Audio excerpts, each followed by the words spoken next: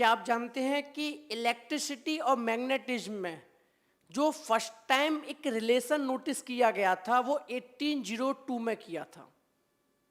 और जिस पर्सन ने नोटिस किया था उनका नेम था जैन डोमेनिको रोमेंगोसी।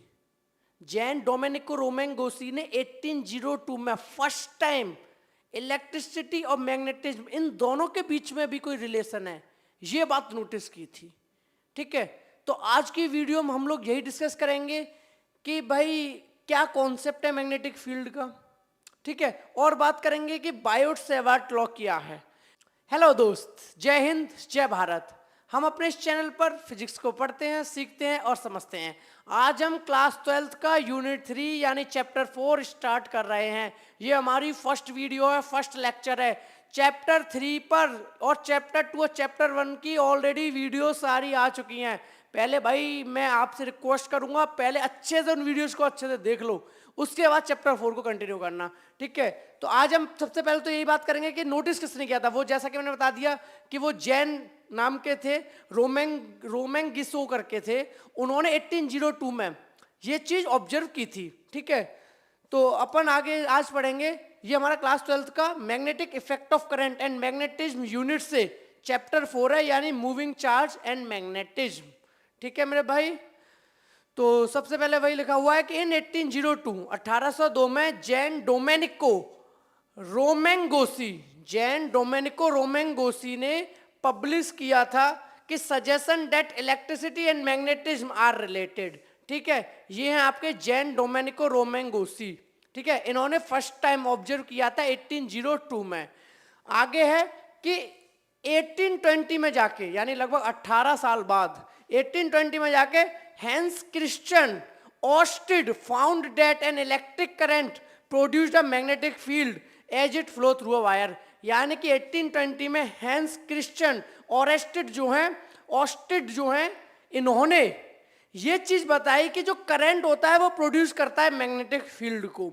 ठीक है, तो इसीलिए जो भी बात होती है ऑस्टिड के बारे में ही होती है। ठीक है, इनका नाम सिर्फ इतना है कि इन्होंने एक कनेक्शन देखा था, लेकिन जो मेन बात बताई थी वो हैंस ऑस्टिड ने ही बताई थी, इसलिए इन्हीं का नाम आता है इलेक्ट्रिसिटी और मैग्नेटिज्म की जब भी बात आती है। ठीक है, कि जब आप पर इलेक्ट्रिसिटी है वहां पर मैग्नेटिक फील्ड प्रोड्यूस होगा। क्लियर है, आगे बढ़ते हैं। अब आगे बात आती है कि कॉन्सेप्ट ऑफ मैग्नेटिक फील्ड। तो सबसे पहले तो मैग्नेटिक फील्ड का ही कॉन्सेप्ट पढ़ना पड़ेगा, क्योंकि इलेक्ट्रिसिटी हमने अब तक पढ़ लिया। चैप्टर 3 जो थे वो इलेक्ट्रिसिटी के बारे में ही थे, यानी इलेक्ट्रिसिटी और मैग्नेटिज्म इन दोनों में रिलेशन है। तो पहले मैग्नेटिक फील्ड या मैग्नेटिज्म तो पता हो होता क्या है, उसके बाद रिलेशन करेंगे। तो concept of magnetic field, number 1, the space around a magnet with in which its influence can be experienced is called magnetic field. यानी किसी भी चीज के आसपास उसका स्पेस, ना कि एरिया, पूरा का पूरा स्पेस, पूरे स्पेस में मान लो ये ऑब्जेक्ट है, ये मैग्नेट है, इस मैग्नेट के आसपास का जो भी स्पेस है, जो भी एरिया है, इस पूरे के एरिया में अगर इसकी फोर्स एक्सपीरियंस हो रही है किसी दूसरी मैग्नेट को, तो हम कहेंगे इस मैग्नेट के आसपास मैग्नेटिक फील्ड है। तो क्लियर है, मैग्नेटिक फील्ड एक स्पेस होता है। आगे, अब magnet attract small pieces of iron, cobalt and nickel. तो जो आपकी मैग्नेट होती है वो अट्रैक्ट करती है जो आयरन, निकल और कोबाल्ट होते हैं इनके स्मॉल पीसेस को, यानी इनके टुकड़ों को। ठीक है, आगे, however it is now known that all magnetic phenomena result from force between electric charges in motion.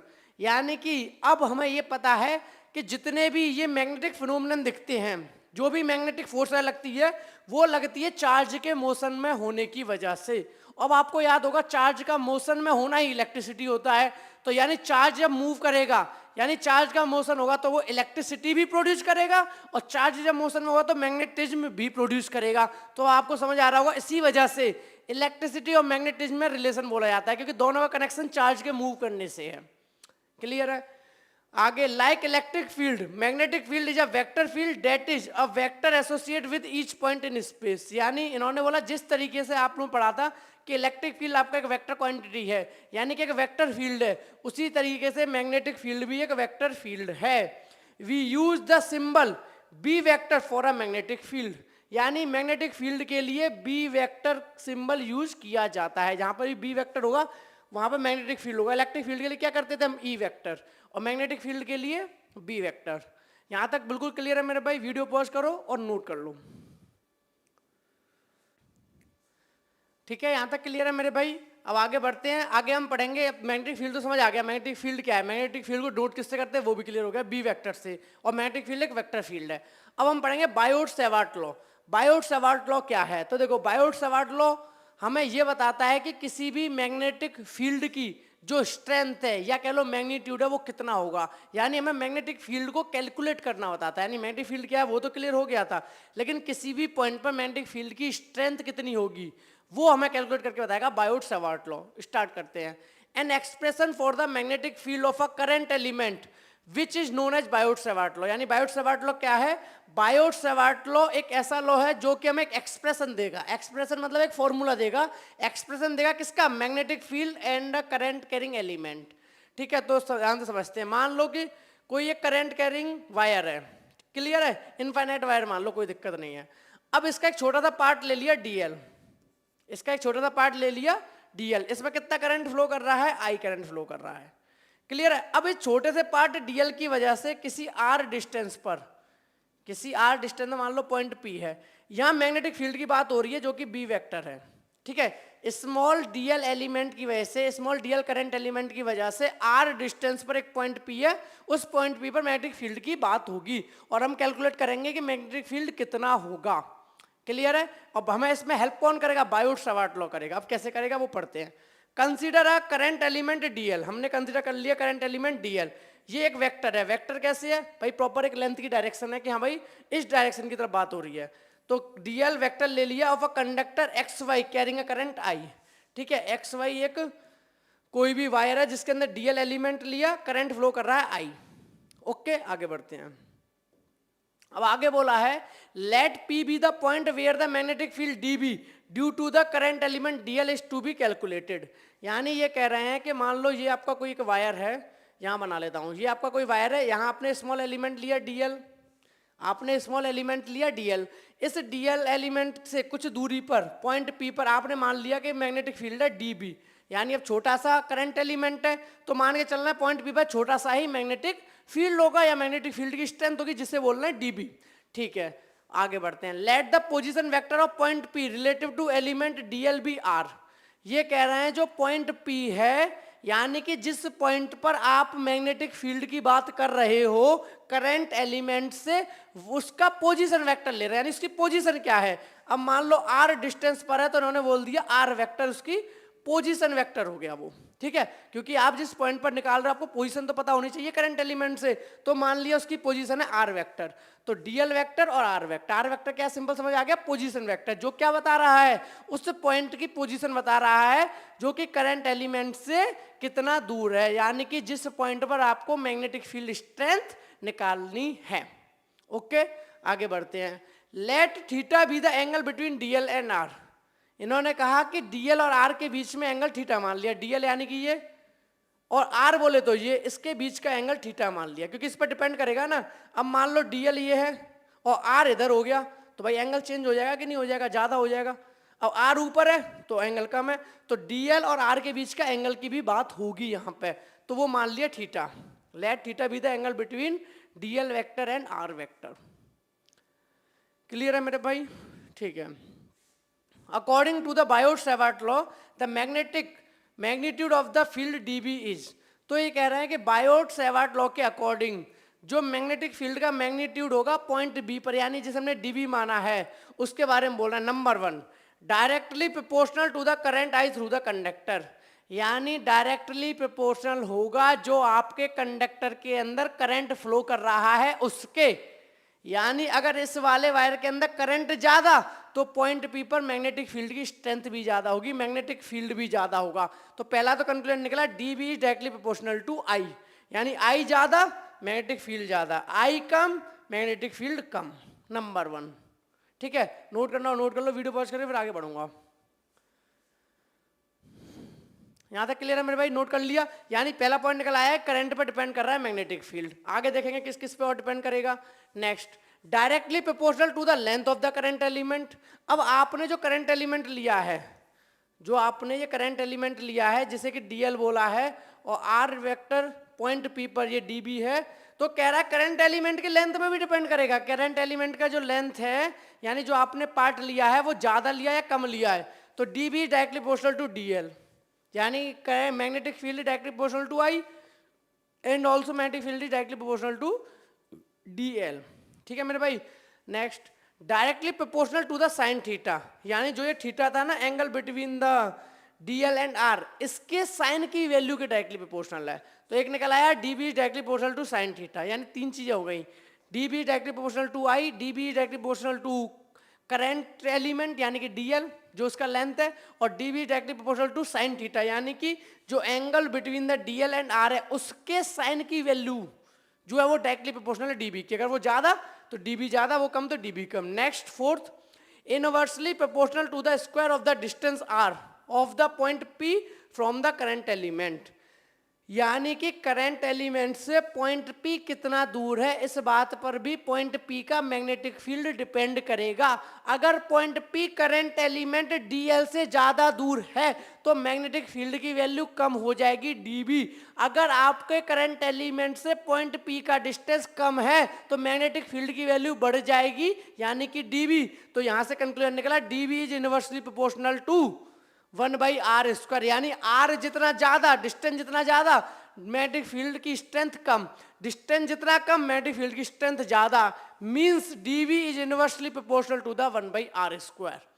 सारी बातें बहुत अच्छे से क्लियर हो गई। कंबाइनिंग ऑल दीज 4 फैक्टर्स, अभी जो 4 फैक्टर पढ़े कि डीबी करंट पर डिपेंड कर रहा है, डीबी करंट एलिमेंट पर डिपेंड कर रहा है, डीबी हमारा साइन थीटा पर डिपेंड कर रहा है, डीबी हमारा डिस्टेंस डिपेंड कर रहा है, इन सबको कंबाइन कर दो। ठीक है, उससे पहले वीडियो पॉज करके नोट कर लो, फिर आगे बढ़ता हूं।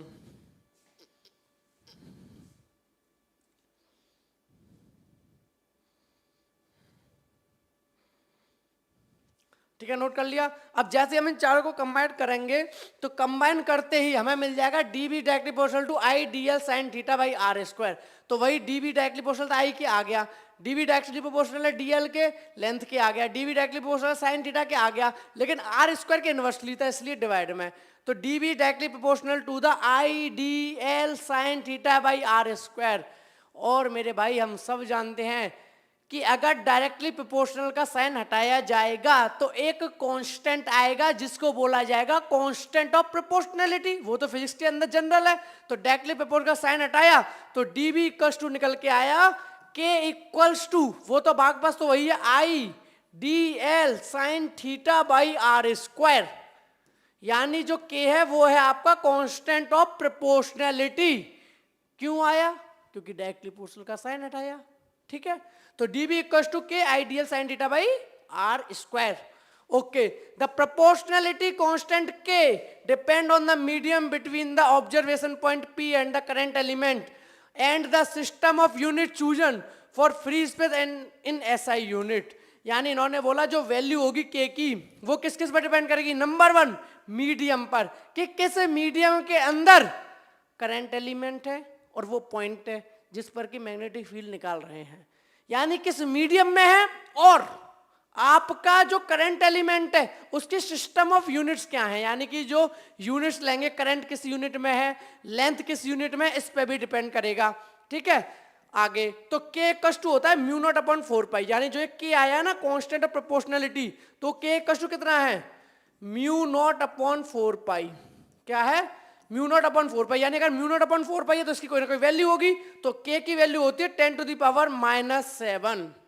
यानी k की वैल्यू अगर यहाँ पुट करनी होगी तो कितनी पुट करोगे? 10⁻⁷। और यूनिट लिख दिया टेस्ला मीटर पर एम्पियर या फिर वेबर पर मीटर पर एम्पियर। बिल्कुल क्लियर है मेरे भाई? ठीक है, म्यू नॉट इसकी वैल्यू। अब ये कैसे है टेस्ला, ये तो आपको पता होगा, नहीं तो देखो निकाल दो। किसकी निकालनी है? k की निकालनी है। तो क्या करूंगा, सबको इधर ले आओ। कैसे निकलती है ऐसा यूनिट? तो dB यहीं लिखा रहने दो, r को भी इधर ले आओ r² डिवाइडेड बाई i को इधर ले आओ, dl को इधर ले आओ, साइन थीटा को इधर ले आओ। हालांकि साइन थीटा तो कोई यूनिट नहीं है, कोई काम का है नहीं। इक्वल्स टू के। हमें किसी की यूनिट निकालनी होती तो हम क्या करते थे? जितनी भी क्वांटिटी है सबको अपने अपने असाइनमेंट में रखते जाओ। नंबर 1 टेस्ला करंट, उसकी मैग्नेटिक फील्ड की W टेस्ला। आगे r² यानी मीटर स्क्वायर होगा, लेकिन नीचे के dl है मीटर, तो मीटर से एक मीटर स्क्वायर कट जाएगा तो टेस्ला मीटर। नीचे क्या है? एम्पियर। नीचे है करंट तो नीचे से ऊपर पहुंचेगा तो पर ampere.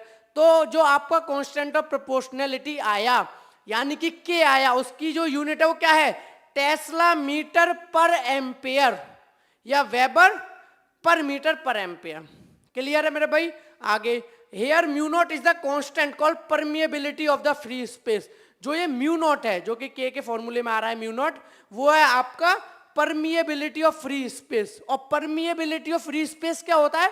Permeability of free space का मतलब होता है कि कितना वो स्पेस जो है वो अलाउ करेगा, यानी मैग्नेटिक फील्ड कहीं से पास करेगा। अब जब मैग्नेटिक फील्ड या मैग्नेटिक फील्ड लाइन पास करेंगी किसी भी मीडियम से, तो वो डिपेंड करेगा इस मीडियम पे कि वो कितनी मैग्नेटिक फील्ड को स्प्रेड कर रहा है, या ऐसे करो कितनी मैग्नेटिक फील्ड को अलाउ कर रहा है पास होने के लिए। तो ये डिपेंड करता है परमिएबिलिटी ऑफ स्पेस, यानी जो भी उस मीडियम की परमिएबिलिटी होगी। अगर स्पेस है तो स्पेस की परमिएबिलिटी, वैक्यूम है तो वैक्यूम की परमिएबिलिटी, और कोई भी मीडियम है तो मीडियम की परमिएबिलिटी। यानी ये देखा जाता है कि जो मैग्नेटिक फील्ड है कितनी मैग्नेटिक फील्ड लाइन अलाउ की जाएंगी उस मीडियम में से पास होने के लिए। तो यहां तक बिल्कुल क्लियर है? वीडियो पॉज करके नोट कर लो, फिर आगे बढ़ता हूं। ठीक है मेरे भाई, नोट कर लिया। अब आगे बात आती है कि so the Biot Savart law in SI unit में भी एक्सप्रेस्ड एज, यानी कि इन्होंने कहा बाकी सारी चीजों को ऐसे यूनिट में ही ले लो जो भी है। तो हम कह सकते हैं dB equals to mu naught upon 4 pi I D L sine theta by R square. Simple, क्योंकि dB इक्वल्स टू क्या निकला था मेरा, K I D L sine theta by R square निकला था। अब मैंने के की वैल्यू पुट कर दी म्यू नॉट बाई 4 पाई। तो जैसे ही मैंने के की वैल्यू पुट की म्यू नॉट अपॉन 4 पाई, तो मुझे एक एक्सप्रेशन मिल गया dB equals to mu naught upon 4 pi I D L sine theta by R square. इस फॉर्मूले का क्या मीनिंग है, इस एक्सप्रेशन का क्या मीनिंग है, ये फील करते हैं। देखो dB वो छोटा सा मैग्नेटिक फील्ड है उस करंट एलिमेंट आईडीएल की वजह से, जो कि आर दूरी पर रखा गया है और उनके बीच का एंगल थीटा है, और जिस स्पेस में रखा है उसकी परमिएबिलिटी म्यू नॉट है, और 4 पाई तो कांस्टेंट ही है। तो कहानी समझ में आई ना कि dB वो मैग्नेटिक फील्ड है पॉइंट P पर, किसकी वजह से, आईडीएल की वजह से। कितनी दूरी पर, आर स्क्वायर यानी आर दूरी पर, और किस एंगल पर, जो डीएल के बीच हो थीटा, और किस स्पेस में, उसका आ गया म्यू नॉट। तो ये उसका मीनिंग है। तो आपको मैग्नेटिक फील्ड पता चल जाएगा इसमें पुट करते ही। यानी ये तो बात हो गई magnitude of the magnetic field at point P due to the current element. अब बोला है we can write the wave equation as, हम इस इक्वेशन को ऐसे भी लिख सकते हैं। अब इन्होंने ऐसे कैसे लिख दिया, ध्यान से समझना कि dB equals to mu naught upon 4 by I D L R sine theta by R cube. Simple, कुछ नहीं किया, आर का ऊपर कर दो मल्टीप्लाई, आर का नीचे कर दो, क्योंकि ये तो अलाउ होता है मैथ्स में, आर से आर कट जाएगा, वापस वही आ जाएगा। तो अपनी मर्जी से जितना मल्टीप्लाई किया उतना डिवाइड कर दो, एक्सप्रेशन में कोई फर्क नहीं पड़ता मैथ्स के अकॉर्डिंग। तो जैसे ही मैंने ऐसा किया तो ऊपर बन गया आई D L R sine theta, नीचे बन गया आर क्यूब। कोई दिक्कत किसी को? तो आगे बोल रहा है as the direction of dB is perpendicular to the plane of dl and r, so from the wave equation we can get the vector form of the Biot Savart law. यानी ये बोल रहे हैं कि जो इसकी डायरेक्शन होगी मैग्नेटिक फील्ड की किसी भी पॉइंट पर, वो कितनी होगी, वो कह रहा है उस प्लेन के परपेंडिकुलर होगी। इस बात को ध्यान से समझना। हमने राइट हैंड थंब रूल लगाया था। राइट हैंड थंब रूल क्या कहता था, इमेजिन करो इसमें करंट ऊपर की तरफ जा रहा है, थंब को एडजस्ट करो, तो जो आपकी कर्ल्ड फिंगर होती हैं वो बताती थी मैग्नेटिक फील्ड का डायरेक्शन। ठीक है, अब ध्यान से कॉन्सेप्ट समझना। ये ऐसे है, एक पॉइंट यहां ले रहा हूं, एक पॉइंट यहां ले रहा हूं। अब बहुत ध्यान से समझना। अब एक बात बताओ, जब कोई बंदा ऐसे होल्ड करेगा, थंब ऊपर करंट ऊपर है, अब देखो इधर साइड में क्या हो रहा है, ये उंगली कह रही है मैग्नेटिक फील्ड इधर आ रहा है, ये उंगली क्या कह रही है, मैग्नेटिक फील्ड इधर आ रहा है। यानी इस करंट एलिमेंट के सेट जितने भी पॉइंट है सबका मैग्नेटिक फील्ड मेरी तरफ। अब ये ऐसे जा रही हैं, यानी जब इधर घूम के ऐसे जाएगा, तो जब ऐसे जाएगा तो इस पॉइंट पर सारे के सारे मैग्नेटिक फील्ड डायरेक्शन क्या होगी, आपकी तरफ। ठीक है, क्योंकि देखो ना ऐसे करके है, तो इस पॉइंट पर तो मेरी तरफ, और जैसे ही घूम के इधर आ गया तो अब ये आपकी तरफ, अब ये आपकी तरफ। तो इस साइड वाले सारे के सारे मैग्नेटिक फील्ड इधर, और इधर वाले सारे के सारे मैग्नेटिक फील्ड इधर। तो अब ध्यान से समझना, क्या ये इसके परपेंडिकुलर है कि नहीं। फील करो, करंट एलिमेंट पॉइंट P है, और इस पॉइंट मैग्नेटिक फील्ड कितना है, इधर। तो क्या इसके ये परपेंडिकुलर है कि नहीं। तो वही बात बोली है कि भाई जो मैग्नेटिक फील्ड का डायरेक्शन होता है वो डीएल और आर के परपेंडिकुलर होता है। यानी देखो डीएल ये था करंट एलिमेंट, आर एक दूरी पॉइंट हो गया ये, तो एक लाइन बन गई। अब ये पॉइंट है, इस पर जो मैग्नेटिक फील्ड है वो मेरी तरफ है, अभी भी निकाला। अब जो मैग्नेटिक फील्ड है मेरी तरफ, और करंट एलिमेंट और आर के बीच का डिस्टेंस है ये, एक डिस्टेंस है, ये मैग्नेटिक फील्ड है, इधर क्या है, परपेंडिकुलर। बिल्कुल क्लियर है, तो वही बात बोली गई है। तो इन्होंने बोला है कि हम इस वाली बायोट-सैवर्ट लॉ को जो हमने भी निकाला है कैसे हम वेक्टर फॉर्म में लिख सकते हैं। तो अब मैं इसी चीज को वेक्टर फॉर्म में एक्सप्रेस करके दिखाऊंगा। वीडियो पॉज करके नोट कर लो, फिर आगे बढ़ता हूं। नोट कर लिया भाई, ठीक है।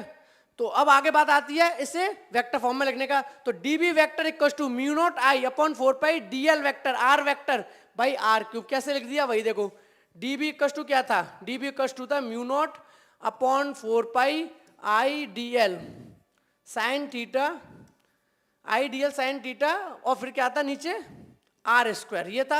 अब एक बात बताओ, इन्होंने अभी अभी r ऊपर भी कर दिया था और r नीचे भी कर दिया था, तो r क्यूब बन गया था। अब यहाँ पे ध्यान से समझना कि क्या क्या चीज आपकी वेक्टर में थी। मैंने शुरू में एक चीज बोली थी कि देखो ये करंट एलिमेंट है dl, ये भी वेक्टर में था, और जो r डिस्टेंस था पॉइंट p पे वो भी वेक्टर में ही था क्योंकि पोजीशन वेक्टर था। तो dl वेक्टर और r वेक्टर, तो देखो ध्यान से dl r sine theta, dl r sign theta. तो अब आपको याद है कि a b cos थीटा क्या होता था, a b cos theta vector जब पढ़े थे, a dot b vector form, और a b साइन थीटा क्या होता था, ए बी साइन थीटा होता था A vector cross B vector. तो क्या मैं डीएल और R, dl R sine theta, dl R sine theta को क्या मैं dl vector cross R vector लिख सकता हूं, तो लिख दो डीएल आर साइन थीटा को। तो dl vector cross R vector, तो साइन थीटा उड़ गया, बचा कौन, आई और म्यू नॉट। तो देखो ये रहा म्यू नॉट और आई, तो म्यू नॉट आई और डीएल साइन थीटा आर जो है वो चेंज हो गया DL vector cross R vector में। Very good. नीचे बचा 4 पाई आर क्यूब, नीचे बचा 4 पाई आर क्यूब, हो गया वेक्टर फॉर्म में। तो क्लियर है कि db vector equal to mu naught I upon 4 pi dl vector cross r vector by r cube, यानी ये वेक्टर फॉर्म हो गया। हमने यहाँ डायरेक्शंस भी लगा दी। बिल्कुल क्लियर है मेरे भाई। तो वेक्टर फॉर्म में लिखना हो तो ऐसे लिखो। अगर आपको मैग्नेटिक फील्ड की वैल्यू निकालनी है, क्वांटिटी निकालनी है, अमाउंट निकालना है, तो इससे पहले वाला फॉर्मूला यूज करेंगे, यानी कि ये वाला mu naught upon 4 pi I dl sign theta by r square, या आई dl sine theta r by r cube, ये चॉइस है। ऊपर एक आर बढ़ाओगे तो नीचे आर अपने आप बढ़ जाएगा।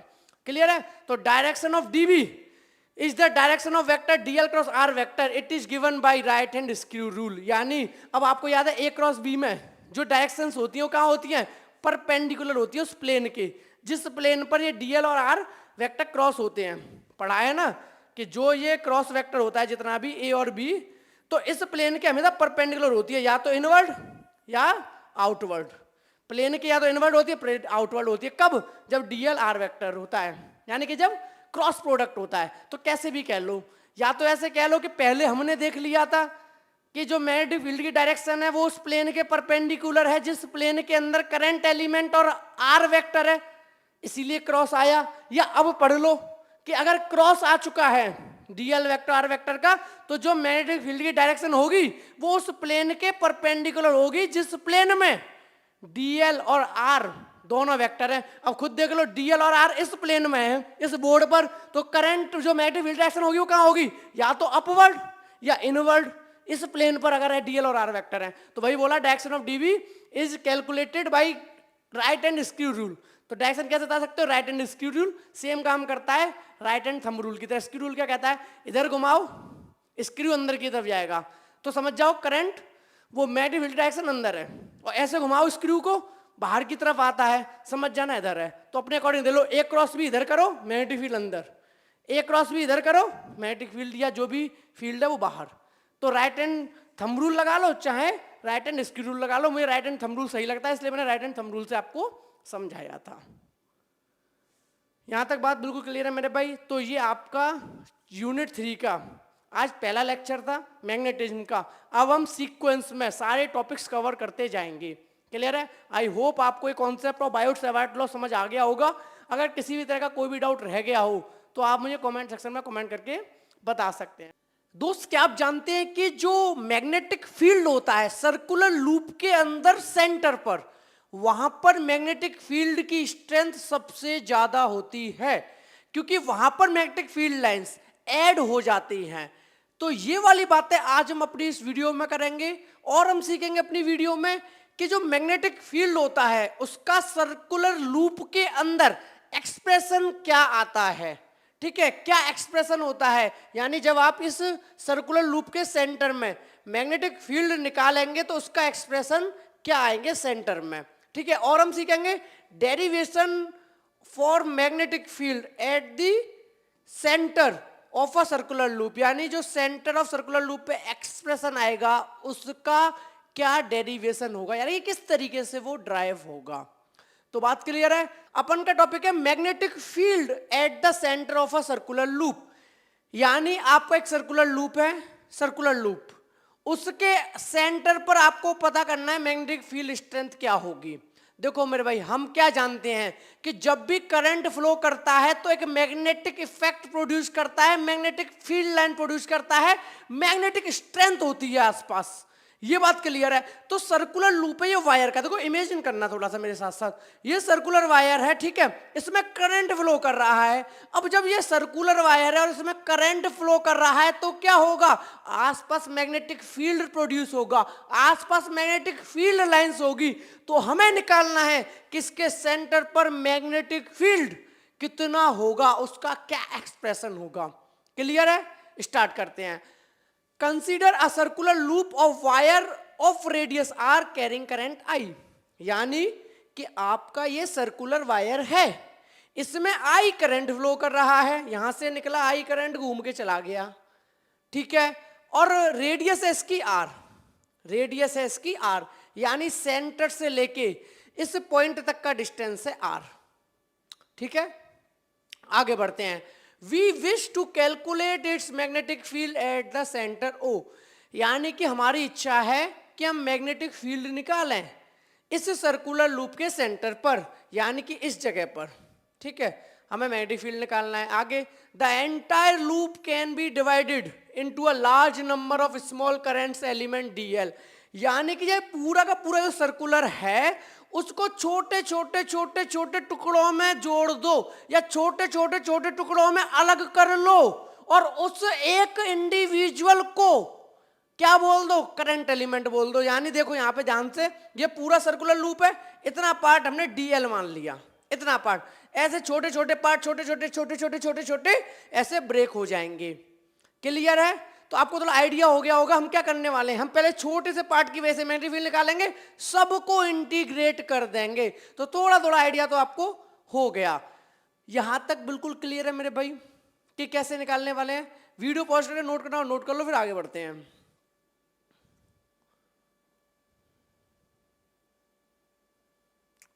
ठीक है, तो अब हम आगे बढ़ते हैं कि मैग्नेटिक फील्ड निकालना है हमें सेंटर पर। तो consider a current element DL of the loop, हमने लूप का एक छोटा सा करंट एलिमेंट ले लिया DL. Okay, according to the Biot Savart law the magnetic field at the centre of due to this element is, उस छोटे से एलिमेंट की वजह से सर्कुलर लूप के सेंटर में मैग्नेटिक फील्ड होगा according to the Biot Savart law. आपको बायोट-सेवर्ट लॉ पता होना चाहिए, जो कि मैंने प्रीवियस क्लास में पढ़ाया था अच्छे से।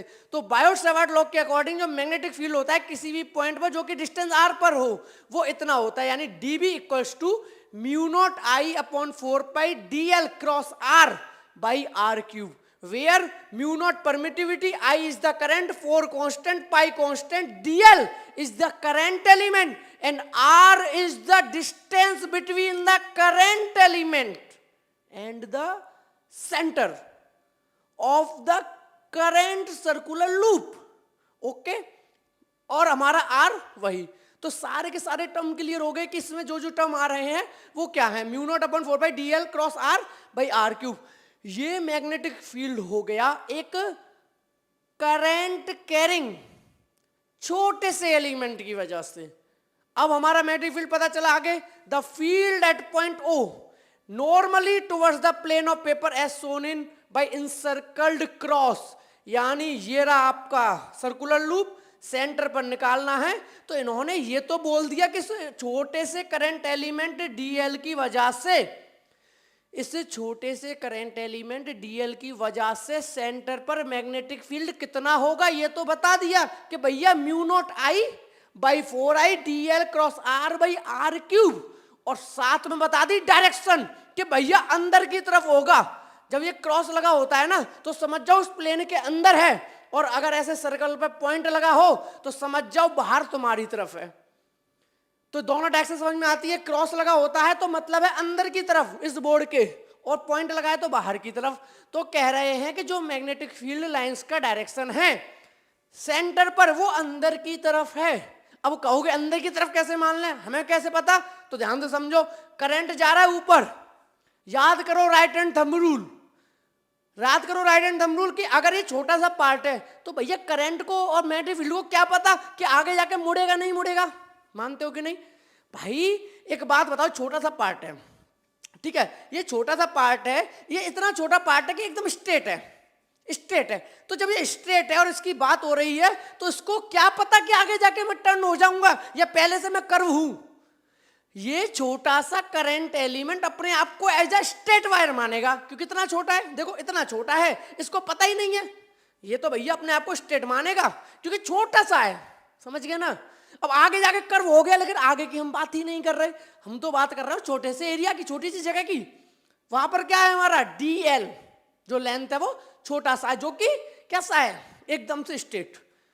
तो हम इसे क्या मान सकते हैं, स्ट्रेट करंट कैरिंग वायर मान सकते हैं। अब शुरुआत करते हैं कहानी लेफ्ट, वो अपन के लेफ्ट में, ठीक है, करंट कैरिंग वायर है, राइट हैंड थंब रूल लगाया, करंट ऊपर की तरफ, मैग्नेटिक फील्ड की डायरेक्शन इनसर्कल्ड, मैग्नेटिक फील्ड लाइंस इनसर्कल्ड। अब बताओ इस पॉइंट पर कहां है, ये देखो हाथ मेरी तरफ, ये हाथ कहां आ रहा है, मेरी तरफ, तो इस पॉइंट पर मैग्नेटिक फील्ड लाइन मेरी तरफ, तो वही तो बोल दिया करंट कैरिंग एलिमेंट।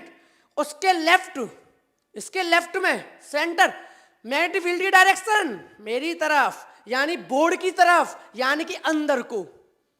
क्लियर हो गया? हाँ, अगर ये बात हो जाएगी इधर बताओ तो बाहर की तरफ, इधर बताओ क्यों? देखो ये करंट कैरिंग वो है, ये अपन का क्या है, ये अपन का करंट कैरिंग स्ट्रेट वायर है, राइट हैंड थंब रूल लगाया, इस साइड तो इस तरफ है हाथ, और जब घूम के जाऊंगा तो देखो ये अब आपकी तरफ हो गया। तो जब ये आपकी तरफ हो गया तो इस पॉइंट पर सारे के सारे मैग्नेटिक फील्ड लाइन की डायरेक्शन आपकी तरफ और इस साइड वाले मेरी तरफ। तो कंक्लूजन निकला, इसके लेफ्ट में सारी की सारी मैग्नेटिक फील्ड लाइंस इधर, इसके राइट में सारी की सारी मैग्नेटिक फील्ड लाइंस उधर। तो लेकिन बात हो रही है इधर की, तो मैग्नेटिक फील्ड की डायरेक्शन किधर होगी, अंदर की तरफ। क्लियर है कि नहीं? बात समझ आ गई?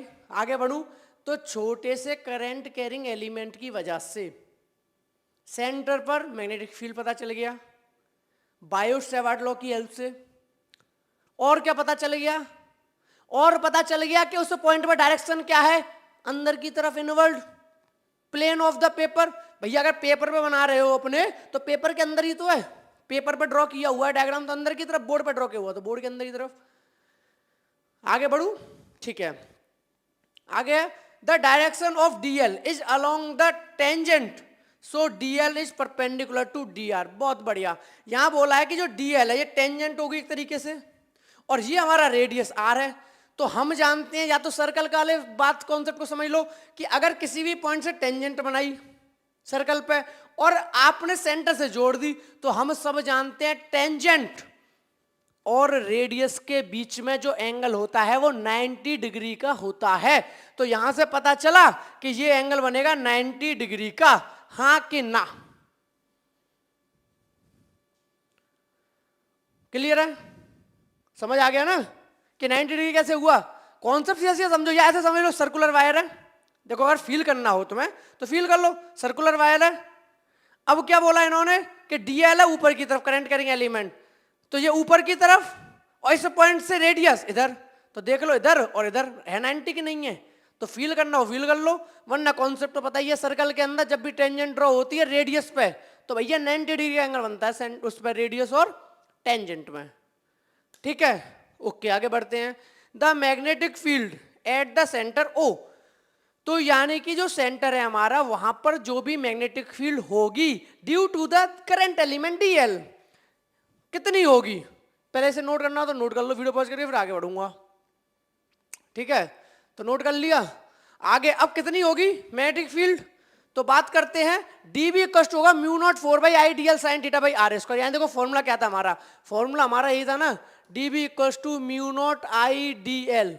ठीक है, फिर यहाँ होता था साइन थीटा, अभी भी एंगल थीटा ही है, तो sine theta by 4πr square. तो अगर मेरे को पता है where theta is the angle between the theta is the angle between the current element and the radius of the circular loop. तो कितना एंगल है 90, तो mu naught upon 4 pi as it is, I as it is, DL as it is, sine theta की जगह आ गया sine 90 और R square as it is, क्योंकि डिस्टेंस अपन का आर है। तो जब हमने साइन 90 की वैल्यू पुट करी तो साइन 90 की वैल्यू पुट करते क्या हो गया 1, साइन 90 की वैल्यू कितनी होती है हमारी 1। तो जैसे ही मैंने साइन 90 की वैल्यू को 1 पुट किया तो मेरा आ गया म्यू नॉट आई डी एल इंटू 1, तो वही आएगा 4 पाई आर स्क्वायर। मानते हो कि नहीं? यानी कि उस करंट कैरिंग एलिमेंट की वजह से सर्कुलर लूप के सेंटर में जो मैग्नेटिक फील्ड की स्ट्रेंथ आई है वो आई है mu naught upon 4 pi I D L by R square. अगर आपके मन में ये भी समझने की चाहत है कि भाई ये क्या क्या है तो सुनो, mu naught permittivity of the space, 4 पाई, भैया 4 भी कांस्टेंट पाई भी कांस्टेंट, तो कोई दिक्कत ही नहीं। I is the current flowing in the circular loop where DL is the current element, जो कि हमने लिया है मैग्नेटिक फील्ड कैलकुलेट करने के लिए, और R is the distance between the current element and the centre of the circular loop. Is it clear? Okay, तो आगे बात करते हैं।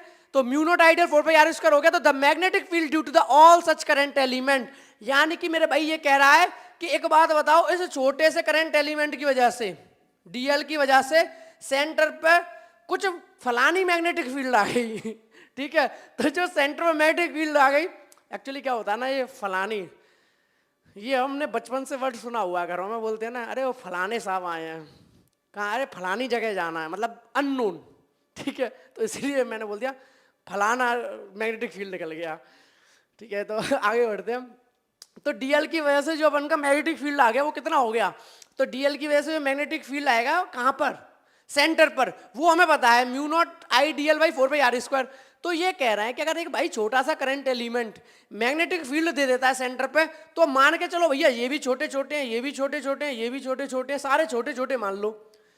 तो जैसे ही सारे छोटे छोटे मान लोगे तो सबका इंटीग्रेशन होगा, तो यानी the magnetic field due to all such current element will point into the plane of paper at center O, hence the total magnetic field at the center O is, यानी कि जो टोटल मैग्नेटिक फील्ड होगा centre O पर वो कितना होगा, जितना इसकी वजह से हुआ है उसको इंटीग्रेट कर दो पूरे के पूरे सर्कुलर लूप के अलोंग, ठीक है भाई।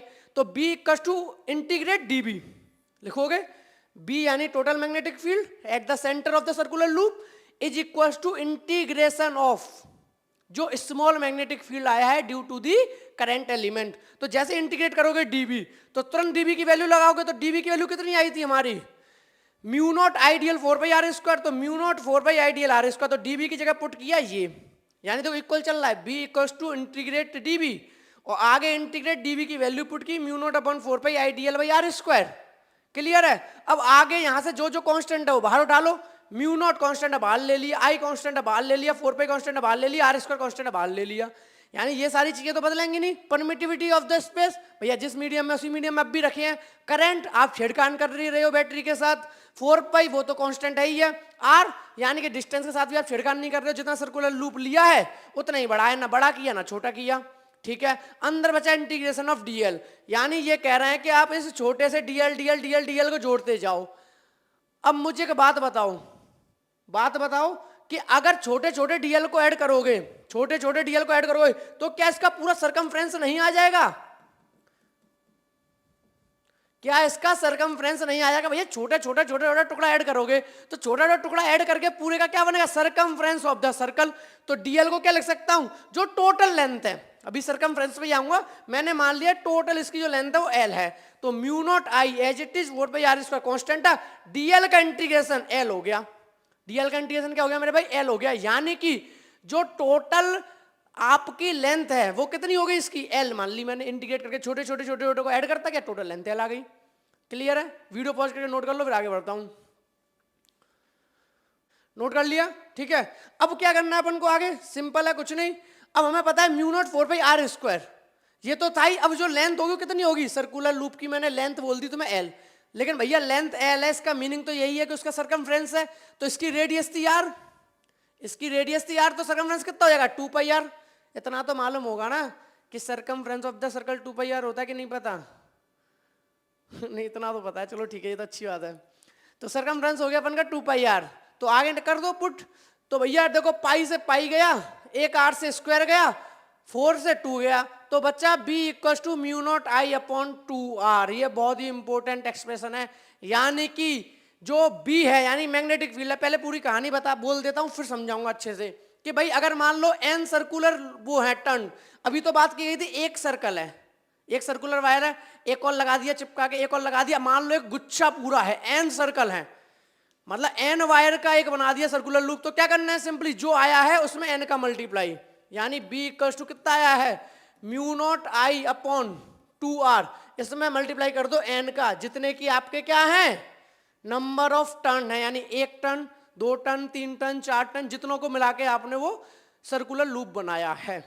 क्लियर है? तो ये आपका डेरिवेशन था और कह सकते हो एक्सप्रेशन था, magnetic field at the centre of circular loop, और वो भी टोटल मैग्नेटिक फील्ड, यानी कि शुरुआत की थी मेरे भाई छोटे से करंट कैरिंग एलिमेंट की वजह से मैग्नेटिक फील्ड की, लेकिन यहां मेरा निकल आया टोटल मैग्नेटिक फील्ड। तो इसका मीनिंग क्या है, b equal to mu naught I upon 2r, यानी कि जो करंट कैरिंग सर्कुलर लूप है उसके सेंटर में मैग्नेटिक फील्ड जो होगा वो b होगा, जो कि इक्वल होगा mu naught I upon 2r के, यानी कि जितना करंट उसमें फ्लो कर रहा है और उसकी रेडियस कितनी है, इन दो बातों पे वो डिपेंड करेगा मैग्नेटिक फील्ड। किस किस पे, एक तो करंट पे, भैया करंट बढ़ा दिया मैग्नेटिक फील्ड बढ़ जाएगा, और दूसरा रेडियस पे कि आपका सर्कुलर लूप कितना बड़ा है, सेंटर पे जो पॉइंट है वो कितनी दूरी पर है। बड़ा सर्कुलर लूप सेंटर से यहां तक की रेडियस ज्यादा, और बड़ा सर्कुलर लूप रेडियस और ज्यादा, छोटा सा सर्कुलर लूप रेडियस कम, यानी आर की वैल्यू कम। तो क्लियर हो गया, तो b equal to mu naught I upon 2r। यहां तक बिल्कुल अच्छे से क्लियर है मेरे भाई। आई होप आपको ये कॉन्सेप्ट समझ आ गया होगा। फिर भी भैया कोई डाउट रह गया हो, कोई समस्या रह गई हो, कोई दिक्कत रह गई हो, कमेंट सेक्शन में कमेंट करके बता देना, बिल्कुल खुला हुआ है आपके लिए कमेंट सेक्शन। क्या आप जानते हैं कि जो मैग्नेटिक फील्ड होता है किसी भी सर्कुलर लूप की एक्सिस पर, उसका एक्सप्रेशन कितना होता है, या हम कहें कि उसको ड्राइव करके बताओ कि सर्कुलर लूप की एक्सिस पर मैग्नेटिक फील्ड का एक्सप्रेशन कितना होगा।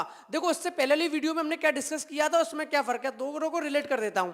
हमने माना था सर्कुलर लूप है और उसके सेंटर में कितना मैग्नेटिक फील्ड होगा। क्लियर है? इस बार हम उस सर्कुलर लूप को तो मान रहे हैं, बट उसकी जो एक्सिस होगी, जो उसकी जो एक्सिस होगी, उसकी एक्सिस पर कितना मैग्नेटिक फील्ड होगा, ये दोनों में फर्क है। तो थोड़ा सा फील कर लेता हूं। देखो क्या है बात, जैसे कि मान लो इसे सर्कुलर मान लेता हूं थोड़ा सा, ठीक है, ये इसे नीचे वाले को इग्नोर मार देना, इसे देखो सर्कल को। पहले था एक सर्कुलर मैग्नेटिक फील्ड है इस तरीके का, इस सर्कुलर मैग्नेटिक फील्ड के सेंटर में निकाला था हमने, मैग्नेटिक फील्ड का निकाला था इसके सेंटर में, तो सर्कुलर लूप हो गया, इसके सेंटर में निकाला था, बात खत्म हो गई। बट इस बार इसके सेंटर में नहीं निकाल रहे, इसके सेंटर से एक एक्सिस बना लो, यानी इस तरफ और इसको इस तरफ बना ली। तो इसे सर्कुलर लूप के एक्सिस को बनाने के बाद जो मैग्नेटिक फील्ड आएगा या तो यहां पर या फिर यहां पर, वो कैलकुलेट करना है। तो दोनों में फर्क समझ में आ गया। Magnetic field at the centre circular loop क्या होता था, उसमें हम लोग इस सर्कल के बिल्कुल सेंटर में निकालते थे, बात खत्म। लेकिन इस बार क्या निकालेंगे, इस सेंटर से जो एक्सिस जा रही है, यानी ये जो एक्सिस जा रही है इसके एक्सिस पे, यानी या तो इधर या इधर। तो देखो डायग्राम भी बना हुआ है कि सर्कल है, और याद रखना देखो सर्कल ये कैसा है, थोड़ा सा क्योंकि इमेजिन करने में दिक्कत है, जिसको डायग्राम समझ में आ गया फिर कोई दिक्कत नहीं है। इसको ऐसे इमेजिन करो, ऐसे रखा है, क्लियर है, ऐसे। तो इतना रखा हुआ है, तो अब आपको पूरा देखो, अभी जब देख रहे हो तो आपको पूरा सर्कल दिखाई दे रहा है, दिख रहा है नहीं दिख रहा, लेकिन जब मैं इसको ऐसे ना रख के ऐसे रखूंगा, अब पूरा सर्कल दिख रहा है, नहीं दिख रहा, तो ऐसे इसको मानो। इसीलिए अगर ये सामने वाला पार्ट होता ऐसा वाला तो पूरा सर्कल बनता, लेकिन ये एक पार्ट कैसे है सर्कल का, ऐसे नहीं है, ऐसे है, तो इसीलिए हमें छोटा सा सर्कल दिखेगा। तो फील आ गया, ये कुछ इस तरीके 3D फिगर है, ठीक है। तो 3D फिगर थोड़ा बनाना मुश्किल होता है, तो समझ आ गया ना छोटा सा क्यों है, क्योंकि ये डायग्राम एक्चुअल में ऐसा है।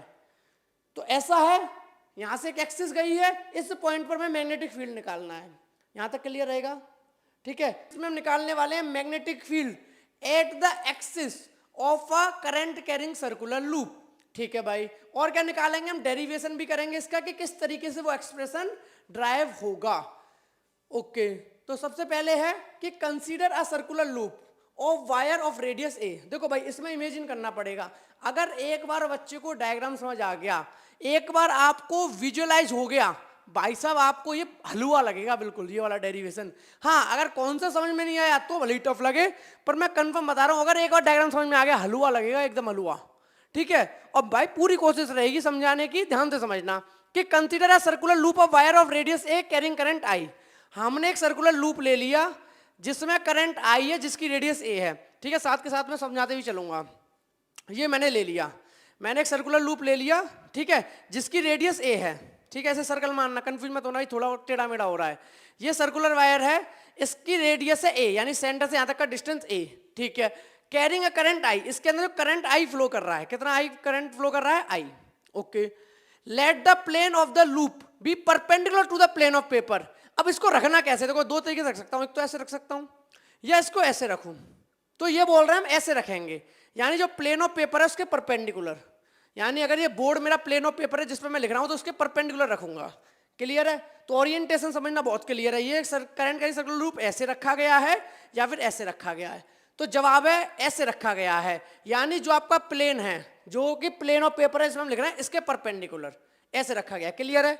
ठीक है, अब देखो भाई ध्यान से समझना, आगे की बात है, मतलब डायग्राम में फील आ जाएगा आपको। ये हो गया, अबे रुक जाए यार। ठीक है, तो आगे है, we wish to find the field at an axial point P at the distance R from the centre C. यानी ये कह रहे हैं जो आपका करंट कैरिंग सर्कुलर लूप है, इसके सेंटर से एक पॉइंट दूर है, पॉइंट पी, जहां पर कि हमें मैग्नेटिक फील्ड निकालना है। यहां तक बात बिल्कुल क्लियर है? तो अब इमेजिन करना, क्या ये डायग्राम कुछ इस तरीके का नहीं है जो ये डायग्राम बोर्ड बना हुआ है? देखो ये, इसका रेडियस ए, इसका रेडियस ए, इसका रेडियस ए, सेंटर से पॉइंट पी दूर, सेंटर से पॉइंट पी दूर है। ठीक है, अब देखो आगे की कहानी सुनना, अगर ये डायग्राम समझ में आ गया ना मेरे भाई, बहुत आसान डेरिवेशन है। डायग्राम ध्यान से समझ लो, यहां तक क्लियर है? तो क्या क्या क्लियर हो गया? सेंटर क्लियर हो गया, सर्कल कैसा है वो क्लियर हो गया। अब आगे ध्यान से सुनना। अब एक बात पहले मुझे ये बता दो, आपको पता है ना कि जब भी मुझे आउटवर्ड डायरेक्शन बतानी होती है तो हम लोग पॉइंट का यूज करते हैं। ये आपने बहुत सीखा होगा वेक्टर में, जब भी आउटवर्ड डायरेक्शन बतानी होती है तो पॉइंट का यूज करते हैं, जब भी इनवर्ड डायरेक्शन बतानी होती है तो क्रॉस का यूज करते हैं। क्लियर है? ये बात याद है ना? ये काफी बार यूज भी हुई है, तो याद रखना, जब भी मैं बताऊंगा बाहर की तरफ डायरेक्शन है तो मैं पॉइंट बनाऊंगा, और जब भी मैं बनाऊंगा अंदर की तरफ डायरेक्शन है तो मैं क्रॉस बनाऊंगा। क्लियर है? अब कहानी समझना, करंट कैरिंग सर्कुलर लूप है, रेडियस है ए, पॉइंट पी पर हमें निकालना है मैग्नेटिक फील्ड।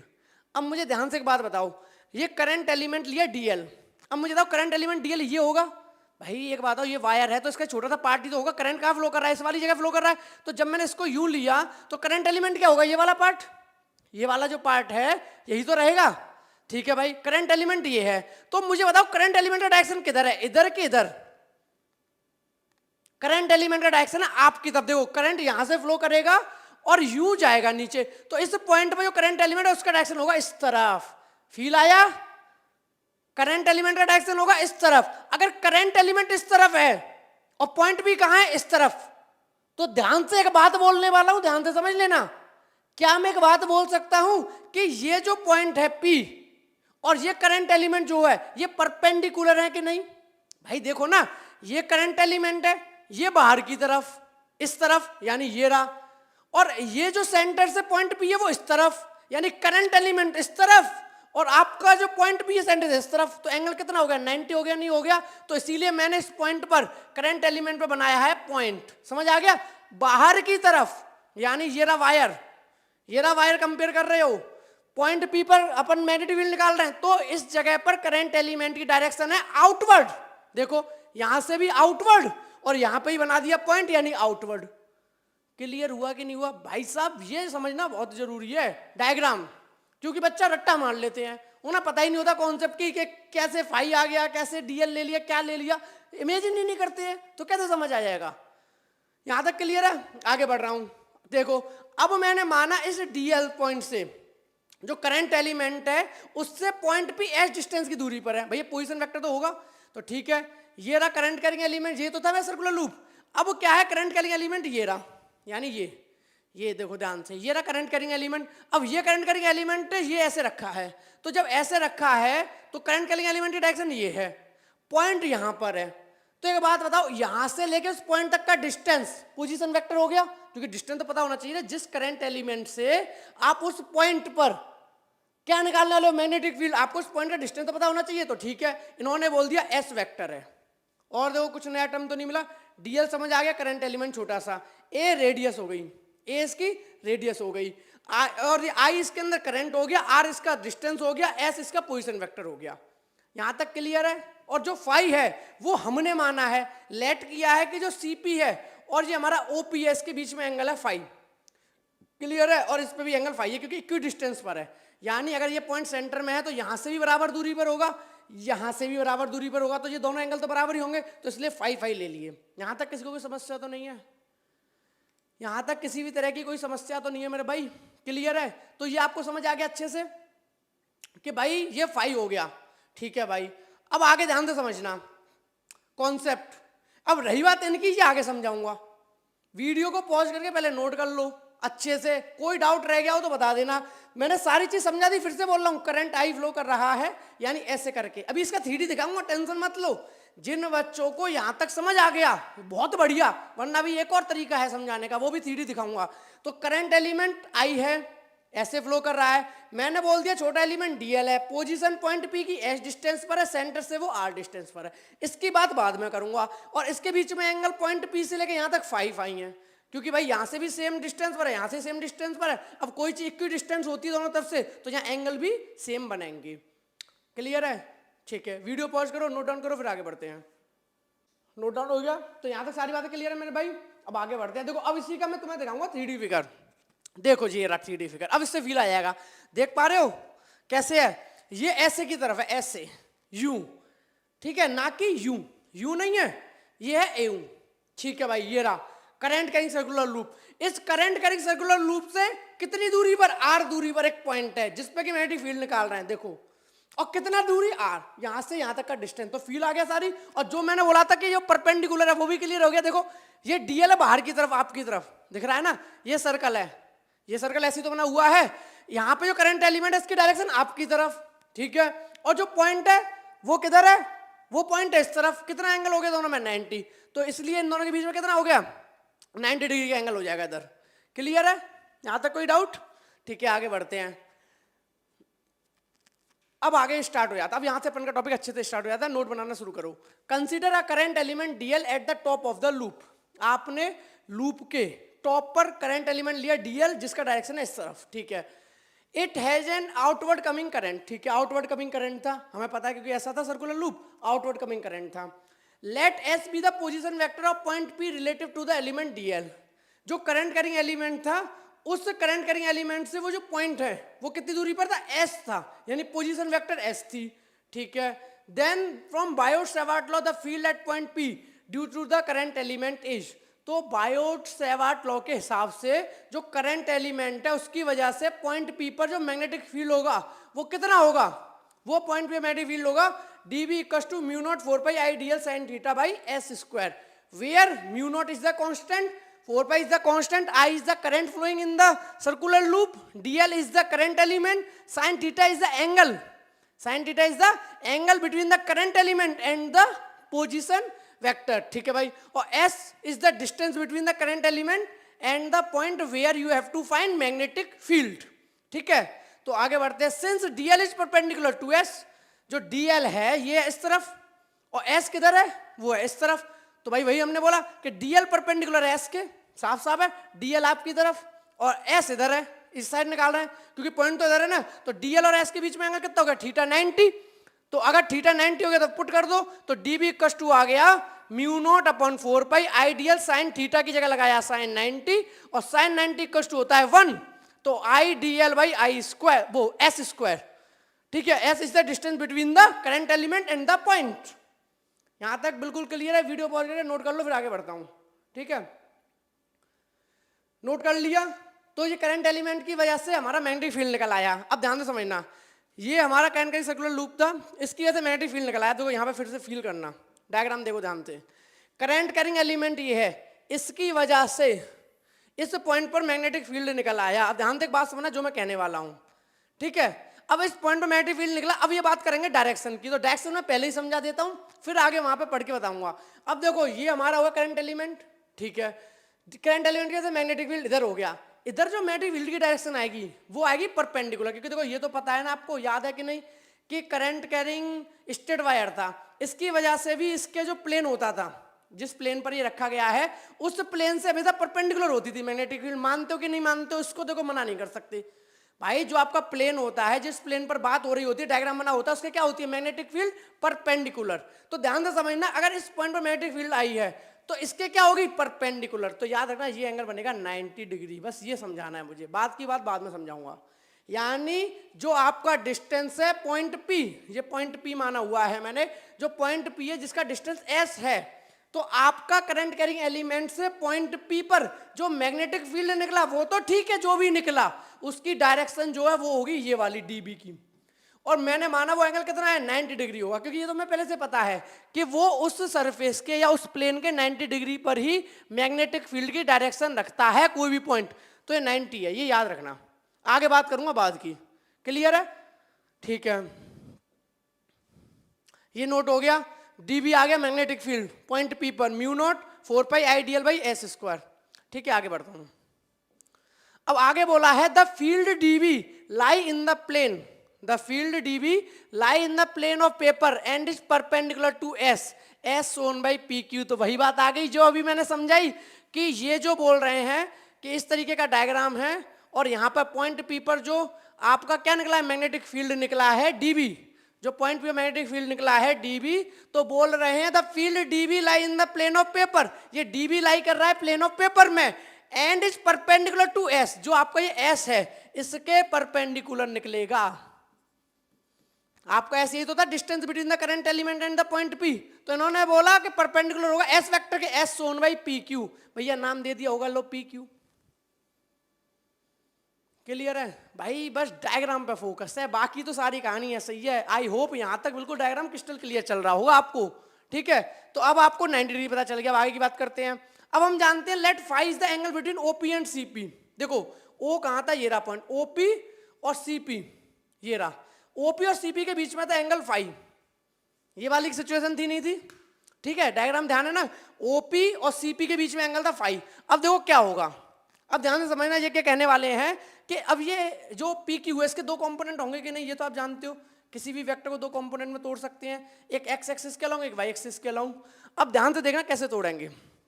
अब हमें पता है कि अगर हमें एंगल पता हो तो एंगल पता होना चाहिए, अब एंगल कुछ ना कुछ मानना पड़ेगा कि ये वाला एंगल कितना मान है, बात आती है ये वाला एंगल कितना मान है, ठीक है। अब इस एंगल को और ध्यान से समझना, क्योंकि काफी अच्छे रट्टा मान लेते हैं, उनको बड़ा कंफ्यूजन होता है कि सर ये एंगल कैसे फाई मान लेते हैं, वो मान के चलते हैं ये फाई है तो ये भी फाई है। बहुत बच्चे बोलते हैं जब मैं ऑफलाइन क्लास भी ले रहा होता हूँ कि सर ये फाई कैसे आता है, तो ध्यान से समझ लेना, ये बहुत कॉन्सेप्ट होता है बच्चों के लिए, बहुत कन्फ्यूजन होता है। तो देखो फाई है, ये पूरा कितना है 90, देखो ध्यान से समझना, डायग्राम फिर से बना रहा हूँ, ये एक है और ये है, ध्यान से समझना, ये पूरा कितना है 90। अब इन्होंने क्या बोला, एक इधर गया ऊपर की तरफ, ठीक है। अब पूछ रहा है ये एंगल कितना होगा, ये एंगल मैंने मान लिया सपोज करो x, कितना मान लिया ये एंगल मैंने x,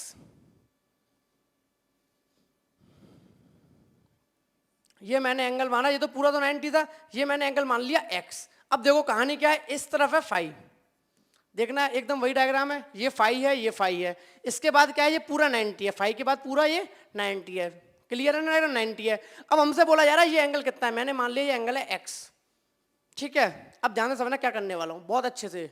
अब मुझे एक बात बताओ, पहले मैं इसे रफ ही कर दे रहा हूँ, उधर ही समझा दूंगा। अब देखना वो मैं बताऊंगा फाई कैसे आया एंगल। तो देखो मेरे भाई क्या हुआ, ये आपका है पूरा 90 और ये मैंने मान लिया x और ये वाला फाई है। अब एक बात बताओ, जो ये वाला परपेंडिकुलर वाई एक्सिस है क्या वो इसके 90 है कि नहीं, यानी कि क्या ये वाला एंगल 90 है कि नहीं, ऐसे ये 90 डिग्री है कि नहीं, हाँ या ना, ये पूरा 90 डिग्री है। अब एक बात बताओ, ये पूरा 90 डिग्री और इतना पार्ट फाई है, इतना पार्ट फाई है, तो बचा हुआ कितना होगा 90 माइनस फाई, मानते हो कि नहीं, कोई दिक्कत किसी को। अगर एक बताओ ये पूरा 90 तो साफ साफ दिख रहा है ना, ये इसके परपेंडिकुलर है सीधी, तो ये पूरा 90 और बचा हुआ फाई है, तो ये लेफ्ट वाला जो बच गया वो 90 माइनस फाई बचेगा, कोई दिक्कत, ये बच गया 90 माइनस फाई। अब एक बात बताओ, हमसे बोला गया था OP is perpendicular to P Q, क्या बोला था, OP is perpendicular to P Q, ध्यान से देखो ओपी परपेंडिकुलर पी क्यू के, यानी ये पूरा एंगल 90 है इस बार, है कि नहीं। अब ये पूरा एंगल 90 है तो ऐड कर दो 90 minus 5 plus X equal to 90 होगा, क्योंकि खुद देखो ना ये वाला एंगल कितना है 90 माइनस 5 और ये वाला कितना है एक्स, तो पूरा एंगल कितना बनना है 90। ये पूरा एंगल यहां से लेके यहां तक 90, तो क्या मैं ऐसे लिख दूं उसे 90 माइनस 5 यानी इतना पार्ट और ये प्लस एक्स इक्वल्स टू 90। ये चीज गिवन है कि नहीं, हाँ कि ना। बस अगर ये पॉइंट समझ आ गया तो हो गया प्रॉब्लम सॉल्व कर लो। तो 90 माइनस 5 इधर पहुंचा दो तो x इक्वल्स टू क्या हो जाएगा 90 माइनस 90 प्लस 5 और 90 से 90 कट गया तो x इक्वल्स टू कितना आ गया 5। x इक्वल टू कितना आ गया 5। तो जो लोग पूछते हैं ना कि भाई इसको भी कैसे 5 मान लेते हैं, अगर ये वाला पार्ट 5 होता है तो इसको भी हम क्या मान लेते हैं इधर वाले को 5, तो इसीलिए मान लेते हैं 5 क्योंकि सॉल्व करके दिखा दिया। अगर फिर भी समझ ना आया हो तो एक बार तो वीडियो को रिमाइंड करके फिर से देख लो अच्छे से ध्यान से, और फिर भी ना समझ में आए तो कमेंट कर देना, फिर से समझा दूंगा। ठीक है मेरे भाई, तो आगे की बात समझते हैं। आगे अब डायग्राम को रफ कर देता हूं क्योंकि ज्यादा कॉम्प्लिकेटेड हो गया है, फिर अभी फिर से नया डायग्राम बना के समझा दूंगा। तो आपको समझ आ गया वो एंगल कितना हो गया 5 हो गया। अब जब वो एंगल 5 हो गया तो अब आगे कैलकुलेशन कर देते हैं। तो देखो डायग्राम कैसा था, डायग्राम फिर से ना दे रहा हूं। ये सर्कुलर लूप था, ठीक है, पॉइंट P यहां पर था, यहां पर DB निकला था जो कि परपेंडिकुलर था, ये DB निकला था। हमने इसके दो कंपोनेंट कर दिए थे ये वाले, तो हमें ये वाला एंगल पता चल चुका 5। कैसे पता चला, क्योंकि हमारा ये वाला एंगल 5 है, तो ये वाला एंगल 5 है तो हमने वो वाला भी 5 निकाल लिया। कैसे निकाला अभी बात हो चुकी है। तो ये 5 हो गया तो हमें पता है जो एंगल के साइड वाली साइड होती है वो होगी DB cos थीटा और ये वाली हो जाएगी DB sin थीटा, हाँ कि ना। सेम यहाँ पर हो जाएगा नीचे, इधर वाला DB cos थीटा यानी इस वाले करंट एलिमेंट की वजह से, तो DB cos थीटा और इधर वाला DB sin theta, DB sin theta. Clear है। अभी ये वाला डायग्राम आपको नेक्स्ट स्लाइड पे भी मिल जाएगा, कोई दिक्कत वाली बात नहीं, समझाने के लिए था। तो यहाँ आप क्या ध्यान से देख रहे हो, देखो इन्होंने क्या बोला कि DB sin phi along the axis, जो DB sin phi है वो along the axis है, जिधर मतलब एक्सिस थी करंट करेंगे सर्कुलर लूप की जो एक्सिस थी उसी के along है d phi, ठीक है, DB sin phi और DB cos phi perpendicular to the axis.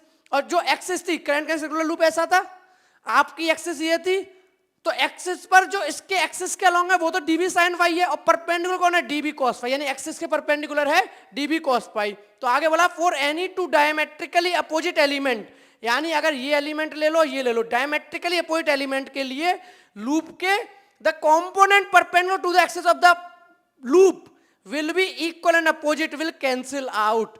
यानी इन्होंने बोला है जो diametrically opposite current carrying element होंगे यानी ये और ये, तो इस पॉइंट पे बना, तो देखो ये परपेंडिकुलर ऊपर की तरफ DB cos थीटा नीचे की तरफ, तो भैया क्या हुआ कैंसिल आउट कर देंगे।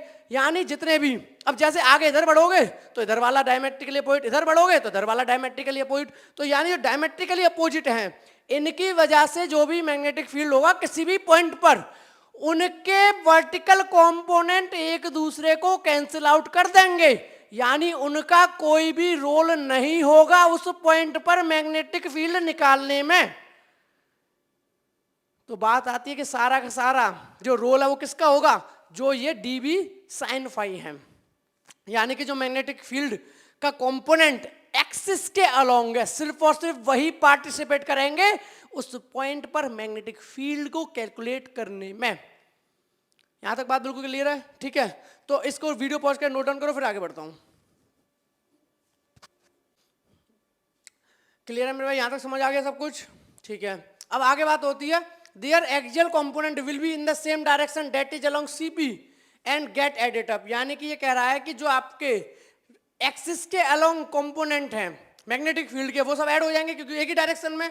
तो इस पॉइंट पर क्या निकला, इस पॉइंट पर हमने देखा कि भाई DB sin phi निकला, इस पॉइंट पर क्या निकला DB sin phi, यानी ऊपर वाले की वजह से भी और नीचे वाले की वजह से भी DB sin phi। अब भैया ये तो कैंसिल आउट ही हो गए, ऊपर वाले वर्टिकल तो वो तो मैंने हटाई दिए यहाँ पे, तो वर्टिकल कैंसिल आउट हो गए तो सिर्फ बचा DB sin phi यानी इस वाले की वजह से, और एक बचा DB sin phi इस वाले की वजह से, क्योंकि वर्टिकल वाले तो कैंसिल आउट कर दिए, जो ये वर्टिकल वाले थे ना ये तो मैंने भाई कैंसिल आउट कर दिए, उड़ा दिए। तो DB sin phi को ऐड कर दो तो भाई ठीक है, total magnetic field at the point P in the direction CP is, तो जो टोटल मैग्नेटिक फील्ड होगा पॉइंट P पर वो कितना होगा DB sin phi को ऐड करते जाओ, ठीक है। तो B equals to integration of DB sin phi, यानी dB sin phi क्या कर दो, इंटीग्रेट कर दो, आपको टोटल मैग्नेटिक फील्ड पता चल जाएगा एट पॉइंट P। तो आगे बढ़ते हैं, हम जानते हैं sin phi इक्वल टू क्या होगा। आप देखो ध्यान से समझना, ये कितना था, फाई था, ठीक है। क्या ये राइट एंगल ट्राइंगल है 90 डिग्री? ये राइट एंगल ट्राइंगल है OCP। If OCP is the right angle triangle then can we apply Pythagoras theorem? Obviously no problem. तो पाइथागोरस थ्योरम लगा दो। तो पाइथागोरस थ्योरम तो क्या नहीं लगानी हमें, क्योंकि एस आर और ए तीनों ही हमें पता है। पाइथागोरस थ्योरम तो हमें तब लगानी पड़ती जब हमें हाइपोटेन्यूस निकालनी होती। चलो पाइथागोरस थ्योरम को हटाओ। अब क्या करो, इसमें सिंपली आप साइन की वैल्यू लगा लो, साइन या कॉस की वैल्यू लगा सकते हैं राइट एंगल ट्राइंगल में, ठीक है भाई। अब एक बात बताओ, साइन फाई क्या निकलेगा, साइन फाई या sine theta? Sine theta formula क्या होता है, पी अपॉन एच। क्या होता है, पी अपॉन एच। तो sine phi equal to P upon H. अब ये तो आपको पता ही होगा, परपेंडिकुलर क्या होता है, एंगल के जस्ट सामने वाला, ठीक है भाई। साइन फाई पी यानी कि ए, ये कितना निकला है ए, और एच कितना एस। तो साइन फाई की वैल्यू आ गई ए अपॉन एस, दिखाई दे रहा है। साइन फाई की वैल्यू कितनी आ गई, ए अपॉन एस यहां से। तो क्या मैं साइन फाई की जगह ए अपॉन एस यूज कर लूं, कर लो। तो sine phi equal to A upon S, तो डीबी इक्वल टू क्या लिख दिया इन्होंने, mu naught upon 4 pi I D L by S square, ये डीबी है। अभी साइन फाई की वैल्यू पता चल गई, और आपको वो करंट कैरिंग एलिमेंट की वजह से जो मैग्नेटिक फील्ड था छोटा था डीबी, वो है mu naught upon 4 pi I D L by S square. Clear है, ये तो हमारा पहले कैलकुलेट हो गया था। आगे बढ़ू तो बी इक्वल टू क्या हो जाएगा, mu naught upon 4 pi I D L S square. अब देखो डीबी का साइन, डीबी साइन फाई का इंटीग्रेशन करना, तो डीबी की वैल्यू पुट करनी पड़ेगी। तो डीबी की वैल्यू है mu naught upon 4 pi I D L by S square. तो इस डीबी की वैल्यू पुट करके यहां लगा दो, तो लगा दी। B equals to integrate, B equals to integrate DB की वैल्यू पुट कर दी, देखो mu naught upon 4 pi I D L by S square, mu naught upon 4 pi I D L by S square. तो ये तो value हो गई B की। साथ में कौन था, साइन फाई। तो साइन फाई की वैल्यू कितनी है, ए अपॉन एस, तो पुट कर दी। यानी बी इक्वल्स टू जो लिखा हुआ था integration of D B sine phi, इसको ऐसे लिख दिया। किसी को समस्या तो नहीं है लिखने में, क्योंकि भैया बी निकालना, टोटल मैग्नेटिक फील्ड इंटीग्रेशन का साइन लगा हुआ है। डीबी की वैल्यू पुट की, कर दी mu naught upon 4 pi I D L by S square. साथ में साइन फाई, तो साइन फाई इक्वल्स टू क्या लिख दिया, ए अपॉन एस। तो जैसे sine phi A upon S लिखा, तो आपको टोटल मैग्नेटिक फील्ड पता चल जाएगा। अब इसे इंटीग्रेट कर दो। अब इंटीग्रेट करने का तरीका क्या है, जो जो कांस्टेंट वैल्यू है उनको बाहर निकालो, बाकी को सॉल्व करते हैं, ठीक है। Since mu naught and I are the constant, mu naught constant है permittivity of the space, I constant है करंट जो फ्लो कर रहा है, एंड एस जो कि डिस्टेंस है between the current carrying circular loop and the axis, या फिर the point where the magnetic field is to be found, ठीक है भाई। And are same for all point on the circular loop we have. तो ये सारी चीजें constant है, म्यू नॉट कांस्टेंट है, आई कांस्टेंट है, एस कांस्टेंट है, और हाँ एस कांस्टेंट है, और ए भी कांस्टेंट है, यानी radius of the circular loop. यहां तक बिल्कुल क्लियर है मेरे भाई, ठीक है। तो इन सारी चीजों को बाहर निकाल दो इंटीग्रेशन के। अब तो सिंपल है, डायग्राम समझने तक मुश्किल था, डायग्राम जिस बच्चे को समझ आ गया अब तो ये बिल्कुल हलवा हो गया। तो अब हमें बोला गया कि बी इक्वल्स टू, देखो म्यू नॉट कांस्टेंट था बाहर कर लिया, आई कांस्टेंट था बाहर कर लिया, ए कांस्टेंट था बाहर कर लिया, 4 पाई एस क्यूब बाहर कर लिया, अंदर बचा इंटीग्रेशन ऑफ डीएल। अगर आपको टर्म भी समझने में प्रॉब्लम हो तो वो भी समझा देता हूं। देखो म्यू नॉट परमिटिविटी है, I is the current flowing in the circular loop, a is the radius of the circular loop, कितना बड़ा है उसकी रेडियस है, और where S is the distance from the current carrying element जो लिया है वहां से लेकर उस पॉइंट तक का डिस्टेंस, वो एस है। इंटीग्रेशन ऑफ डीएल, अब डीएल का इंटीग्रेशन क्या होगा, फिर से वही बात, उसका सरकमफ्रेंस, ठीक है। तो म्यू नॉट आई है 4 पाई एस क्यूब ऐसे लिखा रहा है, सरकमफ्रेंस ऑफ द सर्कल कितना होता है 2 पाई ए, यानी 2 पाई आर होता है, R is the radius of the circle, और इस केस में क्या दी हुई है, रेडियस ए दी हुई है, यानी सर्कुलर लूप की जो रेडियस दी हुई है क्या दी हुई है यहाँ पे ए। तो भाई हम आर की जगह ए यूज कर लूंगा, 2 पाई ए लगा दिया। तो mu naught I A square 2 S cube, ये वैल्यू आ गई आपकी किसी भी पॉइंट पी पर जो मैग्नेटिक फील्ड होगा, जो कि कितनी दूरी पर है, ये हमारा आर डिस्टेंस की दूरी पर है। यहाँ पे जो इसकी वैल्यू होगी वो होगी mu naught I A square by 2 S cube, और where S is the distance from the current carrying element, जो करंट कैरिंग एलिमेंट लिया था वहां से पॉइंट पी तक का डिस्टेंस है वो एस है। यहां तक क्लियर है। तो कितना मैग्नेटिक फील्ड निकला है पॉइंट पी पर, mu naught I A square by 2 S cube. बिल्कुल क्रिस्टल क्लियर है बात मेरे भाई, यहां तक कोई भी डाउट नहीं होना चाहिए आपको। तो B equals to mu naught I A square, तो 2, अब देखो इन्होंने सिंपल क्या किया है, इसकी वैल्यू पुट कर दी है, एस की वैल्यू पुट कर दी है। तो एस की यहाँ पे क्या लिख सकते हैं हम, एस की वैल्यू पुट कर दो, पाइथागोरस थ्योरम लगा दिया इन्होंने। तो एस इक्वल्स टू क्या निकल आएगा, S square equals to A square plus R square, यही तो होता है पाइथागोरस थ्योरम इक्वल्स टू क्या होता है, पी स्क्वायर प्लस बी वो एच स्क्वायर का क्या होता है P square plus B square, H है हमारा एस, पी हमारा ए, बी हमारा आर। तो एस की जो वैल्यू आ जाएगी वो आ जाएगी A square plus R square की पावर 1/2, क्योंकि देखो स्क्वायर इधर जाएगा तो अंडर रूट बनेगा, तो ये क्या बनेगा under root A square plus R square. तो अंडर रूट को क्या लिख सकते हो तुम, A square plus R square की पावर 1/2। तो कंफ्यूज मत होना कि सर स्क्वायर उधर जाके तो अंडर रूट बनता है, तो ये अंडर रूट ही बनेगा और अंडर रूट को हम बोल सकते हैं 1/2। तो a square plus R square power 1/2 बोल सकते हैं, ठीक है। इन्होंने क्या किया, एस की वैल्यू पुट कर दी, आर स्क्वायर प्लस ए स्क्वायर, देखो टू तो एज इट इज है, ध्यान से समझ लेना, mu naught as it is, I as it is, A square as it is, two as it is, बदला कौन एस, एस क्यूब, क्यू तो रहेगा, तो एस की वैल्यू पुट की आर स्क्वायर प्लस ए स्क्वायर की पावर 1/2, पूरी पावर थी 3, तो क्या बन जाएगा आर स्क्वायर प्लस ए स्क्वायर की पावर है 1/2, और फिर ये कह रहे हैं पूरे का क्यूब, तो कितना हो गया आर स्क्वायर प्लस ए स्क्वायर की होल पावर 1/2 इंटू 3/2। तो देखना वही लिख दिया कि नहीं, आर स्क्वायर प्लस ए स्क्वायर की पावर 3/2। तो यानी ये मैग्नेटिक फील्ड निकल आया पॉइंट पी पर due to the current carrying circular loop, और कहां निकला है एक्सिस पर, जो करंट कैरिंग सर्कुलर लूप है उसकी कोई भी एक्सिस पर, किसी भी पॉइंट पर एक्सिस के, बस वो डिस्टेंस एस होना चाहिए, चाहे फिर वो यहां पर हो, यहां पर हो, यहां पर हो, या फिर पीछे की तरफ हो, कहीं भी हो, यानी इस करंट कैरिंग सर्कुलर लूप की एक्सिस पर निकला है। करंट कैरिंग सर्कुलर लूप ऐसे है तो इसकी एक्सिस पे, चाहे यहाँ यहाँ यहाँ यहाँ कहीं भी निकाल लो, वो डिस्टेंस वेरी करता जाएगा, डिस्टेंस दिखता जाएगा। बात क्लियर है मेरे भाई, ठीक है। अब ऐसा इन्होंने क्यों किया है, क्योंकि एस के टर्म में ना लिख के इन्होंने ए और आर के टर्म में लिख दिया, क्योंकि हमें यहां से डिस्टेंस पता करना ज्यादा आसान होगा कि सर्कुलर लूप से पॉइंट कितना दूरी पर है, यानी कि आर, और सर्कुलर लूप की रेडियस कितनी है ए। तो यानी इन्होंने एक तरीके से जो डिस्टेंस एस होता है, जो करंट कैरिंग एलिमेंट से पॉइंट पी तक का होता है, उसको क्या कर दिया, एलिमिनेट कर दिया, उसको हटा दिया, उसको हटा के किस में एक्सप्रेस कर दिया, ए और आर में, यानी a radius of the circular loop, R is the distance from the centre circular loop to the point where you have to calculating the magnetic field, okay. तो 2r square square by 3/2 as the direction of the field is along positive x direction, so we can write, अब हमें पता है magnetic field direction किधर है, इस तरफ, positive x axis की तरफ है, तो आगे इन्होंने बोला ऐसे हम कैसे लिख सकते हैं, B vector equals to mu naught I A square, mu naught I A square 2r square A square की पावर 3/2 आई कैप, सिंपल, इन्होंने बस डायरेक्शन लगा दिया, देखो mu naught as it is, I as it is, A square as it is, 2 as it is, R square plus A square power 3/2 as it is. अब चूंकि इन्होंने बोला कि मैग्नेटिक फील्ड का डायरेक्शन है और किधर है, पॉजिटिव एक्स एक्सिस की तरफ अलोंग, तो आपको पता है आई कैप डायरेक्शन बताता है एक्स एक्सिस का, जे कैप वाई एक्सिस का बताता है, आई जे के कैप जेड एक्सिस का। तो इस तरीके से हमें पता है एक्स एक्सिस का क्या होता है आई कैप, तो B vector equals to mu naught I A square 2r square square, बस आई कैप लगा दिया, यानी डायरेक्शन है इस मैग्नेटिक फील्ड का जो कि पॉइंट पी पर है along the positive x axis, इस तरफ, ठीक है। ये सर्कुलर लूप था, इस सर्कुलर लूप की एक्सिस पर हमने मैग्नेटिक फील्ड निकाला था, इस पॉइंट पर जो मैग्नेटिक फील्ड निकला था उसका जो डायरेक्शन है वो किधर है, x axis, positive x axis की तरफ। क्लियर है मेरे भाई, ठीक है। अब कुछ और बात और कर लेते, छोटी सी कुछ स्पेशल केसेस की।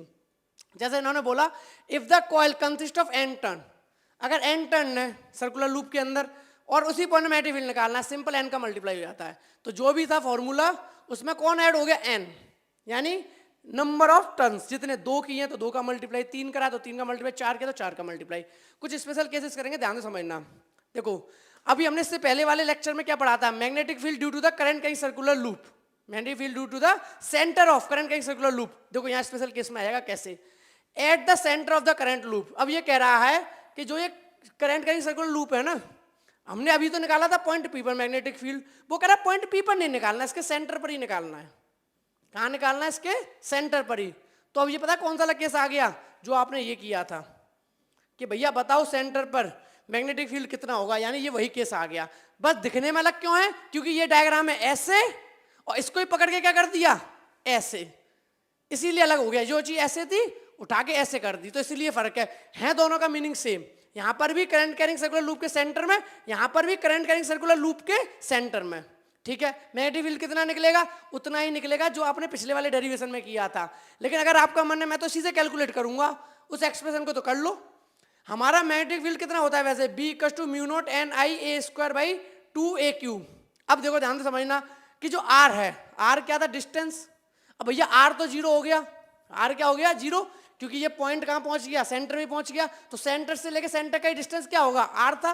सेंटर से लेके उस पॉइंट तक का डिस्टेंस आर होता था जिस पॉइंट में मैग्नेटिक फील्ड निकालना है। अब वो पॉइंट ही सेंटर पर है तो आर तो कुछ बचा नहीं, आर जीरो पुट कर दिया। आर को जीरो पुट किया तो क्या बचा, B mu naught N I A Q A square, ये तो ऊपर का सेम रहा। जैसे ही आर जीरो हुआ 2a, देखो अब 2a स्क्वायर की पावर क्या बची 3/2, 2 से 2 कैंसिल, क्या बचा 2a क्यूब। तो क्लियर है, जो ये वाली चीज है mu naught N I A square by 2a cube, कब, जब हमने आर इक्वल टू क्या लिख दिया 0।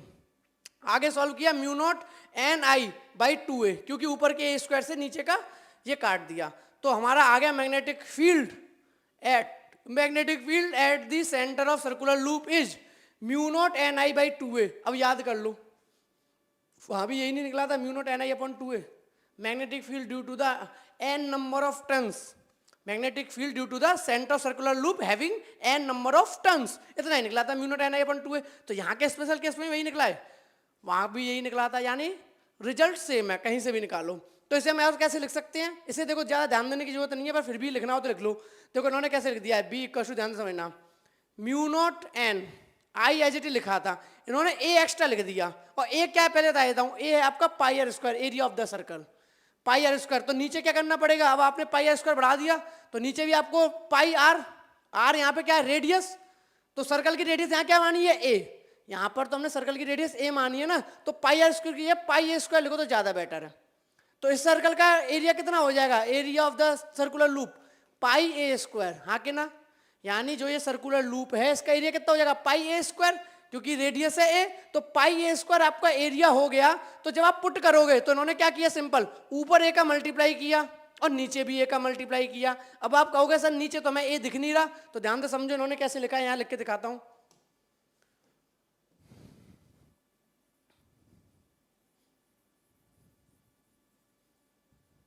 देखो कैसे लिखा, अब इन्होंने क्या किया मेरे भाई, जो चीज लिखी हुई थी ना, B equals to mu naught I N,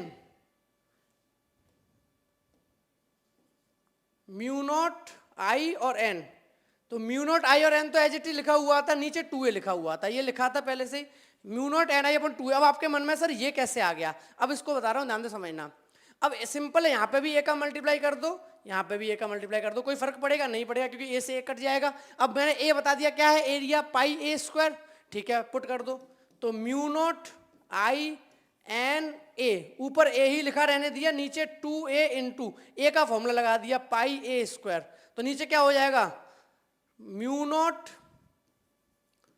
ऊपर तो रहा आई एन ए, नीचे हो गया आपका 2 पाई ए क्यूब, हो गया कि नहीं हो गया, 2 पाई ए क्यूब, तो वही लिखा है देखो mu naught N I A 2 pi A cube. बस ध्यान ये रखना मेरे, कंफ्यूज मत होना, ये ए ऊपर कैपिटल ए है, नीचे वाला ए स्मॉल ए है, ऊपर वाला ए बता रहा है आपका area of the circular loop, नीचे वाला ए बता रहा है आपका radius of the circular loop, ठीक है। तो ये आपका मन हो तो लिखो, वरना इसको याद रखो, ओके। एक और स्पेशल केस देख लेते हैं, वेयर, हाँ यहाँ मेंशन भी कर दिया, a is the pi a square area of the current circular loop, यानी जो बड़ा वाला ए है वो एरिया है। नेक्स्ट है हमारा at the axial point lying far away from the coil, यानी जो हमारा एक्सियल पॉइंट है वो बहुत ज्यादा दूर है, यानी जो आर है, यानी ये हमारा करंट का सर्कुलर लूप था, ठीक है, इसके जो सेंटर से जो एक्सिस है वो बहुत ज्यादा दूर है, मतलब थोड़ा बहुत दूर नहीं है, much much greater than a. तो अगर मच मच ग्रेटर देन ए है तो मान के हम ए को इग्नोर कर लेंगे, तो देखते हैं कितना निकलेगा, मतलब बहुत दूर जाके हम निकाल रहे हैं कहीं मैग्नेटिक फील्ड, इस करंट के सर्कुलर लूप की वजह से बहुत दूर जाके मैग्नेटिक फील्ड निकल रहा है। तो ठीक है, R is much much greater than A, R को इग्नोर कर दो, तो mu naught N A square by 2 R cube, ये बचेगा, वैल्यू पुट कर दिए सिंपल, तो mu naught N I A square by 2 pi R cube, यहाँ पे भी ए कैपिटल ही आएगा, ठीक है, तो कंफ्यूज मत होना। तो आपकी वैल्यू कितनी आ गई बी की, mu naught N I A square by 2 pi R cube, ठीक है। तो ये आपका एक हो गया मैग्नेटिक फील्ड, मैग्नेटिक फील्ड कहाँ पर, एक को बहुत ज्यादा दूरी पर, जो कि एक्सिस हमने माना है R is much much greater than, R को क्या मान लेंगे फिर हम, आर को मान लेंगे 0, ठीक है।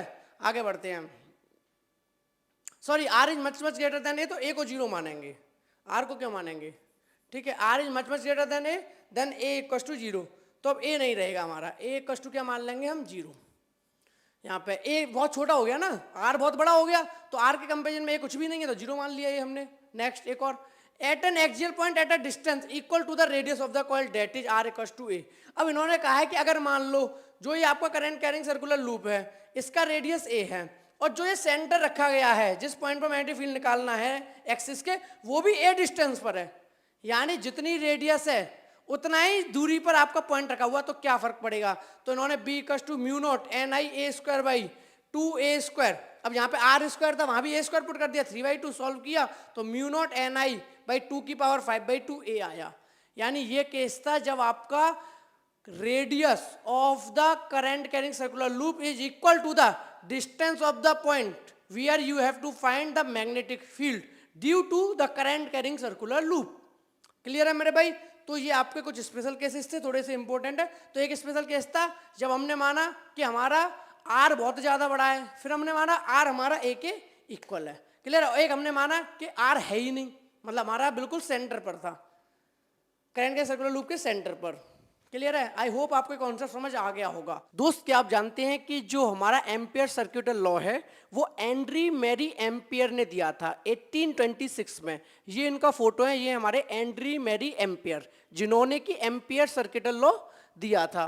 तो हम आज की वीडियो में यही डिस्कस करेंगे कि what is the statement of ampere circuital law, यानी कि जो इन्होंने एम्पियर सर्क्यूटल लॉ दिया था उसमें क्या बोला था, क्या स्टेटमेंट दिया था।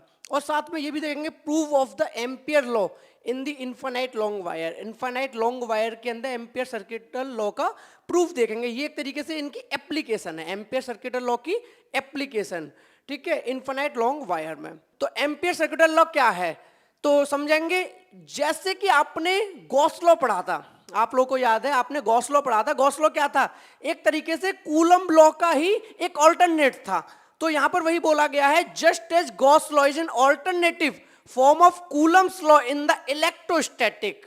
जैसे कि इलेक्ट्रोस्टैटिक में कूलम्स लॉ का ऑल्टरनेटिव था हमारा गॉस लॉ, सेम यहां पर एम्पियर सर्क्यूटल लॉ ऑल्टरनेटिव है बायोट सेवर्ट लॉ का इन द मैग्नेटोस्टैटिक।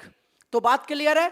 तो थोड़ा सा इन्होंने रिलेट करने की कोशिश की है, यानी इतना तो आपको आइडिया हो गया। जैसे कूलम्स लॉ में फोर्स निकालने के लिए आप दो तरीके से कर सकते थे, या तो कूलम्स लॉ लगा सकते थे या आप गॉस लॉ लगा सकते थे। तो सेम इन्होंने यहां बोल दिया कि जैसे आपने बायोट सेवर्ट लॉ पढ़ा है ना कि मैग्नेटिक फील्ड कैलकुलेट करने के लिए, तो यहां ये लोग बोल रहे हैं कि आप बायोट सेवर्ट लॉ का एक ऑल्टरनेटिव यानी कि एम्पियर सर्क्यूटल लॉ को भी यूज कर सकते हो as to calculate the magnetic field. तो सवाल फिर से वही आता है कि सर है क्या एम्पियर सर्क्यूटल लॉ, तो वही समझेंगे। Ampere circuital law gives a relationship, यानी एम्पियर सर्क्यूटल लॉ हमें एक रिलेशनशिप देता है between the line of integral of an magnetic field भी, यानी मैग्नेटिक फील्ड का लाइन इंटीग्रल। अब मैग्नेटिक फील्ड का लाइन इंटीग्रल क्या होता है, थोड़ा सा आइडिया देता हूं फिर आगे बढ़ेंगे। देखो इंटीग्रेशन ऑफ मैग्नेटिक फील्ड तो ये हो गया, ठीक है, इंटीग्रेशन ऑफ मैग्नेटिक फील्ड ये हो गया। अब इसकी बात हो रही है लाइन इंटीग्रल, तो लाइन इंटीग्रल हो जाता है डीएल। जैसे आपने पढ़ा था सरफेस इंटीग्रल, याद हो तुम, सरफेस इंटीग्रल में क्या होता था, किसी चीज का इंटीग्रेशन होता था with respect to surface, DS. तो याद आ गया, वहां सरफेस इंटीग्रल था तो डीएस, यहां लाइन इंटीग्रल है तो यानी एक लाइन पे। तो ये बात क्लियर हो गई। तो क्या बोला है, Ampere circuital law gives a relationship between the line of integral of magnetic field B and the total current I which produced this field. यानी कि ये हमें एक रिलेशनशिप देगा, कौन, एम्पियर सर्क्यूटल लॉ। क्या रिलेशन देगा, ये रिलेशन देगा कि जो कि आपका करंट है उस करंट की वजह से जो मैग्नेटिक फील्ड प्रोड्यूस हो रहा है उसका लाइन इंटीग्रल के साथ रिलेशन।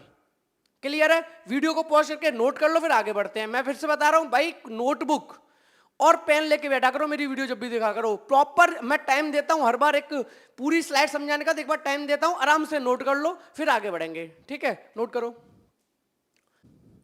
नोट कर लिया, ठीक है, आगे बढ़ते हैं। अब आगे बात आती है कि भाई एम्पियर सर्क्यूटल लॉ। अब यहां थोड़ा सा मैंने डायग्राम से समझाने की कोशिश की। अब आपको पता है जब भी करंट फ्लो करता है, जब भी क्या करता है, करंट फ्लो करता है, तो उसके साथ मैग्नेटिक फील्ड प्रोड्यूस होती है। और आपके एम्पियर सर्क्यूटल लॉ ने भी यही बात बोली है कि भाई हम ना रिलेशन बता रहे हैं आपको किस किस के बीच में, मैग्नेटिक फील्ड और करंट के बीच में। तो पहले आपको ये तो पता हो कि मैग्नेटिक फील्ड कैसा प्रोड्यूस होता है करंट के फ्लो करने में। ध्यान से समझना, ये एक कंडक्टर है, आई करंट ऊपर जा रहा है। कैसा करंट ऊपर जा रहा है, आई करंट ऊपर जा रहा है। तो आई करंट ऊपर जा रहा है तो इसके आसपास जो इस कॉन्सेंट्रिक सर्कल्स हैं, ये आपका है मैग्नेटिक फील्ड, ये क्या होगा आपका मैग्नेटिक फील्ड। तो ये आप लोगों को पता होना चाहिए। जैसे अगर 3D में देखने की कोशिश करो तो ये आपका करंट कैरिंग वायर है, इसके आसपास मैग्नेटिक फील्ड, इसके आसपास मैग्नेटिक फील्ड, इसके आसपास मैग्नेटिक फील्ड बनता है, ठीक है। ये सेंटर है और कॉन्सेंट्रिक सर्कल्स बनते जाते हैं। बात क्लियर है। तो अब इन्होंने एक और व्यू दिखाया है। देखो भाई, मैं फिर बोल रहा हूं, फिजिक्स के अंदर इमेजिनेशन जिसकी जितनी स्ट्रांग होगी, फिजिक्स उसका उतना ही स्ट्रांग होता जाएगा। फिजिक्स कुछ नहीं है, फिजिक्स टफ है ही नहीं। फिजिक्स टफ इसलिए होती है क्योंकि लोग इमेजिन नहीं कर पाते। अब देखो इमेजिन कैसे करेंगे। अब ये तो आपने देखा फ्रंट से, जैसे ऐसे समझना, ये अपन का क्या है, पेन है या कंडक्टर है। कंडक्टर जब फ्रंट से देखा तो हमें ऐसा दिखेगा, और जो मैग्नेटिक फील्ड है ना वो ऐसे दिखेंगी, ठीक है। तो ये हो गया डायग्राम ये वाला, भैया फ्रंट से देख रहे हैं। कैसे देख रहे हैं, फ्रंट से। अब ये हमारा टॉप व्यू, कैसा है, टॉप व्यू। टॉप व्यू क्या होता है, टॉप व्यू के अंदर आप किसी भी चीज को ऊपर से देखते हो। टॉप व्यू क्या देखते हो, ऊपर से। यानी अब इसी कंडक्टर को सामने ना देखकर आप कैसे देखो, ऐसे देखो। तो टॉप व्यू देखोगे तो तुम्हें सिर्फ एक पॉइंट दिखाई देगा। खुद सोचो ना, जब पेन सामने तो क्या दिख रहा है, पूरी length.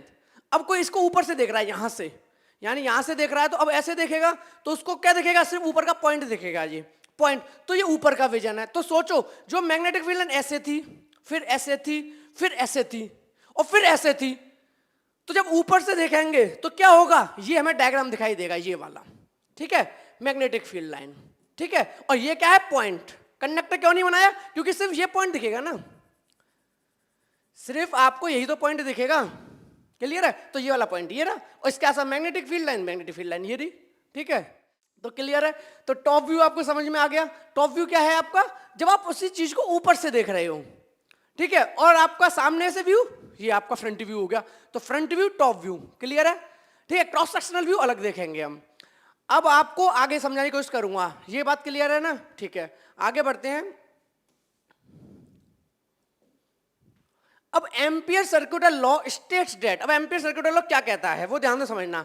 Ampere circular law state that the line integral of the magnetic field B, यानी एम्पियर सर्कुलर लॉ कहता है जो लाइन इंटीग्रल होगा magnetic field B vector around any closed circuit, किसी भी क्लोज सर्किट के around, is equal to the mu naught, जो होता है permeability constant, mu naught times the total current I threading और passing through this closed circuit. यानी कि Ampere circular law ने स्टेटमेंट क्या दिया, ध्यान से समझो, कि जो लाइन इंटीग्रल होगा, जो लाइन इंटीग्रल होगा किसका, मैग्नेटिक फील्ड का, around any closed circuit is equal to, किसके इक्वल होगा, मैग्नेटिक फील्ड का लाइन इंटीग्रल किसके इक्वल होगा, mu naught times of the total current flowing in it या पासिंग थ्रू इट, यानी mu naught times of I. तो ये वाली चीज मैथमेटिकली ऐसे आ गई, यानी आपका मैग्नेटिक फील्ड यानी कि बी, इसका लाइन इंटीग्रल यानी कि डीएल किसके इक्वल होगा, mu naught times of the total current passing through the conductor. Clear है मेरे भाई, म्यू नॉट आई। आगे बढ़ते हैं। अब ये तो समझ आ गया कि इनका क्या स्टेटमेंट था। आगे ने बोला in a simplified form, simplified form में हम इसे क्या बोल सकते हैं, Ampere circular law states that if field B is directed along the tangent to every point, यानी जो मैग्नेटिक फील्ड है वो डायरेक्टेड है, किस तरफ डायरेक्टेड है, tangent to every point on the perimeter L of a closed curve and its magnitude is constant along the curve, then, यानी देखो क्या बोल रहा है, जैसे एक सर्कल है, ठीक है, ये कर्व हो गया, तो इन्होंने बोला Ampere circular law states that, आगे सुनना, if the field B is directed along the tangent. अब तुम्हें पता है अगर कंडक्टर मेरा यहां पर है, अगर कंडक्टर मेरा यहां पर है तो क्या होगा, मैग्नेटिक फील्ड यहां बन रहा है, मेरा मैग्नेटिक फील्ड इधर बन रहा है, कोई दिक्कत नहीं है। अब ये बोल रहे हैं किसी पॉइंट मैग्नेटिक फील्ड की डायरेक्शन क्या होगी भाई, टेंजेंट, यहां से जो टेंजेंट जाएगी, इस पॉइंट मैग्नेटिक फील्ड की डायरेक्शन क्या होगी, जो टेंजेंट जाएगी, इस फील्ड मैग्नेटिक फील्ड की पॉइंट क्या होगी, जो टेंजेंट जाएगी, यानी किसी भी पॉइंट पे जो मैग्नेटिक फील्ड की डायरेक्शन होगी वो क्या होगी, इसकी टेंजेंट, ठीक है। Every point on the perimeter, भाई पेरीमीटर की बात हो रही है, ओके, किसी भी पॉइंट पर निकालो टेंजेंट, ठीक है, perimeter L of a closed curve, इस क्लोज्ड कर्व के पेरीमीटर पर है, and its magnitude is constant, और इसका मैग्नीट्यूड कांस्टेंट है, यानी यहां जो पॉइंट्स हैं जितने भी, उन पर जो मैग्नेटिक फील्ड मिलेगा वो आपको क्या मिलेगा, कांस्टेंट मिलेगा along the curve, then the closed curve and its magnitude is constant along the curve, then. अब आगे की बात क्या है वो देखते हैं। अब आगे हमसे बोला है कि B L equal to mu naught I, B L equal to mu naught I, कैसे बोल दिया ये वाली बात, बी एल इक्वल टू, देखो हमारा क्या था, line integral of B dot D L equal to mu naught I बोला था। अब इन्होंने बोल दिया जब भाई आपको पता है कि टोटल करंट, जो टोटल करंट है वो कितना आई है, म्यू नॉट आपका कांस्टेंट है। अब बी जो है मैग्नेटिक फील्ड वो तो बोल दिया कांस्टेंट है, किसी भी कर्व के अंदर किसी भी पॉइंट पर निकाल लो, मैग्नेटिक फील्ड क्या कांस्टेंट, तो बी तो बाहर आ गया। अब integration of DL, integration of DL क्या हो जाएगा भाई, जो इसकी टोटल लेंथ है और टोटल लेंथ क्या मानी है एल, तो integration B L equal to mu naught I बोल सकते हैं, B L equal to mu naught I. लेकिन B L equal to mu naught I हम कब बोल सकते हैं, जब हमारा मैग्नेटिक फील्ड हर पॉइंट पे एक तो कांस्टेंट है जो कर्व बनाया है उस पर कांस्टेंट है ये बी, ठीक है, तभी हम बोल सकते हैं। क्लियर है? तो इन्होंने एम्पियर सर्कुलर लॉ को स्टेटमेंट बता दिया कि जब भी आपका कोई भी क्या होगा मैग्नेटिक फील्ड होगा, फिर से पढ़ लो, Ampere circular law states that if the field B vector is directed along the tangent, अगर मैग्नेटिक फील्ड टेंजेंट के अलोंग है किसी भी पॉइंट पर पेरीमीटर के और क्लोज कर और उसका मैग्नीट्यूड कांस्टेंट है, तो उसको हम क्या बोल सकते हैं बी एल, क्योंकि डी एल बन गया B L equal to mu naught I. Clear है मेरे भाई? यहां तक वीडियो पॉज करो, नोट डाउन करना, नोट कर लो, फिर आगे बढ़ेंगे। नोट कर लिया? ठीक है, तो आगे बढ़ते हैं। अब हमसे बोला गया है कि wear I is the net current, जो इसमें आई है वो आपका क्या है नेट करंट यानी टोटल करंट है, enclosed by the closed circuit, यानी कि जो क्लोज्ड सर्किट के अंदर था, the closed circuit the close curve is called ampere loop, जो क्लोज्ड सर्किट बोल रहे हैं हम, यानी इसी को हम क्या बोल सकते हैं एम्पियर लूप भी बोल देते हैं, क्या बोल देते हैं एम्पियर लूप या एम्पीरियन लूप, ठीक है। Amperian loop which is a geometrical entity and not a real wire loop, यानी इन्होंने ये भी बोल दिया जो एम्पीरियन लूप जो हमने बनाया है वो कोई रियल में नहीं है, वो सिर्फ हमने कॉन्सेप्ट समझने के लिए बनाया है। किसको? एम्पियर सर्कुलर लॉ को समझने के लिए। यहां तक बिल्कुल अच्छे से क्लियर है गो, मतलब हो गया, ठीक है। आगे बढ़े। एक्चुअली क्या होता है ना, मैं आपको एक बात बताता हूँ, जैसे मतलब अब जैसे आपका बचपन जहाँ भी आप पैदा हुए हो, जैसे कह सकते हो जहाँ भी आपका बचपन निकला है, तो आप वहाँ की एक लैंग्वेज सीखते हो। जैसे मैं जहाँ का भी हूँ, अब हम लोग टूंडला से हैं, तो हमारा होम टाउन टूंडला है, तो क्या है वहाँ पे अब वहीं पले बड़े हैं हम लोग, ठीक है भाई। तो होता क्या है कि आप उसी लैंग्वेज में पलते बढ़ते हो, तो आपकी वो लैंग्वेज कहीं ना कहीं अंदर रह जाती है। जैसे मैं आपको एक बात बताता हूँ, कभी कभी क्या होता है कि जैसे मान लो मेरी माता जी का कॉल आया, ठीक है, तो माता जी का कॉल आया और मैं मान लो क्लास ले रहा हूँ, तो कभी कभी नहीं देख पाता मैं कि किसका फ़ोन है, मैं ऐसे सीधा उठा लेता हूँ, हेलो यस बोलिए, तो उधर से आता है कौन, हमने अपने बेटे को फ़ोन मिलाया है, वो नोएडा रहता है मतलब पहचान नहीं पाती, ठीक है। तो अब मतलब रॉन्ग नंबर है। अब होता क्या है, कभी कभी फ़ोन आया, मैं उठाया, हेलो हाँ राम राम, क्या कह रही, ठीक हो, हाँ सिग्नल मिल गया मतलब सिग्नल मैच कर गया, अब पहचान जाएंगी। तो वही है कि यार जो चीज़ हमने वहाँ बचपन से सीखी है उसे बदल नहीं सकते ना। अब वही है कि यार कोई यूएस में पैदा होगा तो भले उसे मैथ फिजिक्स में कुछ भी नहीं आता हो, लेकिन इंग्लिश बढ़िया बोलेगा। अब वही वहाँ से हम पले बढ़े, वो तो बाद में कॉलेज स्कूल में जाके हम लोग ऐसे बात करने लगे, वरना तो यार घर पे तो हमारी एक अलग ही लैंग्वेज से शुरुआत हुई थी, ठीक है। तो चलिए फिर आगे बढ़ते हैं अपने टॉपिक पे। तो यहाँ तक क्लियर हो गया आपको कि एम्पियरियन लूप क्या है, ठीक है। एम्पियरियन लूप हमारा एक तरीके से इमेजिनरी कर्व था जिसे हमने यूज किया था क्लोज करने के लिए, किसको, सर्किट को, ताकि वहां पे पता कर सकें कि टोटल मैग्नेटिक फील्ड कितना होगा, ठीक है। आगे बढ़ते हैं। अब आगे हमारा आता है कि Ampere circular law and its application to infinitely long straight wire, यानी एम्पियर सर्कुलर लॉ की हेल्प से हमें इन्फिनिटली लॉन्ग वायर के अंदर मैग्नेटिक फील्ड निकालना होगा, निकालेंगे। चलो, consider a infinitely long straight conductor carrying a current I, यानी पहले कंसीडर करो इन्फिनिटली लॉन्ग स्ट्रेट कंडक्टर है, ठीक है, infinitely long straight current carrying conductor है जिसके अंदर आई करंट फ्लो कर रहा है, ओके।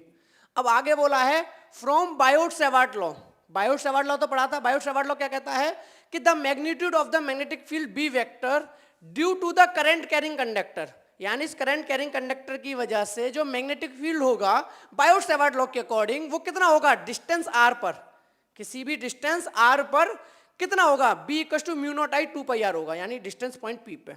ये वाली बात किसने बोली थी, बायोट-सेवार्ट लॉ में बताई गई थी। यानी बायोट-सेवार्ट लॉ में बोला गया था कि किसी भी पॉइंट पी पर जो आपका मैग्नेटिक फील्ड होगा, जो आपका मैग्नेटिक फील्ड होगा आर डिस्टेंस पर, वो कितना होगा mu naught I upon 2πr।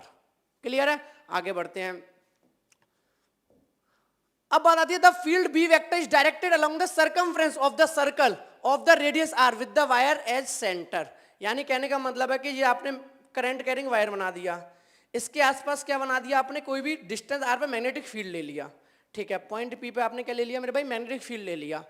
अब जब पॉइंट पी पे मैग्नेटिक फील्ड लिया, इसका डायरेक्शन किधर होगा, टेंजेंट के अलोंग होगा कि नहीं होगा, तो वही बोला है कि the magnitude of the field both the field B vector directed along the circumference of the circle of the radius R with the wire as centre. यानी इसके सर्कमफ्रेंस के अलोंग होगा, किसी भी पॉइंट पे आओगे सर्कमफ्रेंस के अलोंग होगा, जो इसका सर्कमफ्रेंस चल रहा है, ठीक है।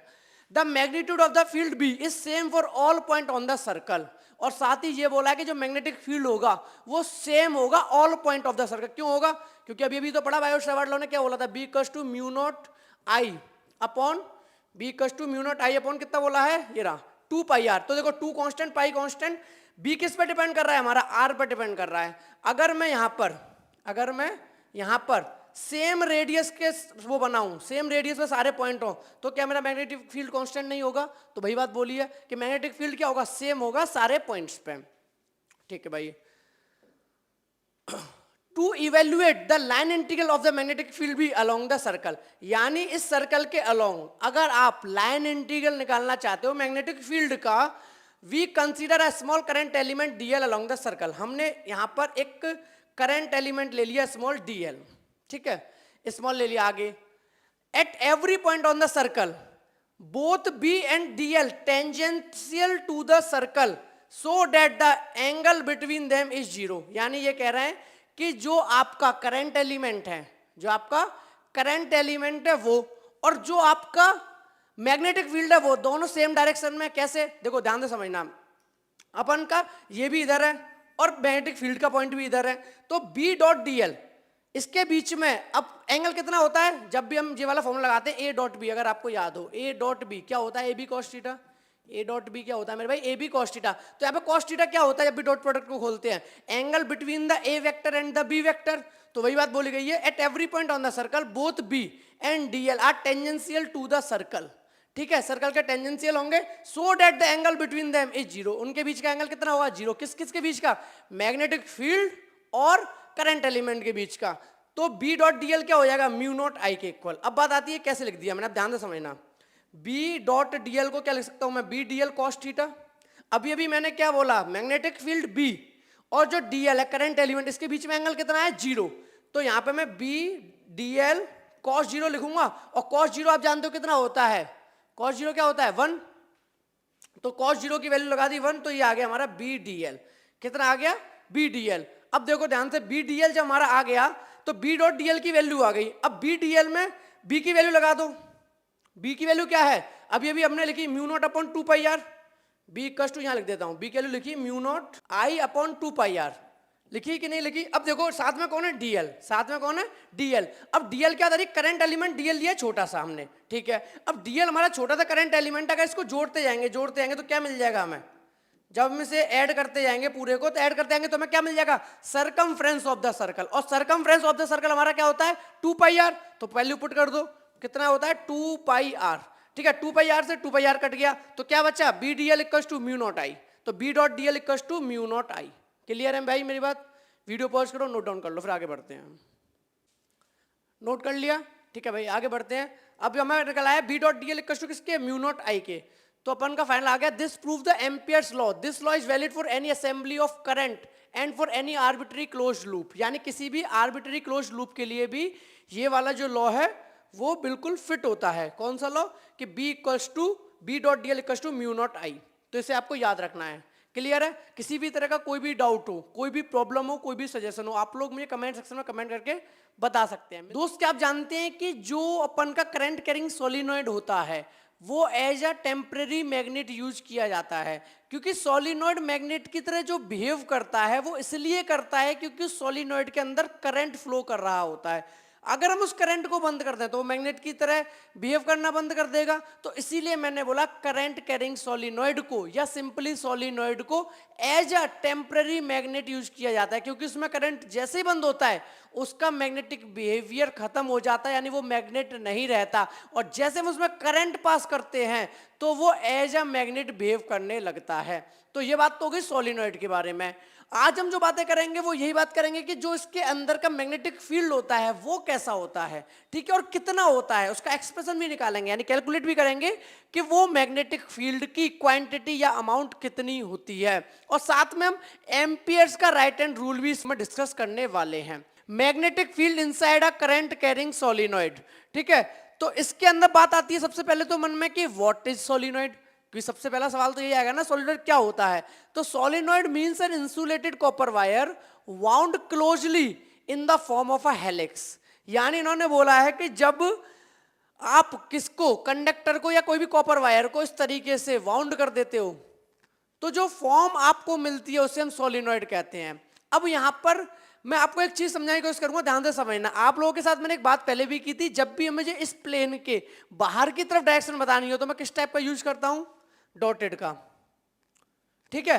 और जब भी मुझे इस प्लेन के अंदर डायरेक्शन बतानी हो, यानी कोई डायरेक्शन है मुझे बतानी है कि इस बोर्ड के अंदर है वो डायरेक्शन, ठीक है, अंदर की तरफ, तो कैसे बताने थे, यहां पे क्रॉस बना के, याद है कि नहीं, क्रॉस बना के। तो ये चीज आप लोगों को याद होनी चाहिए। तो डॉट और क्रॉस, डॉट बताता है बोर्ड के बाहर की तरफ अलोंग द, और बोर्ड का क्रॉस बता रहा है कि बोर्ड के अंदर एंटर हो रहा है। अब ये चीज मैंने क्यों बताई, ध्यान से समझना। जो यहाँ पे करंट की डायरेक्शन है, अब यहाँ पे देखो करंट फ्लो करता है, अब आपको पता है क्या फ्लो करता है, करंट। तो यहाँ पे करंट फ्लो करता है, ठीक है भाई, करंट फ्लो करता है। तो जो करंट फ्लो करता है उसकी डायरेक्शन पता होनी चाहिए, तो मैंने यहाँ समझाने की कोशिश की। अब देखो करंट कैसे जा रहा है, ध्यान से समझना, ऐसे करके जा रहा है, ऐसे करके जा रहा है, ठीक है, ये सोलिनॉइड है, ऐसे ऐसे करंट फ्लो कर रहा है। मैंने बोला ऐसे क्यों फ्लो कर रहा है, ध्यान से समझना। जब यहां आएगा तो पॉइंट कहां है, बाहर की तरफ निकल रहा है, मतलब ऐसे ही तो मुड़ रहा है, तो पहले तो ऐसा लगेगा ना बाहर की तरफ आ रहा है, तो ये बाहर हो गया, तो ये पॉइंट बना दिए, यानी यहां पर करंट की डायरेक्शन है बाहर, करंट की डायरेक्शन है बाहर, यानी यहां से मुड़ेगा, यहां से मुड़ेगा। अब जब मुड़ जाएगा कोई चीज तो यहां अंदर घुसेगी, भाई ऐसे तो फ्लो कर रहा है करंट, ऐसे करके, ऐसे करके तो फ्लो कर रहा है, तो यहां से बाहर निकला तो यहां से एंटर होगा, तो नीचे मैंने क्रॉस बना दिए, यानी यू करके निकल रहा है। क्लियर है। तो मैंने करंट की डायरेक्शन बताने की कोशिश की है सोलिनॉइड के अंदर। बात क्लियर है, आगे बढ़ते हैं। अब सोलिनॉइड हमें समझ में आ गया, अब आगे देखते हैं। अब ये डायग्राम मैंने समझाने की कोशिश की, तो डायग्राम बहुत अच्छे से मैंने बनाया। करंट यहां से इन हुआ, ठीक है, यहां से करंट गया। अब करंट जब यहां से गया तो यहां से होता हुआ इस तरीके से करते करते करते करते कहां निकल गया, यहां से आउट हो गया। क्लियर है। तो यहां इन्होंने समझाया है मैग्नेटिक फील्ड कैसी बनी, अंदर सारी पैरेलल है, मैग्नेटिक फील्ड लाइन अंदर सारी की सारी कैसी है आपकी, पैरेलल है। तो मेरे भाई याद रखना, जब भी मैग्नेटिक फील्ड लाइन हमारी कैसी होती हैं, पैरेलल लाइंस होती हैं, तो समझ जाना कैसा मैग्नेटिक फील्ड है, यूनिफॉर्म मैग्नेटिक फील्ड है, यानी मैग्नेटिक फील्ड हर पॉइंट पर सेम मिलेगा आपको, यूनिफॉर्म मैग्नेटिक फील्ड।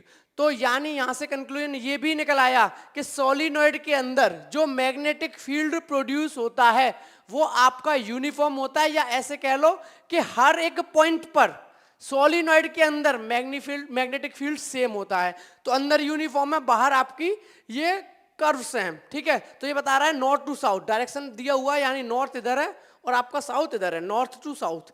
तो एक और चीज ध्यान रखना कि सोलिनॉइड के अंदर जो मैग्नेटिक फील्ड लाइन की डायरेक्शन वो देखो साउथ टू नॉर्थ है।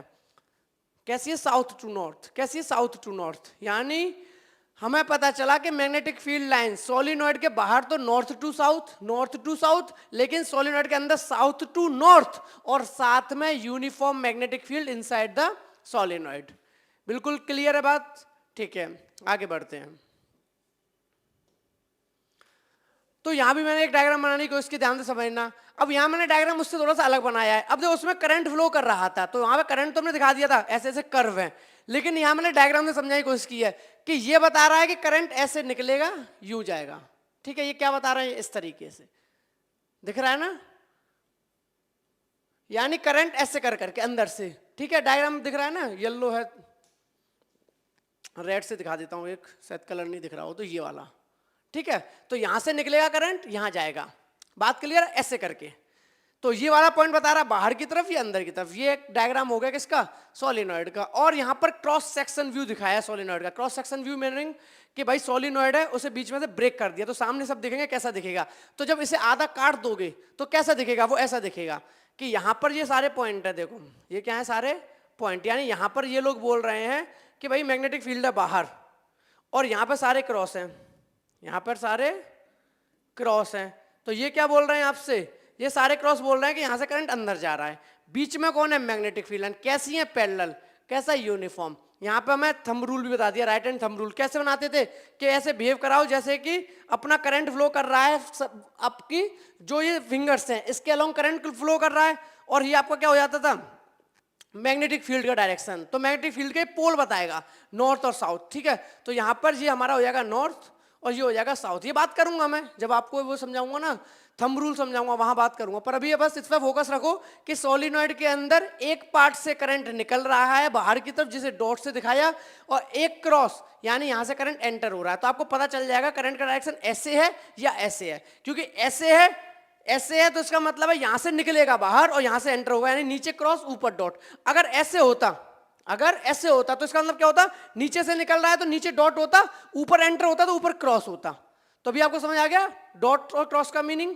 बिल्कुल क्लियर है, ठीक है। आगे बढ़ते हैं।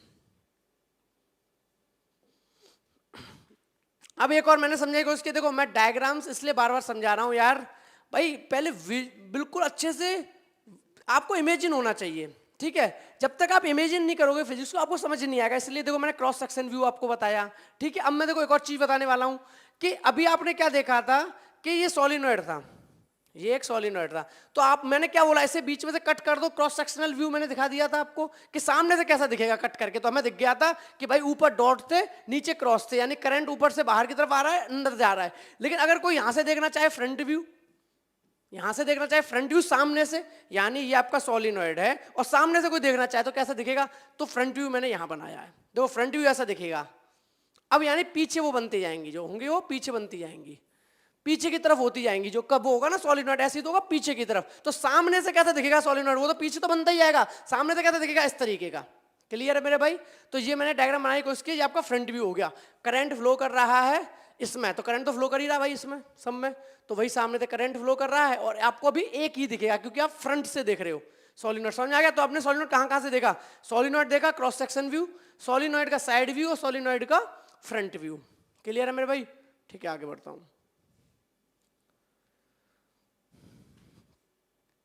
तो आगे बोला figure shows an enlarge view of the magnetic field due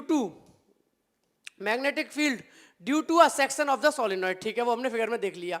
eight various turns of the solenoid, जो सोलिनॉइड के वेरियस टर्न है, current enter the plane of the paper, at point marked.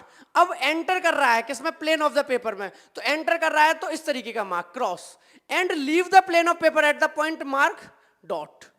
Clear है भाई? तो इन्होंने वही बोला है कि जब आपके वेरियस टर्न जो है सोलिनॉइड की, जो सोलिनॉइड के वेरियस टर्न है, वहां पर जो करंट एंटर करेगा प्लेन ऑफ पेपर के अंदर, प्लेन ऑफ पेपर के जब अंदर करंट एंटर करेगा तो कैसा दिखेगा? Cross, and leaves the plane of paper, plane of paper के बाहर आएगा, यानी प्लेन ऑफ पेपर बोर्ड को ही मान लो, जब बोर्ड से बाहर आएगा तो डॉट। क्लियर है? आगे, the magnetic field at points close to the single turn of the solenoid is in the form of concentric circle like that of a straight current carrying wire. ठीक है, जो magnetic field होगा कोई भी single turn पे, जो single turn होगा तो देखो किसकी तरह बिहेव करेगा? Concentric circle. अब खुद सोचना, देखो सोलिनॉइड में सामने से देख रहा हूं, फ्रंट व्यू, तो सोलिनॉइड कैसा है मेरा? यूं, फिर ऐसे सर्कल्स अंदर बनते जा रहे हैं, सर्कल्स अंदर बनते जा रहे हैं। ठीक है भाई, तो जब सर्कल अंदर से बनते आ रहे हैं तो जो मेरा सोलिनॉइड है वो कैसे बिहेव कर रहा है? ध्यान समझो, एक सर्कल कॉन्सेंट्रिक सर्कल, ठीक है, फिर एक straight wire concentric circle, straight wire concentric circle. तो वही उन्होंने बोला है कि कॉन्सेंट्रिक सर्कल की तरह बिहेव कर रहा है, यानी solenoid as a long straight wire की तरह बिहेव कर रहा है। ठीक है, आगे, the resultant of the field of the solenoid, जो सोलिनॉइड के मैग्नेटिक फील्ड का या कह लो फील्ड का रिजल्टेंट होगा वो वेक्टर सम होगा किसका? Field due to the all turn of the solenoid, यानी सोलिनॉइड के अंदर एक टर्न, फिर उसका दूसरा टर्न, फिर तीसरा टर्न, फिर चौथा टर्न, फिर पांचवा टर्न, फिर छठा टर्न, ऐसे करते करते टर्न है। तो इन्होंने बोला है कि उन सबका जो वेक्टर सम होगा सारे टर्न का, मैग्नेटिक फील्ड इसकी वजह से, फिर दूसरे टर्न की वजह से, फिर तीसरे टर्न की वजह से, इन सबका vector sum total magnetic field of the solenoid आपको बताएगा। बात बिल्कुल क्लियर है अच्छे से, कोई भी डाउट नहीं रहना चाहिए। कोई भी प्रॉब्लम हो कमेंट सेक्शन में कमेंट करके बताना। वीडियो पॉज करो और नोट कर लो, फिर आगे बढ़ते हैं। नोट कर लिया मेरे भाई, ठीक है आगे बढ़ते हैं। अब आगे बात आती है कि भाई obviously the field due to the neighbouring turn add up along the axis of the solenoid but they cancel out in the perpendicular direction. यानी ये कह रहे हैं कि जो अभी अपन ने क्या किया, हमने बोला कि जो भी हमारा सोलिनॉइड है उसके अंदर जितने भी टर्न है, उन ईच टर्न की वजह से जो मैग्नेटिक फील्ड होगा वो ऐड होता जाएगा, उनका वेक्टर सम होगा। तो उन्होंने बोला कि वहां पे कुछ कैंसिल आउट भी होगा जो परपेंडिकुलर होगा। अब इस चीज के लिए पहले मैं सोलिनॉइड का एक डायग्राम बना ही देता हूं, तब आपको क्लियर होगा कि क्या चीज ऐड होगी क्या कैंसिल आउट होगा। ठीक है, एक और पॉइंट पढ़ ले रहा हूं फिर बताता हूं। एट आउटसाइड पॉइंट क्यू, देखो डायग्राम पहले मैं आपको दिखा देता हूं फिर बात करूंगा मैं। जैसे कि मान लो ये वाला डायग्राम देखना ध्यान से, ये मैंने एक सोलिनॉइड बनाया है, ये क्या बनाया है सोलिनॉइड, यहां मैंने क्रॉस बनाए हैं, यहां मैंने क्रॉस बनाया है, कोई दिक्कत, यहां मैंने डॉट बनाया, यानी ये कह रहा है कि करंट एंटर हो रहा है, ये कह रहा है करंट लीव कर रहा है। यहां मैग्नेटिक फील्ड है, मैंने एक पॉइंट माना है P अंदर, एक पॉइंट Q माना है मैंने बाहर। ठीक है, कहीं भी मान लो, यहां मान लो पॉइंट Q बाहर मान लो, ठीक है, और बल्कि दूरी मान लो पॉइंट Q, कोई दिक्कत। अब मुझे क्या निकालना है मैग्नेटिक फील्ड, तो यहां पे बोल रहे हैं कि जो ईच टर्न की वजह से ये है, ये क्या है टर्न, तो इनकी वजह से मैग्नेटिक फील्ड। अब देखो ऐसा तो नहीं मैग्नेटिक फील्ड सिर्फ और सिर्फ इधर ही होगा, मैग्नेटिक फील्ड तो ऊपर की तरफ भी होगा, यानी इधर भी होगा ऊपर की तरफ भी होगा। तो इन्होंने बोला जो परपेंडिकुलर वाला मैग्नेटिक फील्ड है, जो ऊपर की तरफ वाला मैग्नेटिक फील्ड है, वो आपका कैंसिल आउट हो जाएगा। जो परपेंडिकुलर वाला मैग्नेटिक फील्ड है वो क्या हो जाएगा, कैंसिल आउट कर रहे हैं ये लोग, जीरो कर रहे हैं। अभी हम देखेंगे वो कैसे जीरो हो जाएगा, बात क्लियर है। और जो इसका वेक्टर सम है मैग्नेटिक फील्ड, वो भी किसका, हर कर्व का, एक कर्व, दो कर्व, तीन कर्व, ऐसे कर्व का जो मैग्नेटिक फील्ड का वेक्टर सम हो जाएगा। अब वेक्टर सम में जो कैंसिल होगा वो कैंसिल हो जाएगा, जो ऐड होना होगा वो ऐड हो जाएगा, बात करेंगे आगे। डायग्राम समझ आया, ठीक है, नीचे क्रॉस है ऊपर डॉट है, ठीक है। अब देखो ध्यान से, आगे बोला है the field at the at outside point such as q, the field of the point marked tends to cancel out and the field of the point marked, thus the field at the interior of the midpoint P is uniform and strong। मतलब कहने का ये है, आप सीधा सीधा ये समझो सोलिनॉइड है, उसके बाहर जो भी मैग्नेटिक फील्ड प्रोड्यूस होता है, ऐसा प्रोड्यूस होता था ना इस तरीके से, जो बाहर वाला मैग्नेटिक फील्ड होता था उससे भाई इग्नोर कर लो, मतलब वीक है, जो भी मैग्नेटिक फील्ड ले रहे हो अंदर का ले लो, बाहर वाला ये था ना ये वाला पार्ट, इसे इग्नोर कर लो। इग्नोर क्यों कर लो, क्योंकि ये बहुत वीक मैग्नेटिक फील्ड है, हम जो भी बात करेंगे वो मैग्नेटिक फील्ड अंदर की बात करेंगे, क्लियर है, ठीक है। The polarity of any field of the solenoid can be determined by using the clock rule और एम्पियर राइट हैंड रूल। यानी किसी भी सोलिनॉइड की पोलरिटी अगर पता करनी है तो आप कैसे पता कर सकते हो, या तो उस सोलिनॉइड के अंदर क्लॉक रूल लगा लो। अब क्लॉक रूल क्या होता है, तो मेरे भाई आप अभी यूट्यूब पे ना क्लॉक फेस रूल डालना, मेरे चैनल की इकलौती एक ऐसी वीडियो है जो नंबर 1 पे आती है क्लॉक फेस रूल डालने पे, सिर्फ वही एक अकेली वीडियो है, बाकी में तो लिखना पड़ेगा आपको मास्टर फिजिक्स वाले। क्लॉक फेस रूल में बिल्कुल मत लिखो मास्टर फिजिक्स वाले, बस लिखो क्लॉक फेस रूल, मेरी वीडियो पहले या दूसरे नंबर पे आती है, सिर्फ अकेली एक वीडियो वही है, ठीक है। बाकी सब वीडियो में तो लिखना पड़ता है कि मतलब magnetic field by master ji physics वाले, तब आऊंगा मैं, लेकिन क्लॉक फेस रूल में तो डायरेक्ट ही आता हूँ, ठीक है। तो क्लॉक फेस रूल वहां समझ लेना, एम्पियर राइट हैंड रूल से पता कर सकते हैं। कैसे, तो एम्पियर का राइट हैंड थंब रूल क्या कहता है वो देखेंगे। तो ampere right hand thumb rule हमसे कहता है कि आप अपने करंट कैरिंग वायर को होल्ड कर लो, यानी सोलिनॉइड को, यहाँ पे सोलिनॉइड है, तो सोलिनॉइड के अंदर आपको क्या पता है, सोलिनॉइड का आपको पता है करंट किधर फ्लो कर रहा है, आपको पता है करंट ऐसे फ्लो कर रहा है, तभी तो बोला था बाहर की तरफ से आ रहा था, बाहर की तरफ से आ रहा था, ऐसे ही तो था यार सोलिनॉइड। ऊपर मैंने बनाए थे डॉट्स, ऊपर मैंने बनाए थे ऐसे डॉट्स, और इधर मैंने क्या बनाया था क्रॉस, इधर मैंने क्रॉस बनाए थे।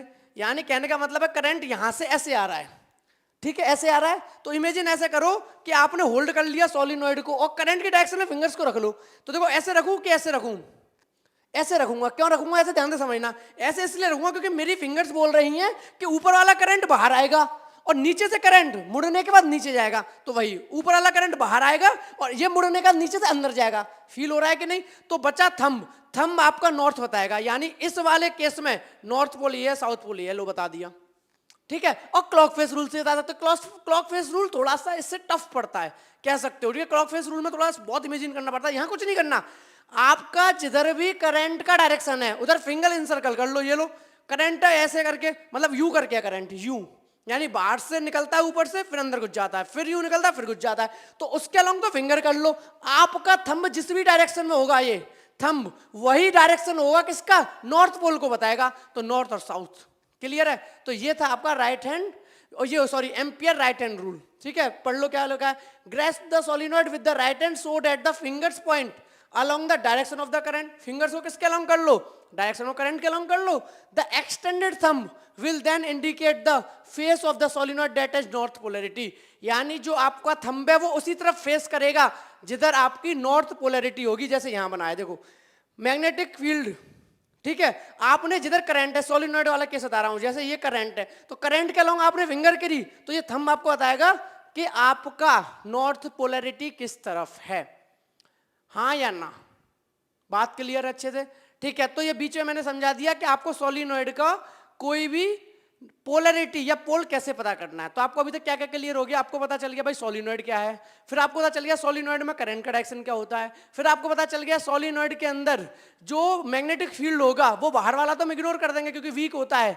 मैग्नेटिक फील्ड जो भी सोलिनॉइड के अंदर लेंगे वो हम कैसा लेंगे, जो इनसाइड द सोलिनॉइड, यानी कि यूनिफॉर्म मैग्नेटिक फील्ड लेंगे. और क्या पता चला, ये भी पता चला कि मैग्नेटिक फील्ड सोलिनॉइड के अंदर यूनिफॉर्म होता है. और साथ में ये भी पता चला कि मैग्नेटिक फील्ड का डायरेक्शन वैसे तो नॉर्थ टू साउथ होता है, बट इनसाइड द सोलिनॉइड जो कि यूनिफॉर्म मैग्नेटिक फील्ड है साउथ टू नॉर्थ होता है. तो ये सारी बात हमने डिस्कस की. और हाँ, एक और बात डिस्कस की कि जो मैग्नेटिक फील्ड होगा सोलिनॉइड का वो किसके इक्वल होगा, जितने आपके टर्न हैं, जितने आपके टर्न हैं, जितने आपके टर्न हैं उन सबके वेक्टर सम के बराबर. उनका जो वेक्टर सम होगा सारे टर्न का मैग्नेटिक फील्ड का, वही सम यानी वेक्टर सम आपको पूरे सोलिनॉइड का मैग्नेटिक फील्ड बताएगा. यहां तक हमने सारी बातें डिस्कस कर ली है, ठीक है भाई. आगे बढ़ते हैं. आगे बोला गया है calculation of the magnetic field inside a long state solenoid, यानी मैग्नेटिक फील्ड अब कैलकुलेट करना है. यानी पहले तो देखो समझा दिया था सोलिनॉइड क्या है, फिर समझा दिया था सोलिनॉइड के अंदर करंट कैसे वेव करता है, फिर समझा दिया था सोलिनॉइड के अंदर मैग्नेटिक फील्ड कैसे प्रोड्यूस होता है, फिर बता दिया था मैग्नेटिक फील्ड कहाँ जीरो होगा, यानी परपेंडिकुलर वाला मैग्नेटिक फील्ड था वो हमने बोल दिया था इग्नोर कर दो. जो सोलिनॉइड के अंदर हमारे मैग्नेटिक फील्ड जो ऊपर की तरफ थे उन्हें हमने क्या मान दिया, जीरो मान दिया, और अंदर वालों को मान के चल रहे हैं. तो बात करेंगे वो जीरो क्यों कर दिया था, तो वहां तो समझा दिया था, यहां कैलकुलेट करेंगे. तो क्लियर है, calculation of the magnetic field inside a long state solenoid. अच्छा टॉपिक है, स्टार्ट करते हैं.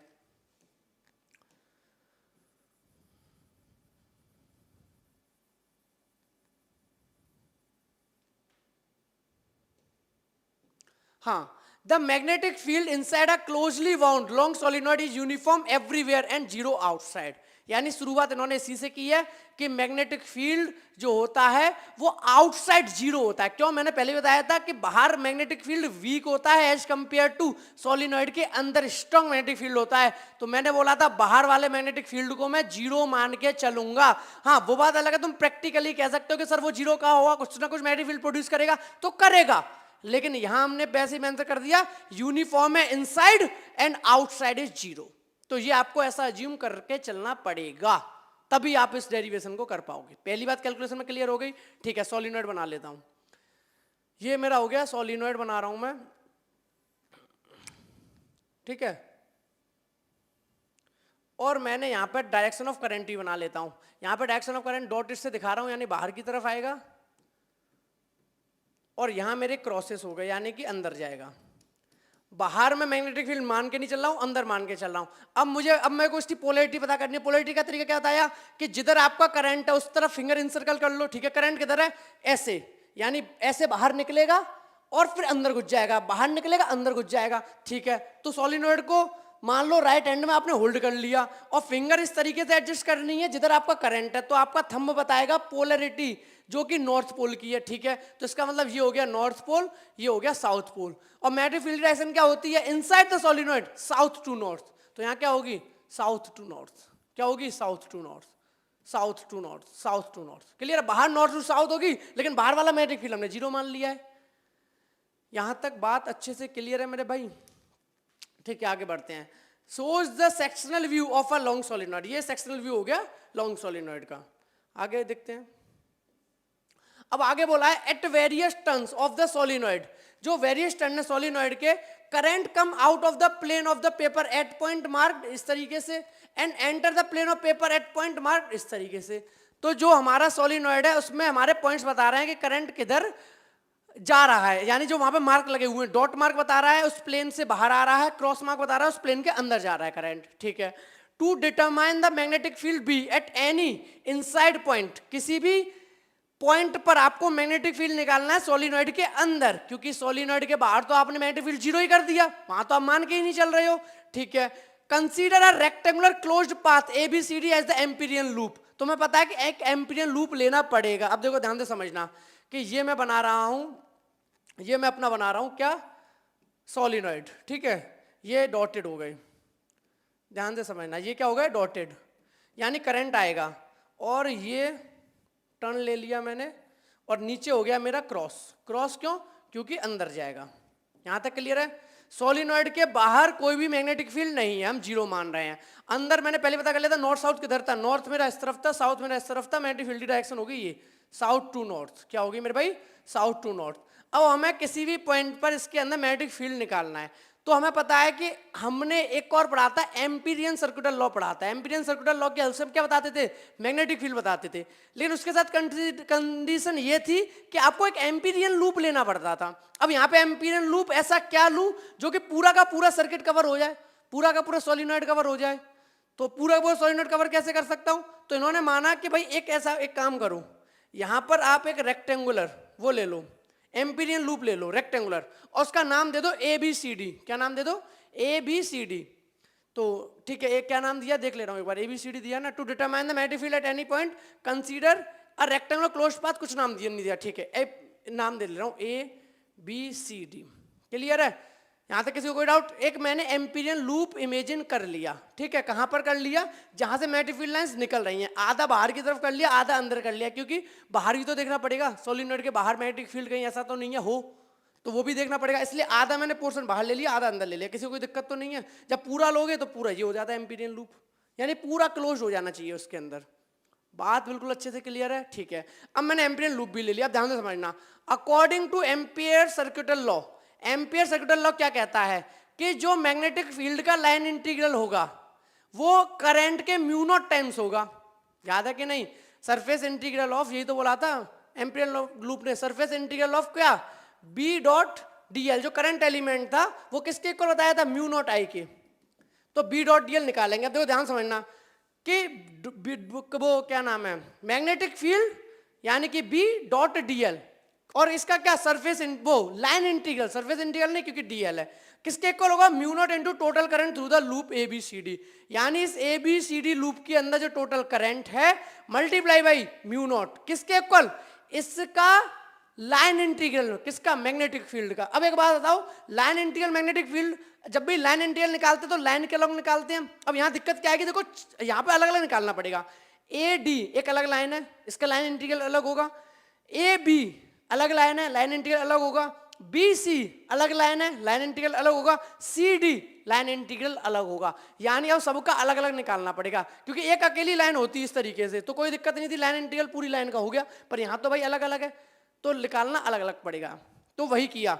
Now line integral of B dot DL, line integral of B dot DL क्या होगा, BDL किसका, A टू बी यानी ये वाला, ठीक है, number 1 plus line integral of BDL किसका, B टू सी ये वाला, आगे plus line integral of BDL CD यानी C से D ये वाला, line integral A to D या D टू A ये वाला, यानी कि चारों लाइन का अलग लाइन इंटीग्रल निकलेगा। क्लियर है कि नहीं, वीडियो पॉज करो, नोट कर लो, फिर आगे बढ़ते हैं।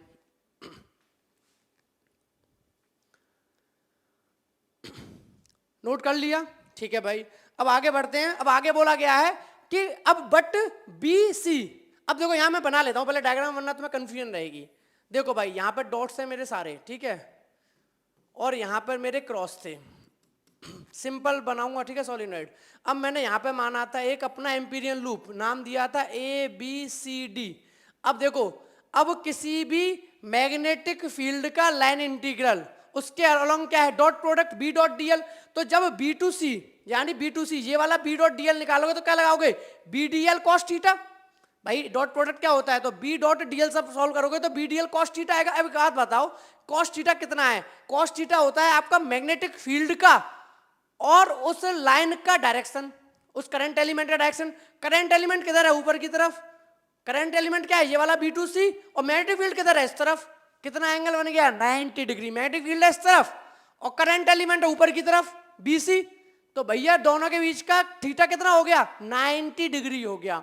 ये बात समझ में आई। तो जैसे ही BDL बी डॉट डीएल को ओपन करेंगे, कौन सा वाला बी डॉट डीएल ओपन कर रहा हूं, जो मैंने बीसी लिया है, बीसी के अलोंग, लाइन इंटीग्रल जो लिया है बीसी के अलोंग, तो वीडीएल हो गया मेरा cos 90 के लिए जीरो, तो पूरा का पूरा टर्म जीरो, यानी इसके अलोंग कोई भी मैग्नेटिक फील्ड नहीं है। अब याद करो, बोला था कि जो परपेंडिकुलर होता है सोलिनॉइड के उसको हम मैग्नेटिक फील्ड जीरो लेते हैं, वो यहीं से प्रूव हो गया, हाँ के ना।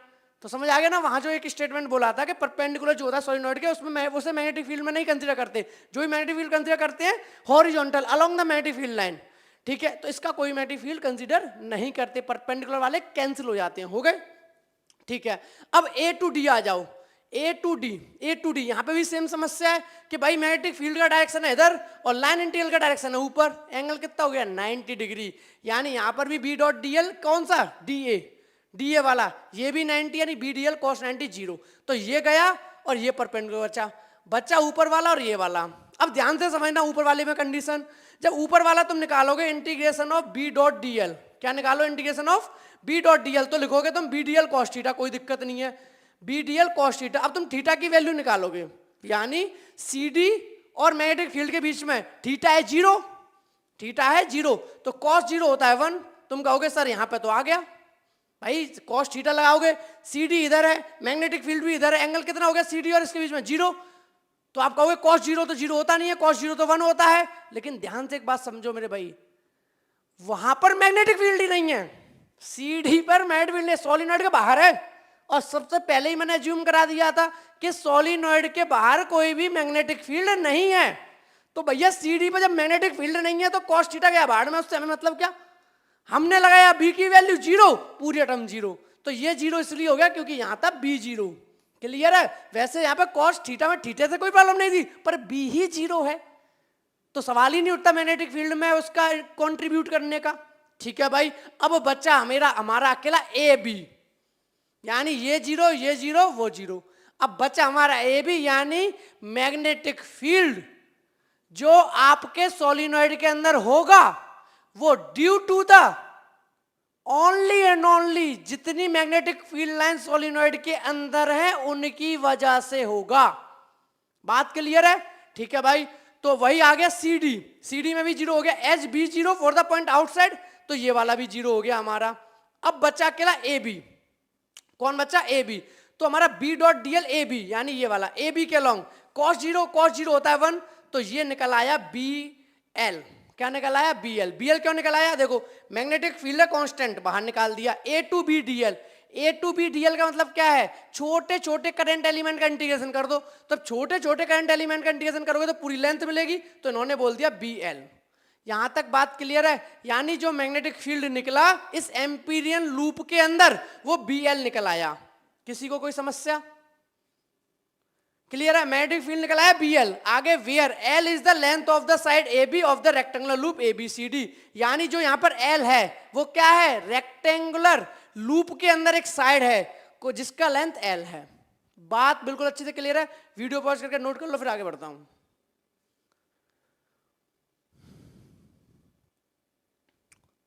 नोट कर लिया, ठीक है, आगे बढ़ते हैं। अब आगे बोला let number of turns per unit length of solenoid N, मान लिया कि पर यूनिट लेंथ में जो नंबर ऑफ टर्न है वो एन है, यानी कोई सोलिनॉइड है उसकी पर यूनिट लेंथ में कितने, पर यूनिट लेंथ छोटी सी लेंथ में एन टर्न है, ठीक है।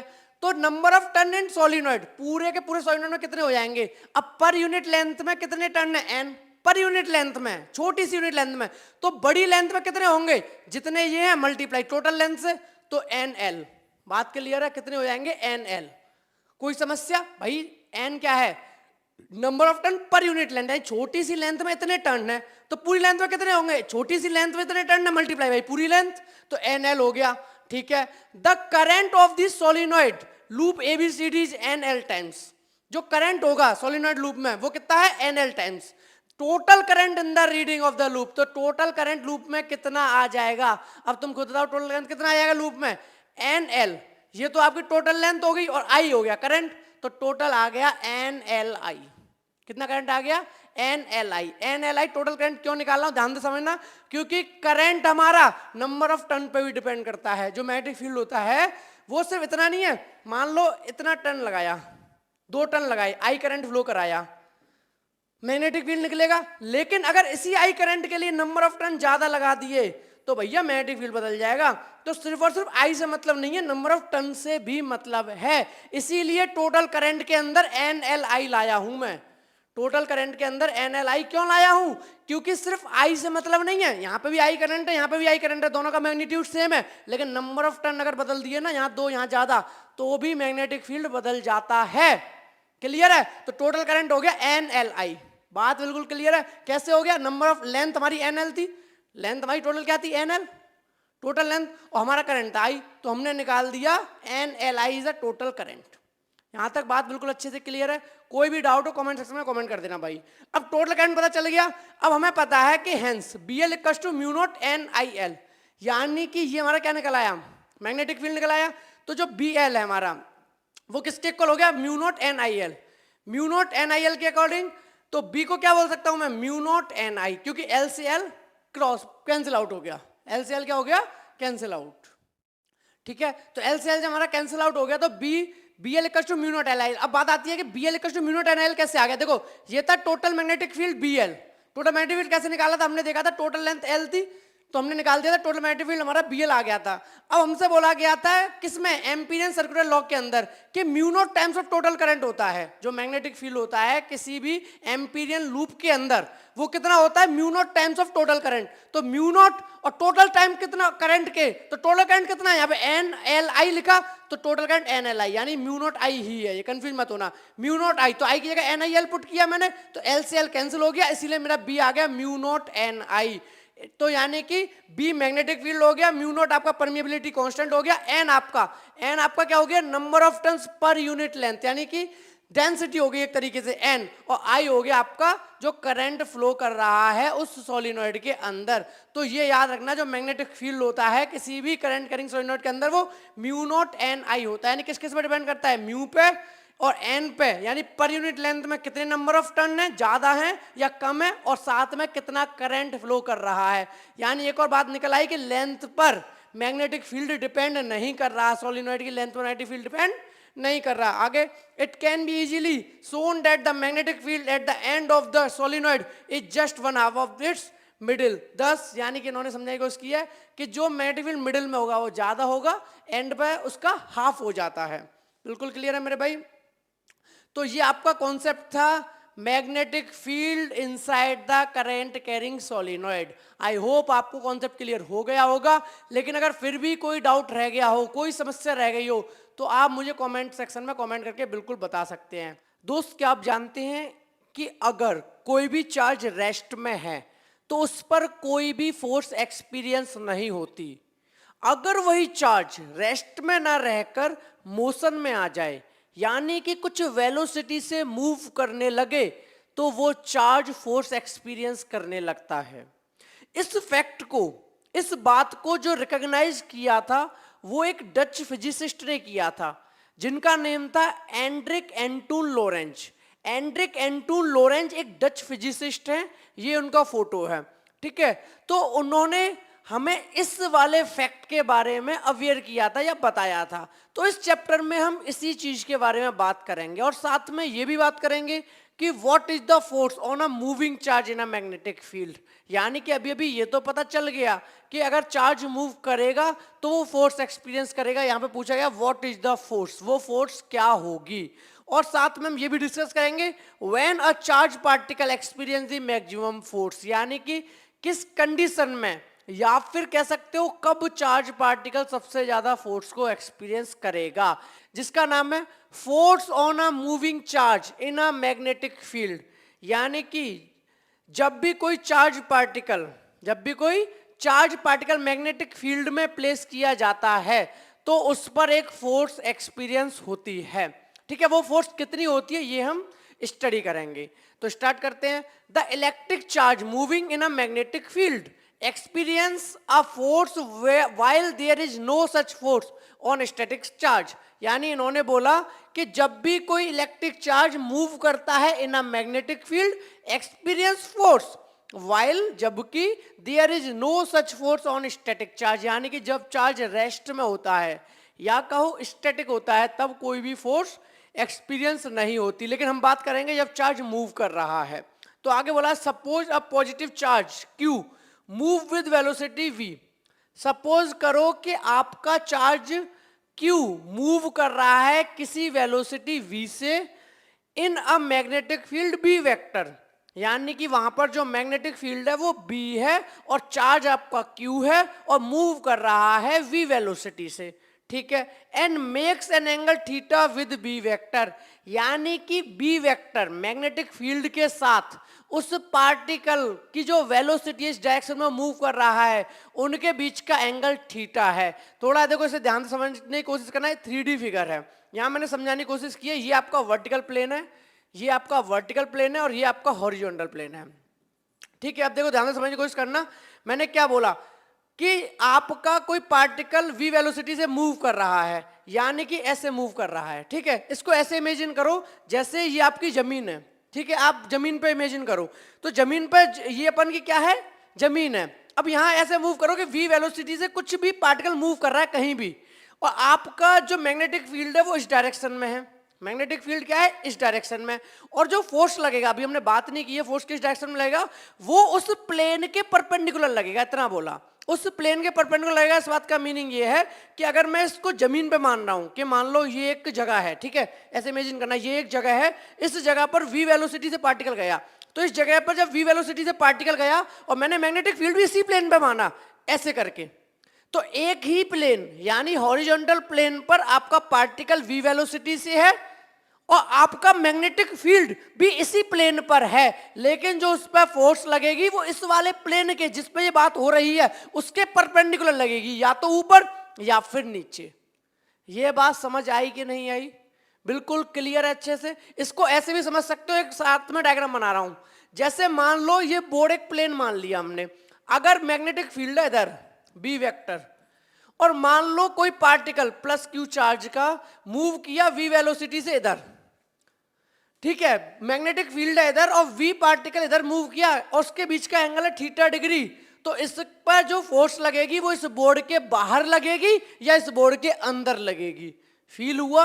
यानी मैग्नेटिक फील्ड और वेलोसिटी तो एक ही प्लेन पर है, यानी अगर ये बोर्ड है तो इसी बोर्ड पर मैग्नेटिक फील्ड की लाइन है और इसी बोर्ड पर वेलोसिटी की लाइन है, यानी जो चार्ज क्यू मूव कर रहा है उसकी लाइन है, लेकिन जो फोर्स लगेगा वो इस प्लेन के यानी इस बोर्ड के परपेंडिकुलर लगेगा, या तो बाहर या अंदर। वो बात आगे करेंगे, ठीक है। 3D फिगर है तो इसीलिए यही फिगर यहां समझने की कोशिश की गई है। तो 3D में फोर्स ऊपर पहुंचा दिया, वर्टिकल प्लेन में, हॉरिजॉन्टल प्लेन में कौन कौन है, आपका मैग्नेटिक फील्ड और वी वेलोसिटी के साथ थीटा एंगल बन रहा है। अब ये वाली लाइन एक्स एक्सिस को बता रही है, ठीक है, यानी कि ऐसे समझ लो ये एक्स एक्सिस, ये वाई एक्सिस और ये जेड एक्सिस।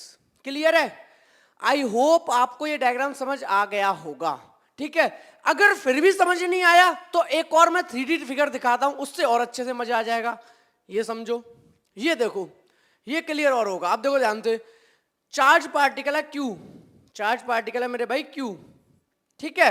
अब क्यू चार्ज पार्टिकल देखो यहां साफ साफ देख रहे हो, इस वाली कंडीशन बता रहा हूं, इस वाली कंडीशन में जो वेलोसिटी है ये चार्ज की वेलोसिटी है v, और यहां पर एंगल बनाया इन्होंने 90, यानी कि हमने तो बात की थी कि भाई हमारा चार्ज पार्टिकल कैसे जा रहा था, हमारा चार्ज पार्टिकल किसी एंगल पर जा रहा था, लेकिन जो ये डायग्राम आपको समझाने की कोशिश कर रहा है वो ये कर रहा है कि मैग्नेटिक फील्ड आपका इस तरफ है, मैग्नेटिक फील्ड इस तरफ है और चार्ज पार्टिकल इस तरीके से मूव कर रहा है कि दोनों के बीच में एंगल है 90 और फोर्स जो है वो ऊपर की तरफ लग रहा है और यानी उसके भी बीच में एंगल है 90। तो यहां से कंक्लूजन निकला इस डायग्राम को देखते हुए कि इन्होंने चार्ज पार्टिकल को मैग्नेटिक फील्ड के 90 डिग्री पर रखा है, यानी मैग्नेटिक फील्ड ये है, ठीक है, मैग्नेटिक फील्ड ये है, चार्ज पार्टिकल को 90 पर रखा है और इस प्लेन के परपेंडिकुलर ऊपर की तरफ ये भी 90 है, वो फोर्स रखा है। फोर्स 90 इस मैग्नेटिक फील्ड के भी है और इस पार्टिकल की वेलोसिटी के भी है। क्लियर है? यहां तो 90 की बात थी, यहीं पर एक छोटा सा डायग्राम और बनाता हूं जिसमें एंगल बनाऊंगा। अब देखो ध्यान समझना, कोई भी चार्ज मान लो, कोई भी ये है बी वेलोसिटी से मूव कर रहा है और यहां पर मैंने बोला ये मैग्नेटिक फील्ड है बी वेक्टर। अब इन्होंने तो बनाया था कि भाई पार्टिकल 90 डिग्री पर है, तो इन्होंने बनाया इस तरीके से, इन्होंने बनाया इस तरीके से कि भाई पार्टिकल है 90 डिग्री पर मैग्नेटिक फील्ड के, लेकिन अगर 90 पर नहीं बनाना तो हम कैसे बना सकते हैं, मैग्नेटिक फील्ड लो बी वेक्टर और इससे किसी इस तरीके से एंगल पर छोड़ दो, थीटा एंगल पर वी वेलोसिटी से।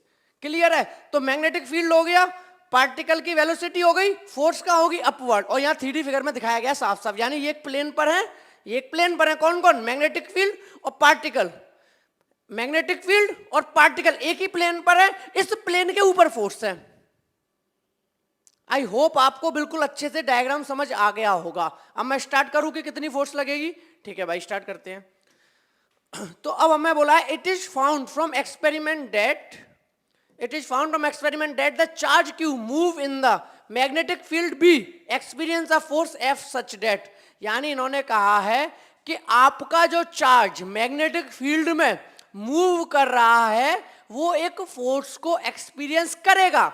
सच डेट किस तरीके से वो बताएगा? Number 1, the force is proportional to the magnitude of magnetic field, यानी जो उस चार्ज पार्टिकल पर फोर्स लगेगी वो उस मैग्नेटिक फील्ड के मैग्नीट्यूड पर डिपेंड करेगी, जिस मैग्नीट्यूड के अंदर वो पार्टिकल मूव कर रहा है, जिस मैग्नेटिक फील्ड के अंदर वो पार्टिकल मूव कर रहा है। यानी number 1, F is directly proportional to the B, यानी कि मैग्नेटिक फील्ड। क्लियर है?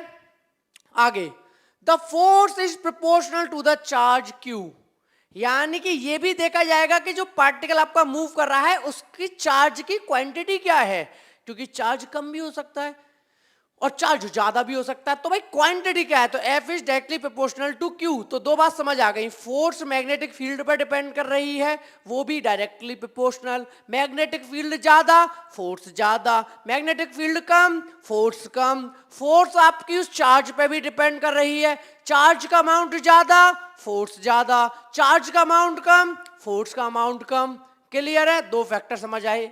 आगे बात करते हैं और किस पर डिपेंड कर रही है। The force is proportional to the component of velocity. The force is proportional to the component of velocity. यहाँ एक ध्यान देने वाली बात है, वेलोसिटी के इन्होंने कंपोनेंट कर दिए। अब हम जानते हैं कि किसी के कंपोनेंट क्या होते हैं, दो हॉरिजॉन्टल या वर्टिकल। तो इन्होंने कहा है force is proportional to the component of velocity v in the perpendicular direction of the magnetic field B, यानी वेलोसिटी का वो कंपोनेंट आपको लेना है जो कंपोनेंट मैग्नेटिक फील्ड के परपेंडिकुलर होगा। कहानी समझो ध्यान से, यहां बना के दिखाऊंगा। मान लो मैग्नेटिक फील्ड है B इस डायरेक्शन में, ठीक है। अब आपने कहा था कि मैग्नेटिक फील्ड और जो पार्टिकल मूव कर रहा है वो तो एक ही प्लेन में कर रहा है, यानी बोर्ड पर ही बना दूं। फोर्स ही तो परपेंडिकुलर है, फोर्स नहीं बनाऊंगा, ठीक है। मैग्नेटिक फील्ड इधर है और मान लो पार्टिकल मूव कर रहा है v वेलोसिटी से इधर थीटा एंगल पर। तो इन्होंने कहा कि हम पूरी वेलोसिटी को नहीं लाएंगे, हम इसके दो कंपोनेंट करेंगे। क्या करेंगे? दो, एक करेंगे इसका वर्टिकल, एक करेंगे हॉरिजॉन्टल। एक करेंगे इसका वर्टिकल, एक करेंगे हॉरिजॉन्टल। तो जो ये हॉरिजॉन्टल वाला कंपोनेंट है ये कितना हो गया मैग्नेटिक फील्ड से? 90 डिग्री। तो ये कह रहे हैं हम ये वाला कंपोनेंट लेंगे। बात समझ आई? यानी वेलोसिटी तो ये थीटा एंगल पर है मैग्नेटिक फील्ड से, कोई दिक्कत नहीं है, पर ये कह रहे हैं कि हम इस वेलोसिटी का वो वाला कंपोनेंट लेंगे जो मैग्नेटिक फील्ड के परपेंडिकुलर होगा, और मैग्नेटिक फील्ड के परपेंडिकुलर ये वाला कंपोनेंट है। अगर थीटा एंगल उधर है तो ये हो जाएगा v sin थीटा, उधर वाला v cos थीटा, जो मैग्नेटिक फील्ड के अलोंग होगा। जो मैग्नेटिक फील्ड के अलोंग होगा वो हो जाएगा v cos थीटा, क्योंकि थीटा के बगल वाला v cos थीटा लेते हैं, और ये वाला हो जाएगा v sin थीटा। तो उन्होंने साफ साफ बोला है कि भाई हम वेलोसिटी का वो वाला कंपोनेंट लेंगे जो मैग्नेटिक फील्ड के परपेंडिकुलर होगा, तो इसको लेना नहीं है। तो बचा कौन? v sin theta. तो वही लिखा है कि force is directly proportional to the v sin theta. बिल्कुल बात अच्छे से क्लियर है, कोई भी डाउट? ठीक है, तो यानी तीन बात क्लियर हुई। क्या क्या? Force is directly proportional to the magnetic field, force is directly proportional to the charge, and force is directly proportional to the velocity. Not only velocity, the component of velocity which is perpendicular to the magnetic field. Okay, तो अब combine the above factors we get, इन सारे factors को हम combine करेंगे। मैंने पहले भी बोला है, जब भी मेरी वीडियोस को देखो भाई नोटबुक लेके पेन लेके बैठो और साथ के साथ नोट्स बनाते जाओ। मैं हर बार अपनी बात को समझाने के बाद टाइम देता हूं जिससे आप नोट्स बना सको खुद से। साथ के साथ बनाओगे, साथ के साथ समझ भी आता जाएगा। वीडियो को पॉज करो, नोट कर लो, फिर आगे बढ़ता हूं। नोट कर लिया? ठीक है, अब सारे के सारे फैक्टर्स को कंबाइन कर दो, तो जब सारे के सारे फैक्टर्स को कंबाइन करोगे तो आ गया भैया F is directly proportional to the B Q V sine theta, यानी मैग्नेटिक फील्ड भी आ गया, एफ क्यू के डायरेक्टली प्रोपोर्शनल था आ गया, एफ डायरेक्टली प्रोपोर्शनल था वी साइन थीटा के वो भी आ गया। अब हमें पता है जब भी डायरेक्टली प्रोपोर्शनल साइन हटता है और वहां पर इक्वल का साइन लगाया जाता है तो डायरेक्टली प्रोपोर्शनल का साइन हटने की वजह से एक कांस्टेंट आता है और उस कांस्टेंट का नाम होता है कांस्टेंट ऑफ प्रोपोर्शनैलिटी। ठीक है, तो कांस्टेंट ऑफ प्रोपोर्शनैलिटी के आ गया F equals to K B Q V sine theta. तो ये आपको एक एक्सप्रेशन मिल गया, एक फॉर्मूला मिल गया जो कि एक रिलेशन बता रहा है फोर्स, मैग्नेटिक फील्ड, चार्ज और उसकी वेलोसिटी के बीच में। आगे बोला है the unit of magnetic field is so defined that the proportionality constant के बिकम्स यूनिटी। अगर आपका प्रोपोर्शनैलिटी कांस्टेंट की वैल्यू यानी कि के की वैल्यू ये लोग बोल रहे हैं 1, तो आप क्या करो पुट कर दो, तो आपको मिल गया F equals to Q V B sine theta, यानी उस कांस्टेंट ऑफ प्रोपोर्शनैलिटी के आने की वजह से एक्सप्रेशन में या कह लो फॉर्मूले में कोई भी फर्क हमें नहीं दिख रहा, क्योंकि के की वैल्यू 1 रख दी तो फॉर्मूला वही आ गया F equals to Q V B sine theta.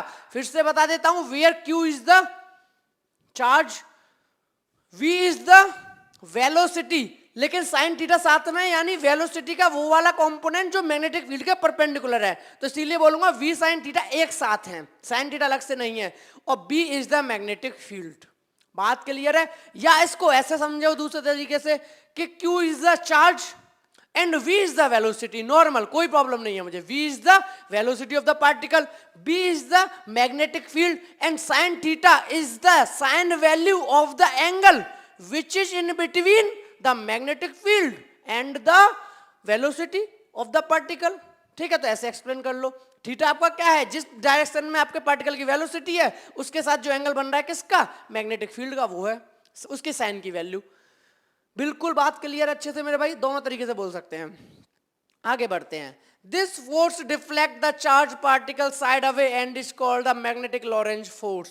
तो ये इंपॉर्टेंट था, यानी कि जो ये कह रहे थे ना कि जब पार्टिकल मूव करता है वी वेलोसिटी से तो जो फोर्स लगती है वो इतनी लगती है, और यही वो फोर्स है जो लगती है, यानी F equals to Q V B sine theta, और इसका नाम क्या है, मैग्नेटिक लॉरेंज फोर्स। तो नाम समझ में आ गया, लॉरेंज फोर्स। ये उन्हीं साइंटिस्ट को ऑनर करने के लिए जो डच फिजिसिस्ट साइंटिस्ट हैं, उनका नाम क्या था, एंटून लॉरेंज करके था। ठीक है, एंटून लॉरेंज ऐसे ही कुछ नाम था, तो उन्हीं को ऑनर करने के लिए इसका नाम लॉरेंज फोर्स पड़ गया। ठीक है, आगे, as the direction of F is perpendicular to the both V and B. अब इन्होंने बोला है कि जो डायरेक्शन है फोर्स की वो परपेंडिकुलर है वी और बी के, यानी अगर ये एक सरफेस है तो यहां पर मेरा मैग्नेटिक फील्ड है और यहां मेरा पार्टिकल मूव कर रहा है, तो इस प्लेन के परपेंडिकुलर होगी फोर्स, या तो ऊपर या फिर नीचे, यानी इस प्लेन पर मैग्नेटिक फील्ड और चार्ज पार्टिकल दोनों हैं, मैग्नेटिक फील्ड और चार्ज पार्टिकल दोनों हैं, बट इसके परपेंडिकुलर फोर्स है। Okay, so we can express F in term of the vector product of V and B. तो उन्होंने कहा अगर ऐसा है, फोर्स आपकी परपेंडिकुलर है, तो क्या हम इस फोर्स को वेक्टर फॉर्म में लिख सकते हैं? किसका वेक्टर फॉर्म, क्यू और वी और बी का, क्योंकि वी भी एक वेक्टर है वेलोसिटी और मैग्नेटिक फील्ड भी वेक्टर है। तो इन्होंने डिसाइड किया कि हम एफ को ऐसे लिख देते हैं, F vector equals to Q तो बाहर ही रहेगा, V vector into cross B vector. लिख सकता हूं कि नहीं, ध्यान से देखो, F vector equals to Q V vector cross B vector. अब आपको याद आ रहा होगा क्रॉस प्रोडक्ट का हमेशा डायरेक्शन उस प्लेन के परपेंडिकुलर ही होता है जिस प्लेन में ये दोनों वेक्टर्स रखे गए हों, यानी वी और बी जिस भी प्लेन में होंगे इनका डायरेक्शन हमेशा उस प्लेन के परपेंडिकुलर होता है। तो इसीलिए साइन प्रोडक्ट लिख दिया, या ऐसे कहो क्रॉस प्रोडक्ट क्यों लिख दिया, क्योंकि साइन थीटा था। हमें पता है कि ए क्रॉस बी क्या होता था हमारा, A B sine theta, A B sine theta. तो इन्होंने कहा V theta is the angle between A and B, तो इन्होंने कहा अगर ए बी साइन थीटा है कोई चीज तो उसे ए क्रॉस बी लिख दो। तो क्यू बी साइन थीटा को बना, वो वी बी साइन थीटा को बना दिया वी क्रॉस बी, और क्यू को एज इट इज लिख दिया। क्लियर है? तो एक और आपने फोर्स को, जो ये मैग्नेटिक लॉरेंज फोर्स निकली, इसको वेक्टर फॉर्म में लिखकर रिप्रेजेंट कर दिया, यानी F vector equals to Q V cross B. ठीक है, as the direction of F, force का डायरेक्शन बताई दिया कैसा है, परपेंडिकुलर है, किसके, जिस प्लेन में आपका मैग्नेटिक फील्ड और वो पार्टिकल वी वेलोसिटी से मूव कर रहा है। क्लियर है? वीडियो पॉज करो, नोट कर लो, फिर आगे बढ़ते हैं। नोट कर लिया? ठीक है भाई, आगे बढ़ते हैं। अब आगे हमारा एफ वेक्टर का लिख दिया Q V vector cross B vector. ये तो आपको बहुत अच्छे से क्लियर हो गया कि किस तरीके से इसको एक्सप्रेस कर दिया हमने, ठीक है।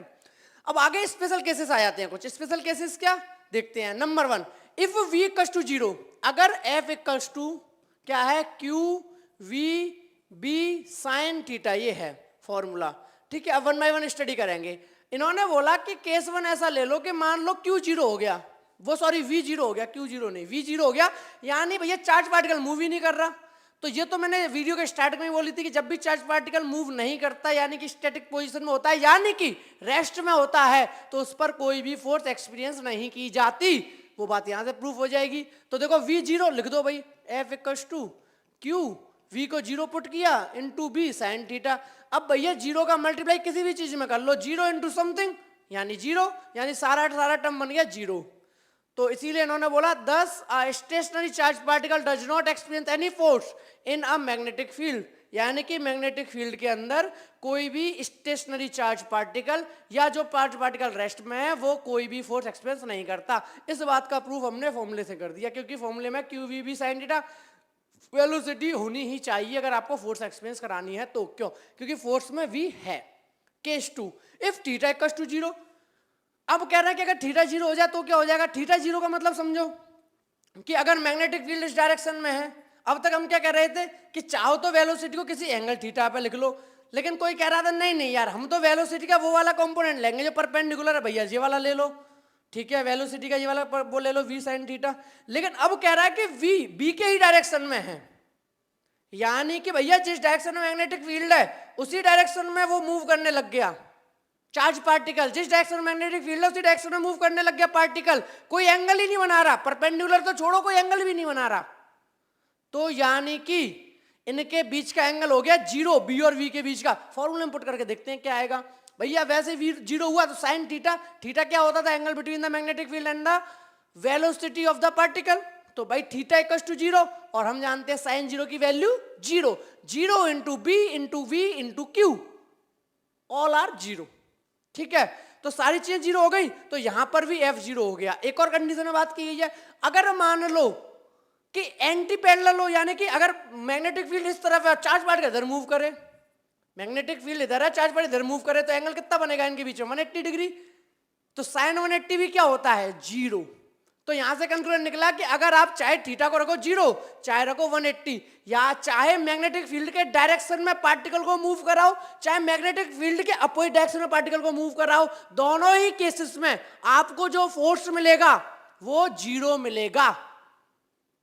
Okay next, this a charge particle moving parallel और एंटी पैरेलल, अगर पैरेलल है या एंटी पैरेलल है, पैरेलल जब थीटा 0 है, एंटी पैरेलल जब थीटा 180 है, to a magnetic field does not experience any force in the magnetic field. बिल्कुल अच्छे से क्लियर है, वीडियो पॉज करो नोट कर लो फिर आगे बढ़ते हैं।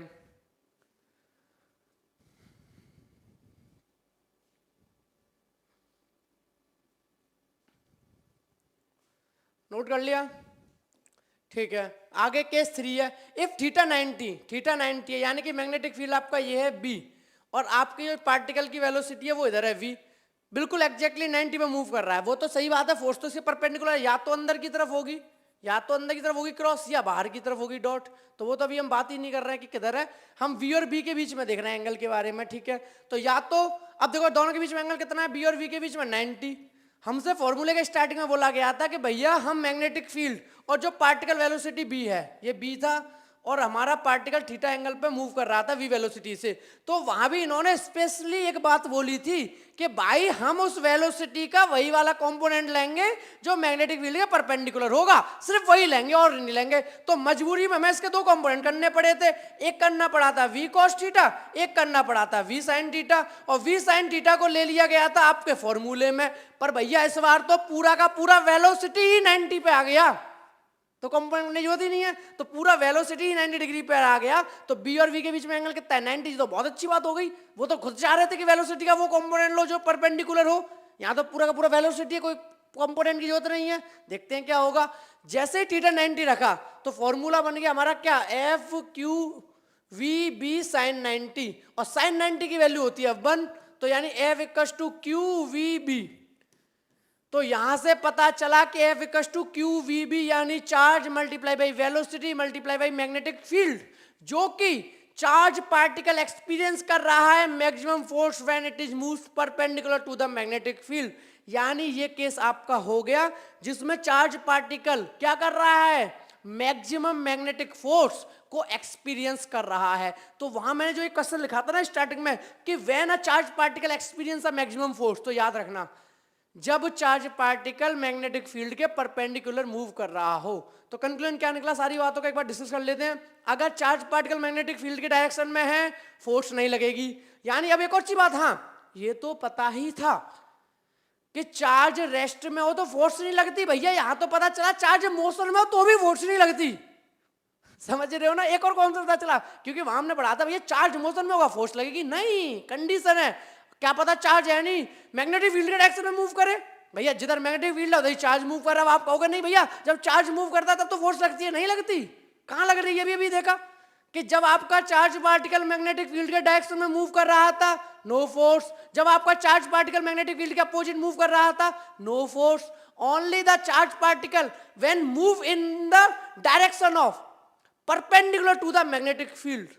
तो ये आपका केस हो गया मैक्सिमम फोर्स का, क्लियर है। अगर आपका एंगल 90 पर नहीं है, अगर किसी एंगल पर है तो उसके अकॉर्डिंग एडजस्ट कर लेते हैं वर्टिकल कंपोनेंट लेके। सारी बातें बिल्कुल अच्छे से क्लियर हो गई मेरे भाई, ठीक है। आगे बढ़ते हैं। अब आगे हमसे बताया जाएगा rules for finding the direction of force on a charge particle moving perpendicular to the magnetic field. बहुत अच्छा टॉपिक आ गया। यानी अब तक भैया इतनी देर से आप एक ही बात बोल रहे हो, क्या बोल रहे हो, चार्ज पार्टिकल मूव कर रहा है फोर्स लग रही है, charge particle magnetic field direction में मूव कर रहा है फोर्स नहीं लग रही, चार्ज पार्टिकल मैग्नेटिक फील्ड के अपोजिट में फोर्स नहीं लग रही, चार्ज पार्टिकल 90 डिग्री पर है मैग्नेटिक फील्ड के फोर्स लग रही है, मैक्सिमम लग रही है। पर जैसे डायरेक्शन की बात आती है तो बस इतना कह देते हो कि या तो ऊपर लगेगा या नीचे लगेगा। यही तो कह रहे हो बार बार, या तो ये तो क्लियर हो गया तो उस प्लेन के परपेंडिकुलर लगता है जिस प्लेन में मैग्नेटिक फील्ड और चार्ज पार्टिकल मूव कर रहा है। लेकिन अब भाई एग्जैक्ट क्वेश्चन आ गया कि फाइंड करो भाई कौन सा, क्लियर करो ऊपर के नीचे। तो उसके लिए हम पढ़ेंगे rules for finding the direction of force on a charge particle moving in a perpendicular to the magnetic field. यानी ये बोल रहा है कि मैग्नेटिक फील्ड परपेंडिकुलर, यहाँ पर कंडीशन ये है आपकी सीधी सीधी। यानी कुछ कैसा सिनेरियो है, सिनेरियो ऐसा है, यही बना देता हूँ चलो। ये आपका अगर मान लो, ये मान लो आपका मैग्नेटिक फील्ड है बी और ये आपका चार्ज का पार्टिकल है फोर्स। अब ये जानना चाह रहे हैं कि इतना तो क्लियर है एफ और बी अगर इस बोर्ड पर लाई कर रहे हैं तो मेरे भाई अब तो आप बहुत अच्छे से एक बात जान चुके हो। क्या जान चुके हो कि सर मैग्नेटिक फील्ड और फोर्स अगर बोर्ड पर लाई कर रहे हैं तो इस पर लगने वाली फोर्स या तो बोर्ड से बाहर होगी या इस बोर्ड के अंदर होगी। ये तो आपको बहुत अच्छे से क्लियर है, बस दिक्कत है सर किधर होगी एग्जैक्टली बताओ, बोर्ड के अंदर के बोर्ड के बाहर। अब उसके लिए हमारे आता है, एक तो आता है ये वाला पाम रूल और ये आता है फ्लेमिंग का लेफ्ट हैंड रूल, ठीक है। ये पाम राइट हैंड है। अब पाम राइट हैंड क्या बताता है ये ध्यान से समझना। पहले अपना राइट हैंड ले लो, ठीक है, क्या ले लो, राइट हैंड। तो राइट हैंड ले लिया हमने, ठीक है। अब वो कह रहा है राइट हैंड को आप किस तरीके से एडजस्ट करो, मैग्नेटिक फील्ड की डायरेक्शन में एडजस्ट करो। तो देखो डायग्राम को देखते चलना, इसलिए मैंने 3D बनाया है। मैंने अपना राइट हैंड पाम इस तरीके से रख लिया, तो जैसे ही रखा तो मेरी जो उंगलियां हैं वो किस डायरेक्शन में, बोर्ड के अंदर। किधर है, बोर्ड के अंदर। तो ये हो गया मेरे भाई मैग्नेटिक फील्ड का डायरेक्शन। तो डॉट बना के इन्होंने बी अंदर ले लिया। ये बात क्लियर आई। देखो हाथ ऐसे है, मैंने भी ऐसे हाथ रख लिया। तो ये कह रहा है कि अंदर की तरफ है बी मैग्नेटिक फील्ड, जो मेरी उंगली जा रही है अंदर की तरफ, ये क्या है मैग्नेटिक फील्ड, ठीक है। अब कह रहा है अपना थंब खोल दो, जो ये थंब है अपना ये खोल दो, ठीक है भाई खोल देता हूँ, ये खोल दिया मैंने। अब देखो ये हाथ है मेरा, अब हाथ को कैसे रख रहा हूँ मैं, ऐसे। क्यों रख रहा हूँ ऐसे, क्योंकि भैया ये चीज बता रही है मैग्नेटिक फील्ड के अंदर जाओ। मैग्नेटिक फील्ड बोर्ड के अंदर मानी मैंने, और आपका थंब बता रहा है पार्ट का इधर मूव कर रहा है। तो देखो हो गया 90 डिग्री की नहीं, देखो ना ये 90 डिग्री है कि नहीं। ये मैग्नेटिक फील्ड है ये वाली चीज, और ये आपका फोर्स है। कितना एंगल है यहाँ पे, 90 डिग्री। देख लो कितना बनता है 90, इसे 90 बोलते हैं, ठीक है। ये थंब और इस उंगली के बीच में एंगल बनता है इस पॉइंट पर 90। तो इसी को एक ओरिएंटेशन दिया है, कैसे, ऐसे। क्लियर है। तो ये बात ही फुलफिल हो गई कि भैया मैग्नेटिक फील्ड और आपको चार्ज पार्टिकल मूव कर रहा है, फोर्स जो लग रही है वो परपेंडिकुलर है। तो इतना तो क्लियर है कि मैग्नेटिक फील्ड कहाँ लगता था, उस प्लेन के परपेंडिकुलर। तो या तो इस हाथ के ऊपर लगेगा, इस हाथ के नीचे। अब इन्होंने क्लियर कर दिया राइट हैंड पाम रूल ने कि फोर्स भैया इस पाम के ऊपर लगेगा, हाँ कि ना। बात समझ आई अच्छे से। कंडीशन कब, जब मैग्नेटिक फील्ड इस बोर्ड के अंदर है मैग्नेटिक फील्ड इस बोर्ड के अंदर है और चार्ज पार्ट कहाँ मूव कर रहा है, इस डायरेक्शन में। तो मैग्नेटिक फील्ड अंदर, चार्ज पार्ट इधर मूव कर रहा है, एंगल कितना बन रहा है 90। तो अपने पाम को ऐसे एडजस्ट कर लो, ठीक है। अब आप कहोगे कि सर ये मैग्नेटिक फील्ड अंदर ना होके आपकी तरफ है, लो ऐसे कर लो सीधा सीधा, ठीक है। और हम पार्टिकल को इधर ही मूव कराएंगे, जो वेलोसिटी है हम उसे इधर ही मूव कराएंगे। बस हमारी इच्छा है कि जो आपने अपनी उंगलियां बोर्ड के अंदर की तरफ रखी थी, उस उंगलियों को यानी उस मैग्नेटिक फील्ड को हम बाहर की तरफ रखना चाहते हैं और पार्टिकल को सेम इसी डायरेक्शन में मूव कराएंगे। तो बताओ फोर्स कहाँ लगेगी, करते हैं। मैग्नेटिक फील्ड आपकी तरफ, ये लो रख दिया हाथ, यानी उंगलियां आपकी तरफ। अब आप चाह रहे हो कि फोर्स किधर लगे, इधर लगे। तो मैंने थंब खोला, लेकिन मेरा थंब कह रहा है पार्टिकल इधर मूव करेगा। आप करो ना, इधर मूव नहीं करने देंगे, इधर ही मूव कराओ, लो कर दिया। अब कंडीशन फुलफिल हो गई, उंगलियां मैग्नेटिक फील्ड की डायरेक्शन में यानी आपकी तरफ, मेरा थंब इसी डायरेक्शन में, क्योंकि ऐसा आप चाहते हो कि पार्टिकल इधर मूव कर रहा है, इधर फोर्स लग रही है, वो इधर पार्टिकल मूव कर रहा है, वेलोसिटी इस तरफ है। तो भाई अब ये किधर हो गया, पंप नीचे, तो इस बार फोर्स लगेगी इस प्लेन के नीचे की तरफ। तो बात क्लियर है। तो ये चीज है आपका राइट हैंड पाम रूल, बहुत अच्छे से क्लियर हो गया, कोई डाउट यहां तक। अब मैंने मैग्नेटिक फील्ड आगे भी करके बता दी। अब कोई कहे नहीं हमारा पार्टिकल की वेलोसिटी इधर नहीं है, इधर है, और मैग्नेटिक फील्ड इधर है, तो रखो हाथ ऐसे, उंगलियां आपकी तरफ, यानी मैग्नेटिक फील्ड आपकी तरफ, पार्टिकल मूव कर रहा है इस तरफ। अब इस बार फोर्स वापस से ऊपर की तरफ। क्लियर है, ओके, ठीक है भाई। अगर ये नहीं लगाना तो आपके पास है फ्लेमिंग का लेफ्ट हैंड रूल। फ्लेमिंग का लेफ्ट हैंड रूल समझते हैं, लेफ्ट हैंड रूल लो। अब लेफ्ट हैंड रूल के अंदर अपनी फोर फिंगर, अपनी मिडल फिंगर, अपने थंब, इन तीनों को इस तरीके से एडजस्ट करो कि तीनों परपेंडिकुलर हो जाए। तुम कहोगे मैं तो ऐसे रखूंगा, भैया ऐसे रखने पर तीनों परपेंडिकुलर नहीं है, कैसे रखोगे फिर, ऐसे। देखो अभी देखो, ध्यान से समझना, फोर फिंगर मिडिल फिंगर के बीच में एंगल 90 डिग्री परपेंडिकुलर, और इस तरीके से देखो तब भी फोर फिंगर और मिडिल फिंगर के बीच में एंगल 90 डिग्री, और जो थंब है मेरा उसका भी एंगल 90 डिग्री, किसके साथ, फोर फिंगर के साथ भी, मिडिल फिंगर के साथ भी। तो ये जो पोजीशन है, ये जो पोजीशन है, ऐसे देख लो, ये जो पोजीशन है ये हो गई आपकी जब आपके फोर फिंगर, मिडिल फिंगर और थंब तीनों परपेंडिकुलर है। तो क्या कहता है, ध्यान से समझना, अगर मैग्नेटिक फील्ड आपका ये है, फोर फिंगर आपकी मैग्नेटिक फील्ड है, और ये आपका करंट का डायरेक्शन है, ये आपका किसका डायरेक्शन है, यानी पार्टिकल के मूव करने का डायरेक्शन है। करंट और पार्टिकल का मूव करने का सेम होता है, क्योंकि पॉजिटिव चार्ज मूव कर रहा है यानी उधर इलेक्ट्रिक करंट होगा।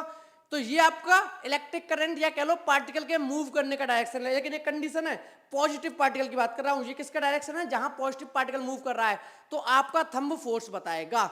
वही कंडीशन लेते हैं आपकी वाली। आपने क्या बोला था कि सर जब पार्टिकल इधर मूव करेगा और मैग्नेटिक फील्ड हमारी तरफ होगी तो फोर्स क्या होगा, जो हमने राइट हैंड पाम रूल से निकाला था, याद है ना। जब उंगलियां ऐसे थी, आपकी तरफ मैग्नेटिक फील्ड था और पार्टिकल मूव कर रहा था इस तरफ, तो फोर्स नीचे लग रहा था। ये बात बताई थी मैं राइट हैंड पाम रूल ने। अब हमारा मन है क्रॉस चेक करते हैं फ्लेमिंग के लेफ्ट हैंड रूल से सही बात है कि नहीं।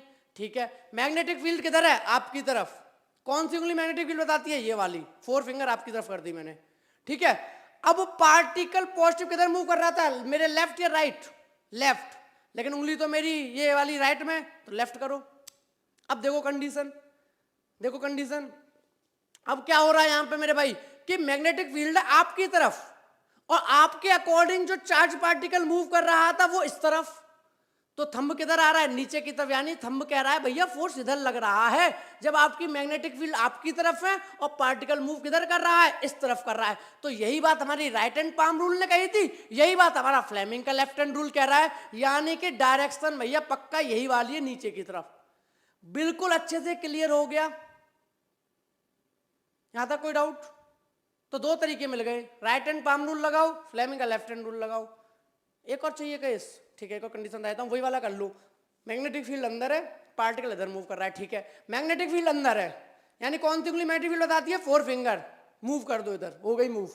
अब आपका पार्टिकल किधर था, इधर के इधर मूव कर रहा था, आपने कहा था इधर, तो देखो ये जो मेरी सेंटर फिंगर है वो मैं अपनी तरफ ले आया, सेंटर फिंगर मेरी तरफ, देख लो सेंटर फिंगर मेरी तरफ, और ये जो है आपकी मैग्नेटिक फील्ड वो अंदर की तरफ, थंब ऊपर, यानी फोर्स ऊपर लगेगी। राइट हैंड पाम रूल भी तो यही कहता था, देखो मैग्नेटिक फील्ड अंदर, पार्टिकल इधर मूव कर रहा है, तो आपका पाम बताएगा फोर्स ऊपर। तो भाई मन हो तो पाम रूल यूज करना, मन हो तो फ्लेमिंग का लेफ्ट हैंड रूल कर यूज करना, चॉइस इज योर्स। क्लियर है। लेकिन हाँ रिजल्ट नहीं बदलेगा, ऐसा नहीं भैया राइट हैंड पाम रूल कह रहा है डाउनवर्ड, ये कहेगा अपवर्ड ना, उसने कहा अपवर्ड तो ये भी अपवर्ड, डाउनवर्ड तो डाउनवर्ड। बिल्कुल बात अच्छे से क्लियर है मेरे भाई। आई होप यहाँ तक आपको बहुत अच्छे से क्लियर हो गया होगा। यानी आपको पता चल गया कितनी फोर्स लगती है, आपको पता चल गया कि फोर्स का डायरेक्शन क्या होता है, क्योंकि इतनी देर से बार बार एक ही बात बोल देते थे भैया उस प्लेन के परपेंडिकुलर होगी फोर्स जिसमें आपका क्यू और वी है, यानी कि जो चार्ज है जिसकी वेलोसिटी और मैग्नेटिक फील्ड भी है। लेकिन अब एग्जैक्टली पता चल गया कि फोर्स या तो ऊपर होगी परपेंडिकुलर, तो दो ही रास्ते हैं इस प्लेन के, या तो ऊपर परपेंडिकुलर होगा या नीचे परपेंडिकुलर होगा, वो पता करना आपको आ गया। क्लियर है, आगे बढ़ते हैं। अब डेफिनेशन ऑफ मैग्नेटिक फील्ड, यानी मैग्नेटिक फील्ड की डेफिनेशन क्या होगी। तो मैग्नेटिक फील्ड का फॉर्मूला क्या है, वहीं से निकाल दो। अगर F इक्वल टू हमारा आया था Q V B sine theta, ये आया था। अगर किसी को क्या निकालना हो, किसी को निकालना हो मेरे भाई ये B, तो क्या करना पड़ेगा, F को इधर ही लिखा रहने दो, Q को यहाँ पहुंचा दो, V को यहाँ पहुंचा दो, साइन थीटा को यहाँ पहुंचा दो, तो आपका इधर अकेला रह गया B। तो आपको एक नया फॉर्मूला मिल गया, B is equal to F upon Q V sine theta. Clear है, तो है B equal to F Q V sine theta. तो कह रहा है मैग्नेटिक फील्ड को कैसे डिफाइन करेंगे, ध्यान से समझना। अगर Q की वैल्यू 1 रख दो, यानी चार्ज 1 कूलम, वेलोसिटी को 1 मान लो यानी 1 मीटर पर सेकेंड, थीटा को 90 मान लो यानी कि परपेंडिकुलर कौन कौन, जो आपका चार्ज पार्टिकल है, जो मैग्नेटिक फील्ड है और आपकी जो चार्ज पार्टिकल का मूवमेंट है, ठीक है, थीटा 90 मान लिया, तो साइन 90 की वैल्यू हो जाएगी 1। तो यहां से कंक्लूजन निकला कि B is equal to F, B is equal to F. लेकिन कंडीशन है B F के इक्वल कब है, जब आपका Q1 है, V1 है, थीटा 90 है, तब आपका magnetic field is equal to the force. तो ये कैसे डिफाइन किया, ध्यान से समझना। The magnetic field at a point may be defined as the force acting a unit charge. तो मैग्नेटिक फील्ड किसी भी पॉइंट पर डिफाइन होता है कि जो उस पर फोर्स लग रही है, किस पर, यूनिट चार्ज में, जो मूव कर रहा है यूनिट वेलोसिटी से। मैग्नेटिक फील्ड किसी भी पॉइंट पर डिफाइन होता है, magnetic field at a point में B defined as, magnetic field किसी पॉइंट पर डिफाइन होता है जब जो फोर्स लग रही है किस पर, यूनिट चार्ज पर, और वो मूव कर रहा है यूनिट वेलोसिटी से right angle to the direction of the field. और मैग्नेटिक फील्ड के वो पार्टिकल का मूवमेंट, पार्टिकल की वेलोसिटी राइट एंगल पर है, यानी कि 90 डिग्री पर है। तो हम कहेंगे उस पॉइंट पर जो मैग्नेटिक फील्ड है वो उस फोर्स के इक्वल है। वही कहानी है कि नहीं, B is equal to F when charge is unit and the moving with unit velocity and the perpendicular to the magnetic field, perpendicular to the direction of field. क्या डेफिनेशन अच्छे से क्लियर हुई, बिल्कुल फील आया उस definition का कि भाई एग्जैक्टली कॉन्सेप्ट क्या है। क्लियर है। अब बात आती है ऐसा यूनिट की कि भाई मैग्नेटिक फील्ड को आप मेजर कैसे करोगे, क्या क्वांटिटी को किस यूनिट में रखोगे, तो निकालते हैं। ऐसा unit of magnetic field we use, फॉर्मूले में लगा दो। वैसे मैग्नेटिक फील्ड की यूनिट होती है टेस्ला। क्या होती है, टेस्ला। ये मैग्नेटिक फील्ड की है। वरना अगर इससे निकाल लियो, इससे निकाल लो। कैसे निकालो, फोर्स की यूनिट रख दो newton, charge coulomb, velocity metre पर सेकेंड, साइन कुछ होता नहीं है तो क्या आ जाएगी, ये ऊपर पहुंच जाएगा newton second coulomb metre. Clear है मेरे भाई। देखो यहाँ पे एक बात समझना ध्यान से अच्छे से कि जो मैग्नेटिक फील्ड की आपकी यूनिट आई वो आई न्यूटन कूलम मीटर पर सेकंड। ये आई कि नहीं आई, न्यूटन कूलम मीटर पर सेकंड। अब यहाँ पर जो दी हुई है आप कंफ्यूज मत होना, न्यूटन पर एम्पियर पर मीटर दी हुई है। देखो पहले मैं अपनी यूनिट लिखता हूँ जो मेरी आई थी, तो एफ इक्वल टू क्या था मेरा, Q V B sine theta था। ठीक है, तो यहाँ पे मैं फिर से वैल्यू निकाल रहा हूँ ताकि आपका कंफ्यूजन दूर हो पाए कि भाई किस तरीके से न्यूटन पर एम्पियर पर मीटर है, क्योंकि हमारी तो अभी कुछ और आई थी। तो देखो b की वैल्यू निकालो, f equals to Q V sine theta is equals to b, value put करो। f कितना है, न्यूटन, ठीक है, चार्ज कितना, कूलम, वेलोसिटी मीटर पर सेकंड। अब आप कह रहे हो सर हमारी तो ये आई है न्यूटन पर कूलम मीटर पर सेकंड, इनकी है न्यूटन पर एम्पियर पर मीटर। एक बात है, कूलम पर सेकंड क्या होता है, कूलम पर सेकंड याद हो तो एम्पियर होता है कि नहीं होता। Charge per unit time, Q upon T, charge coulomb में यानी Q, सेकेंड यानी time, charge per unit time या कूलम पर सेकंड एम्पियर होता है, तो कूलम पर सेकंड को एम्पियर लिख दो तो क्या आ जाएगा, न्यूटन एम्पियर मीटर। तो जब ये ऊपर जाएंगे तो क्या हो जाएगा, न्यूटन पर एम्पियर पर मीटर।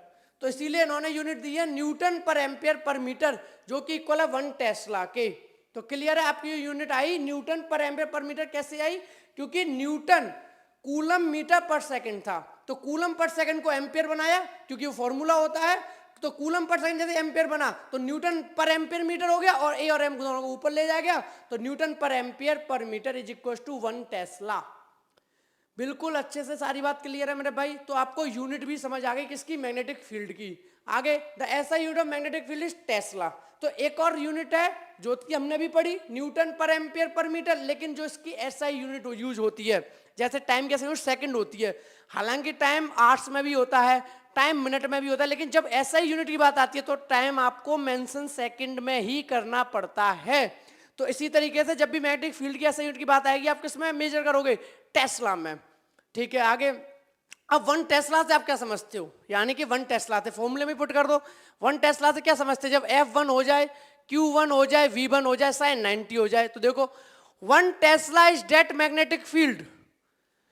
1 टेस्ला वो मैग्नेटिक फील्ड होगा इन which a charge of 1 coulomb, जिसके अंदर 1 कूलम का चार्ज, ध्यान से समझते हैं ना, Q1 हो गया। मैग्नेटिक फील्ड 1 टेस्ला तब होगा जब 1 कूलम का चार्ज मूव करेगा with a velocity of 1 metre पर सेकंड, यानी VB1 बना दिया 1 मीटर पर second at a right angle to the field experience a force of 1 newton, यानी कि उस 1 न्यूटन की फोर्स जो किस पे लग रही है, यानी FB1 कर दिया, और राइट एंगल पर होगा किसके, मैग्नेटिक फील्ड के। तो सबको 1 रखने पर B अपने आप आ जाएगा 1 टेस्ला। यानी समझ रहे हो ना, कहानी खुद बनानी पड़ती है, फॉर्मूला सामने होता है। तो क्या बोला, 1 tesla is that magnetic field in which a charge of 1 coulomb moving with a velocity of 1 metre पर second at a right angle to the field experience the force of 1 newton. बिल्कुल clear है। कहानी क्या है, जब आपका magnetic field 1 Tesla कहलाएगा जब 1 कूलम का चार्ज 1 मीटर पर सेकंड की स्पीड से 1 न्यूटन की फोर्स लगने पर मैग्नेटिक फील्ड के परपेंडिकुलर डायरेक्शन में जाएगा, तो हम कहेंगे वहां पर मैग्नेटिक फील्ड 1 टेस्ला है। बात बिल्कुल अच्छे से क्लियर है। ठीक है, आगे the field of 1 tesla is a very strong magnetic field, यानी जो 1 टेस्ला सुनने में लग रहा है, हमें लग रहा है यार यूनिट टेस्ला ही तो है, यूनिट टेस्ला तो बहुत छोटा सा होता होगा, 10 टेस्ला, 20 टेस्ला, 500 टेस्ला, क्योंकि हमारे दिमाग में आता है 1 तो बहुत छोटा सा नंबर है, लेकिन भाई 1 टेस्ला भी बहुत स्ट्रॉन्ग मैग्नेटिक फील्ड होता है मैग्नेटिक फील्ड के उसमें केस में।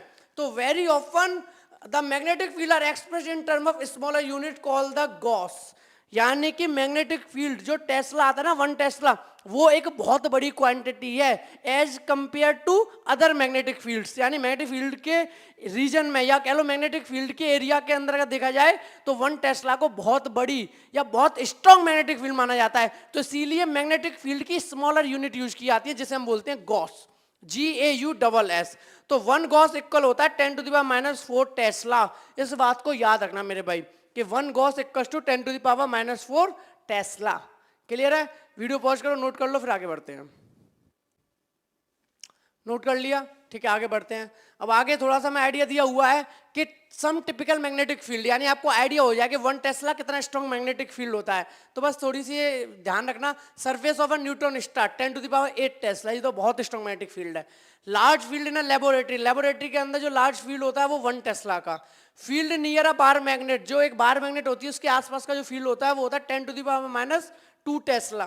Field on the earth surface 10⁻⁴ Tesla, ये अर्थ के सरफेस पे होता है।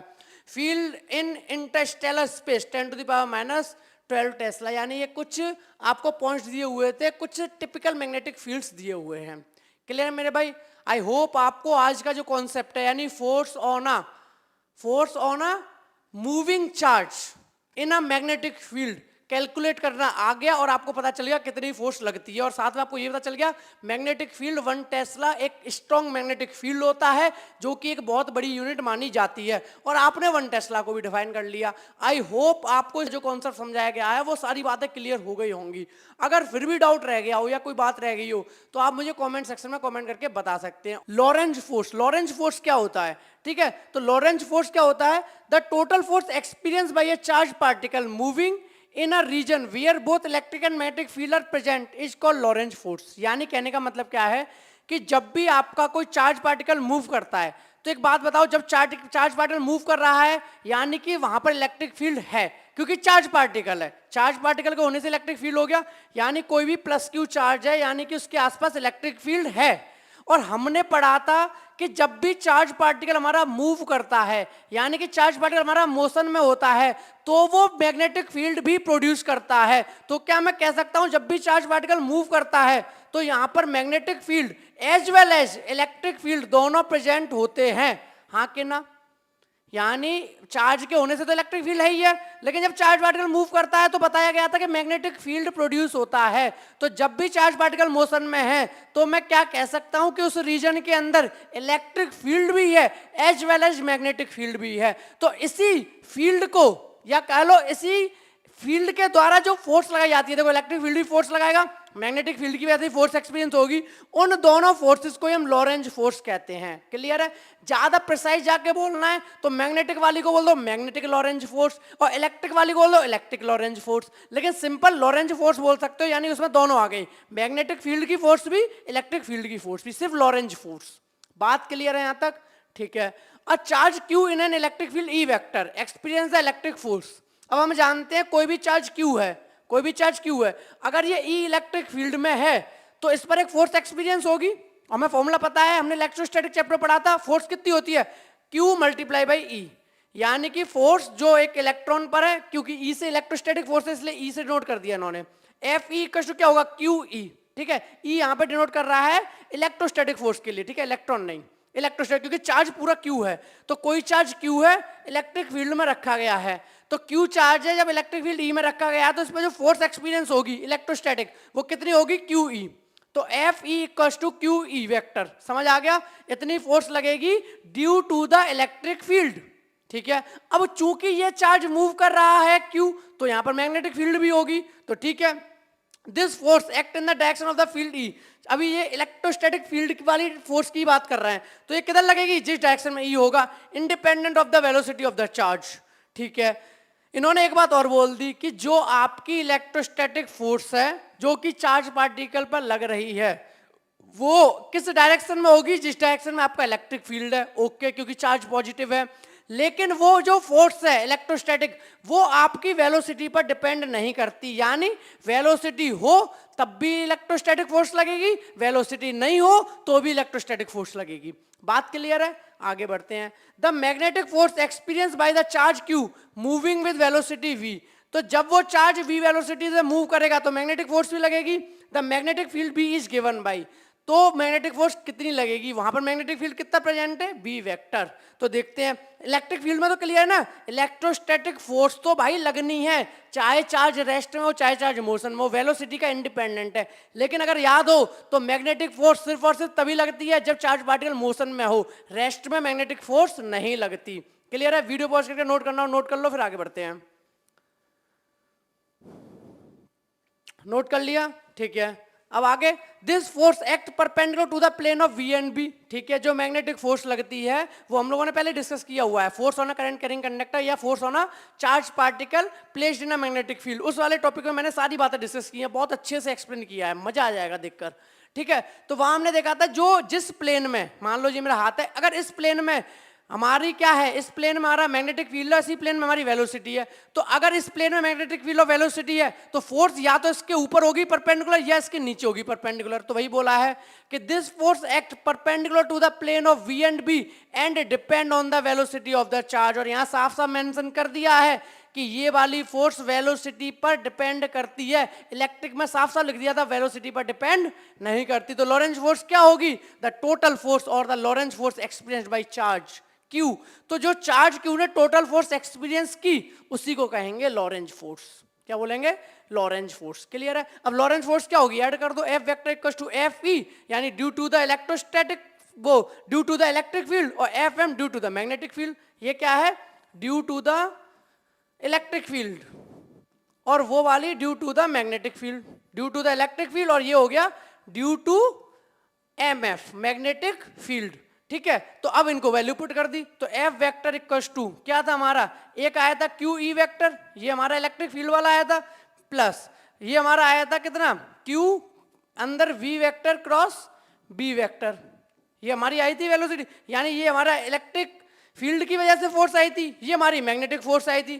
क्यू को कॉमन ले लो, तो एफ वेक्टर इक्वल्स टू कितना आ जाएगा? जब क्यू कॉमन लिया तो अंदर आ गया E vector plus V vector और क्रॉस बी वेक्टर। ठीक है, तो ये आपका क्या हो गया मेरे भाई, ये आपका हो गया टोटल फोर्स यानी लॉरेंज फोर्स। क्लियर है? आज का जो अपन का टॉपिक है वो है भाई मैग्नेटिक फोर्स की वजह से चार्ज पार्टिकल पर कितना वर्क करना पड़ता है मैग्नेटिक फोर्स को। ठीक है, ये क्वेश्चन दो तरीके से पूछा जाता है, या तो ये बोला जाता है कि भाई work done by magnetic force होना चार्ज पार्टिकल, यानी कि चार्ज पार्टिकल पर मैग्नेटिक फोर्स की वजह से कितना वर्क होता है, या सिंपल डायरेक्ट बोल दिया जाता है कि जो वर्क डन होता है मैग्नेटिक फोर्स की वजह से चार्ज पार्टिकल पर वो जीरो होता है। इसको शो करके दिखाओ, चूंकि वो जीरो ही होता है। ठीक है, तो वही बात है कि या तो कैलकुलेट कर लो वर्क डन में मैग्नेटिक फोर्स होना चार्ज पार्टिकल, या फिर इसे दिखा दो कि मैग्नेटिक पार्टिकल या मैग्नेटिक फोर्स की वजह से चार्ज पार्टिकल पे वर्क होता है वो जीरो होता है या कांस्टेंट होता है। Work done by magnetic force होना charge particle, the magnetic force F. अब देखो आप लोगों ने पढ़ा था मैग्नेटिक फोर्स कितनी होती है, आपको याद हो। ठीक है, एफ निकाला था मैंने भाई Q V B sine theta, ये निकला था Q V B sine theta, अगर आप लोगों को याद हो तो Q V B sine theta निकला था। ये क्या था, मैग्नेटिक फोर्स निकला था किसी भी चार्ज पार्टिकल पर। अगर इसे मैं वेक्टर फॉर्म में लिखना चाहूं तो कैसे लिखूंगा कि F equals to Q V vector cross V vector. ठीक है, तो वही मैंने लिखा हुआ है कि जो मैग्नेटिक फोर्स होती है वो इतनी होती है, F equals to Q V vector cross V vector. ये आप लोगों को भी पता है। ठीक है भाई, तो एफ वेक्टर हो गया Q V vector cross V vector. Always act perpendicular to the velocity और the direction of the motion of the charge Q. और आपको ये भी पता है जो ये फोर्स होती है वो परपेंडिकुलर होती है किसके, जो चार्ज पार्टिकल का मोशन हो रहा होता है। ये आप लोगों को भी याद होगा, हमने फ्लेमिंग का लेफ्ट हैंड रूल देखा था। फ्लेमिंग का लेफ्ट हैंड रूल क्या कहता था, जो फोर्स होती है मैग्नेटिक फील्ड और चार्ज पार्टिकल परपेंडिकुलर होती है। तो ये बात भी क्लियर है कि जो एफ होता है वो आपके चार्ज पार्टिकल यानी जो वेलोसिटी होती है उसके परपेंडिकुलर होता है और मैग्नेटिक फील्ड के भी परपेंडिकुलर ही होता है। ठीक है, तो ये दो बातें याद रखना। ठीक है, जो फोर्स होता है वो Q V vector cross V vector होता है। अब ध्यान से समझना जो आगे हम स्टेप करने वाले हैं। हमको प्रूफ क्या करना है, हमें प्रूफ ये करना है कि जो वर्क डन होगा मैग्नेटिक फोर्स की वजह से जो चार्ज पार्टिकल पर वो क्या होगा, जीरो होगा या कह लो कांस्टेंट होगा। क्योंकि देखो जीरो होगा इसका मतलब क्या है कि काइनेटिक एनर्जी चेंज ही नहीं होगी, कुछ वर्क ही नहीं होगा, या कह लो कांस्टेंट ही रहेगा, जितना रहे उतना ही रहेगा। ओके, अब देखो ध्यान से समझना, हम जानते हैं कि एफ इक्वल टू होता है Q V vector cross B vector. यहां तक तो किसी को कोई प्रॉब्लम नहीं है क्योंकि F equal to Q V B sine theta होता है, उसे मैंने वेक्टर फॉर्म में लिख दिया। क्या मैं दोनों तरफ इक्वल टू के वेक्टर वी का मल्टीप्लाई कर सकता हूं? ठीक है, तो मैंने वी लिख दिया दोनों, F vector dot V vector, और यहाँ जो क्यू वी वेक्टर था वहां भी डॉट वी वेक्टर। किसी को कोई दिक्कत तो नहीं है? ठीक है, अब जब दोनों तरफ मैंने वी डॉट का वी वेक्टर का मल्टीप्लाई कर दिया तो आप लोगों को पता है कि अगर अब आपके मन में ये सवाल आएगा सर ये जीरो के इक्वल कैसे लिख दिया, वो भी बात करता हूं। एक बात बताओ, अभी मैंने बोला था जो फोर्स है और जो वेलोसिटी है उनका जो बीच में एंगल है वो कितना 90 डिग्री है, या ऐसे कह लो जो फोर्स है और जो चार्ज पार्टिकल की वेलोसिटी है, जो चार्ज पार्टिकल मूव कर रहा है उसका जो मोशन है उसके बीच में एंगल 90 डिग्री है, या कह लो दोनों परपेंडिकुलर है। तो हम जानते हैं जब ए डॉट बी होता है, ए डॉट बी होता है वो कितना होता है, A B cos theta, A B cos theta. और अगर थीटा 90 हो जाए, अगर थीटा 90 हो जाए तो पूरी वैल्यू क्या हो जाती है, जीरो हो जाती है। इसलिए मैं कह सकता हूं कि F vector dot V vector हमेशा जीरो आएगा। अगर F vector dot V vector zero आएगा तो Q V vector cross B vector भी जीरो आएगा, क्योंकि ये इसके इक्वल है। क्लियर है? F vector Q V vector cross B vector तो था ही, मैंने दोनों तरफ डॉट वी कर दिया, दोनों तरफ क्या कर दिया, डॉट वी। तो जब दोनों तरफ डॉट वी किया तो पता चला F vector dot V vector कितना आएगा, जीरो आएगा। ठीक है भाई, ये पता चल गया। अब देखो ध्यान से आगे क्या करने वाला हूं। According to Newton second law of motion, Newton का सेकंड लॉ क्या कहता है, F equals to M A, यानी फोर्स मास और एक्सीलरेशन में रिलेशन बताता है। तो F equals to M A होता है, यानी force equals to M A. अब हम जानते हैं कि एम ए, अब एक्सीलरेशन क्या होता है, change in velocity per unit time, यानी कि मैं ए को कह सकता हूँ डीवी अपॉन डी टी। यहाँ तक किसी को कोई दिक्कत? तो एफ वेक्टर आ गया मेरा M DV upon D T. किसी को कोई दिक्कत? अब ध्यान से समझना जो मैंने यहाँ स्टेप लिया है, अगर एफ इक्वल्स टू है मेरा M DV upon D T, यही तो है मेरा। अब यहाँ पर भी मैं फिर से वही कॉन्सेप्ट कर दूं जो मैंने डॉट वी का यहाँ पर मल्टीप्लाई किया, वो जब वी का मल्टीप्लाई किया है तो यहाँ पर भी लिख देता हूँ F vector dot V vector, और यहाँ पर भी M D V upon D T dot V vector लिख सकता हूँ। अब ये भी क्या बन गया फिर से जीरो, क्योंकि F vector dot V vector zero होता है, यानी ये वाली वैल्यू भी zero, M D V upon D T dot V vector भी जीरो और ये वाली वैल्यू भी जीरो। यहाँ तक क्लियर है? इसे नोट कर लो, फिर आगे बढ़ता हूँ। नोट कर लिया? ठीक है मेरे भाई। अब आगे क्या करेंगे अपन, देखो ध्यान से समझना कि एम बाई, अब देखो ध्यान से समझना, अब पहले मैं इसे लिख लेता हूं, मैंने क्या लिखा है यहाँ पे मेरा आया M D V upon D T dot V, M यहाँ लिख देता हूं पहले M D V upon D T dot V equals to zero. मेरा ये लिखा हुआ है, कोई दिक्कत किसी को? अब देखो ध्यान समझना मैं क्या करूंगा, देखो ये तो लिखा हुआ है पीछे, यहाँ पे पहले मैंने ये लिखा, देखो ये स्टेप इससे लगा, ऐसे इक्वेशन 1 मान लो, ठीक है, ऐसे इक्वेशन 1 मान लिया, न्यूटन सेकंड लॉ के अकॉर्डिंग मैंने F equals to M A लिखा, एम ए मैंने ए की वैल्यू पुट कर दी dv अपॉन dt। अब dv अपॉन dt मैंने जैसे डॉट v किया तो डॉट v पता चला वो फिर से f डॉट v बन गया, f डॉट v 0 था तो m dv upon dt dot v 0 हो गया, ठीक है, m dv upon dt v vector 0 हो गया, यहाँ तक कोई दिक्कत? अब देखो ये बात बताओ कि किसी भी एक्सप्रेशन के अंदर, किसी भी इक्वेशन के अंदर हम जितना मल्टीप्लाई करें उतना डिवाइड कर सकते हैं, बिल्कुल कर सकते हैं। तो अगर मैं 2 का मल्टीप्लाई कर दूं और 2 का ही डिवाइड कर दूं तो कोई दिक्कत किसी को? बिल्कुल भी दिक्कत नहीं है, ओके। अब इसे मैं कैसे कर सकता हूं, m/2, 2 को अंदर पहुंचा देता हूं तो 2 dv upon dt dot v है कि नहीं, कोई दिक्कत? अब एक आता 2 दोनों का है, dv upon dt dot v, इसे 2 बार लिख सकता हूं, देखो ध्यान से समझना, इसे मैं 2 बार लिख दूं m/2, इसे लिख देता हूं मैं dv upon dt dot v plus इसे लिख देता हूं v dv अपॉन dt, लिख सकता हूं कि नहीं, कोई दिक्कत? यहां तक बताओ। सिंपल क्या है, 2 का मल्टीप्लाई किया, 2 का डिवाइड किया, 2 अंदर भेज दिया, m/2 एज इट इज रहा।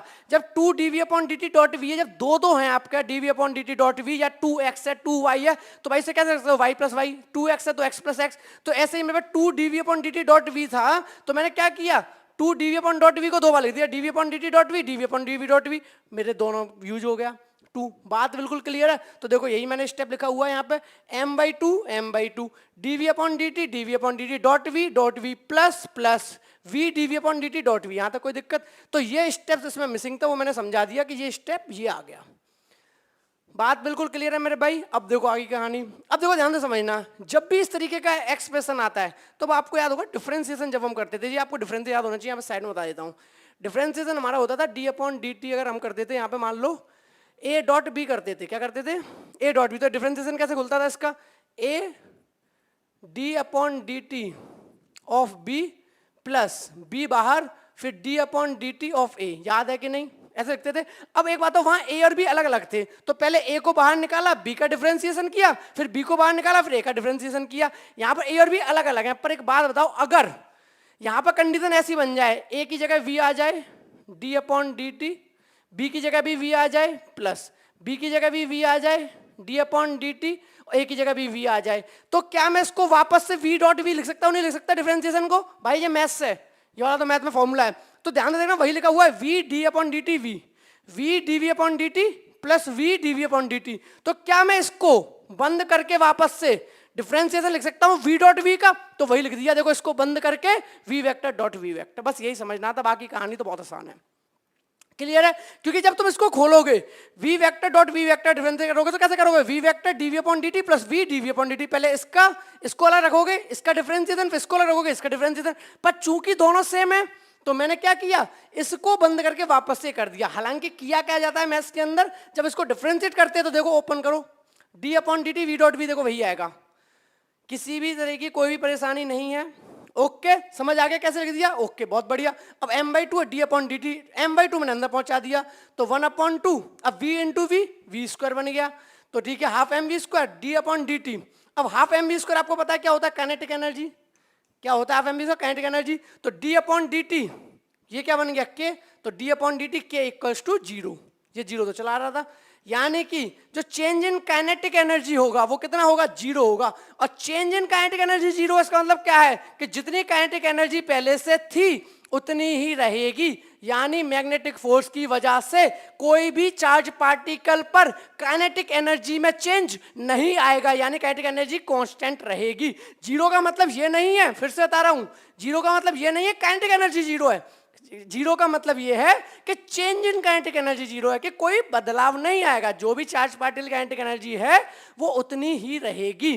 क्लियर है? तो 0 में बता रहा है कि हमारा कांस्टेंट हो गया इसका मतलब, तो thus a magnetic field, a magnetic force does not change the kinetic energy of the charged particle, यानी जो मैग्नेटिक फोर्स है वो चेंज नहीं कर रही है। मैं फिर से बता रहा हूं, काइनेटिक एनर्जी चार्ज पार्टिकल की 0 नहीं है, सिर्फ और सिर्फ कहने का मतलब ये है कि जो मैग्नेटिक फोर्स है वो चार्ज पार्टिकल की काइनेटिक एनर्जी में कोई भी चेंज नहीं ला रही है, यानी कि काइनेटिक एनर्जी कांस्टेंट है। This indicate that the speed of the particle does not change, यानी स्पीड ऑफ पार्टिकल अफेक्ट नहीं होगी, क्योंकि काइनेटिक एनर्जी में चेंज कब आएगा, जब वेलोसिटी में चेंज आएगा, वेलोसिटी चेंज आने का मतलब क्या है कि स्पीड ऑफ पार्टिकल अफेक्ट होगा, और काइनेटिक एनर्जी हमारी कांस्टेंट है, काइनेटिक एनर्जी हमारी चेंज नहीं हो रही है। इट मींस कि जो हमारा पार्टिकल है वो अपनी स्पीड भी चेंज नहीं कर रहा, किसकी वजह से? Due to the magnetic force. यहां तक बिल्कुल क्लियर है, ठीक है? इसे नोट कर लो वीडियो पॉज करके। आगे एक छोटी सी बात और है, according to the work energy theorem the change in kinetic energy is equal to the work done on the particle by the net force, hence the work done on the charge particle by the magnetic force is zero. यानी कहने का मतलब है कि kinetic energy हमारी क्या होती है, जैसे कि मान लो काइनेटिक एनर्जी में चेंज आया, काइनेटिक एनर्जी में क्या आया? चेंज आया, तो जितना काइनेटिक एनर्जी में चेंज आता था हम कहते थे उतना ही वर्क हुआ है। जितना काइनेटिक एनर्जी में चेंज आता था, काइनेटिक एनर्जी में चेंज, काइनेटिक एनर्जी जितना चेंज आता था हम कहते थे उतना ही वर्क हुआ है। अब एक बात आओ, काइनेटिक एनर्जी में चेंज आया जीरो, काइनेटिक एनर्जी चेंज आया जीरो, तो यानी वर्क भी कितना आएगा? जीरो। तो वही बोला है according to the work energy theorem the change in kinetic energy is equal to the work done on the charge particle by the net force. यानी फोर्स की वजह से चार्ज पार्टिकल पर वर्क किया जा रहा है, वो वर्क कैलकुलेट होता है कि उसकी काइनेटिक एनर्जी में कितना चेंज हुआ है। अगर उसकी काइनेटिक एनर्जी में कोई भी किसी भी प्रकार का चेंज नहीं हुआ तो हम कहेंगे कि उस पार्टिकल पे जो वर्क डन हो रहा है वो जीरो हो रहा है, यानी कोई वर्क ही नहीं हो रहा, वर्क नहीं हो रहा इसलिए काइनेटिक एनर्जी चेंज नहीं हो रही, या कह लो काइनेटिक एनर्जी चेंज नहीं हुई इसलिए वर्क नहीं हुआ। चॉइस आपकी है, क्लियर है? तो यहां से कंक्लूजन निकला the work done on the charge particle by the magnetic field is zero, यानी मैग्नेटिक फोर्स की वजह से जो चार्ज पार्टिकल पर वर्क किया जाता है वो जीरो होता है। क्लियर है? आई होप आपको ये टॉपिक समझ आ गया होगा। फिर भी कोई डाउट रह गया हो तो कमेंट सेक्शन में कमेंट करके बता सकते हो। मिलते हैं फिर अपन नेक्स्ट वीडियो में अपने नए क्वेश्चंस और नए कॉन्सेप्ट के साथ। Thank you so much.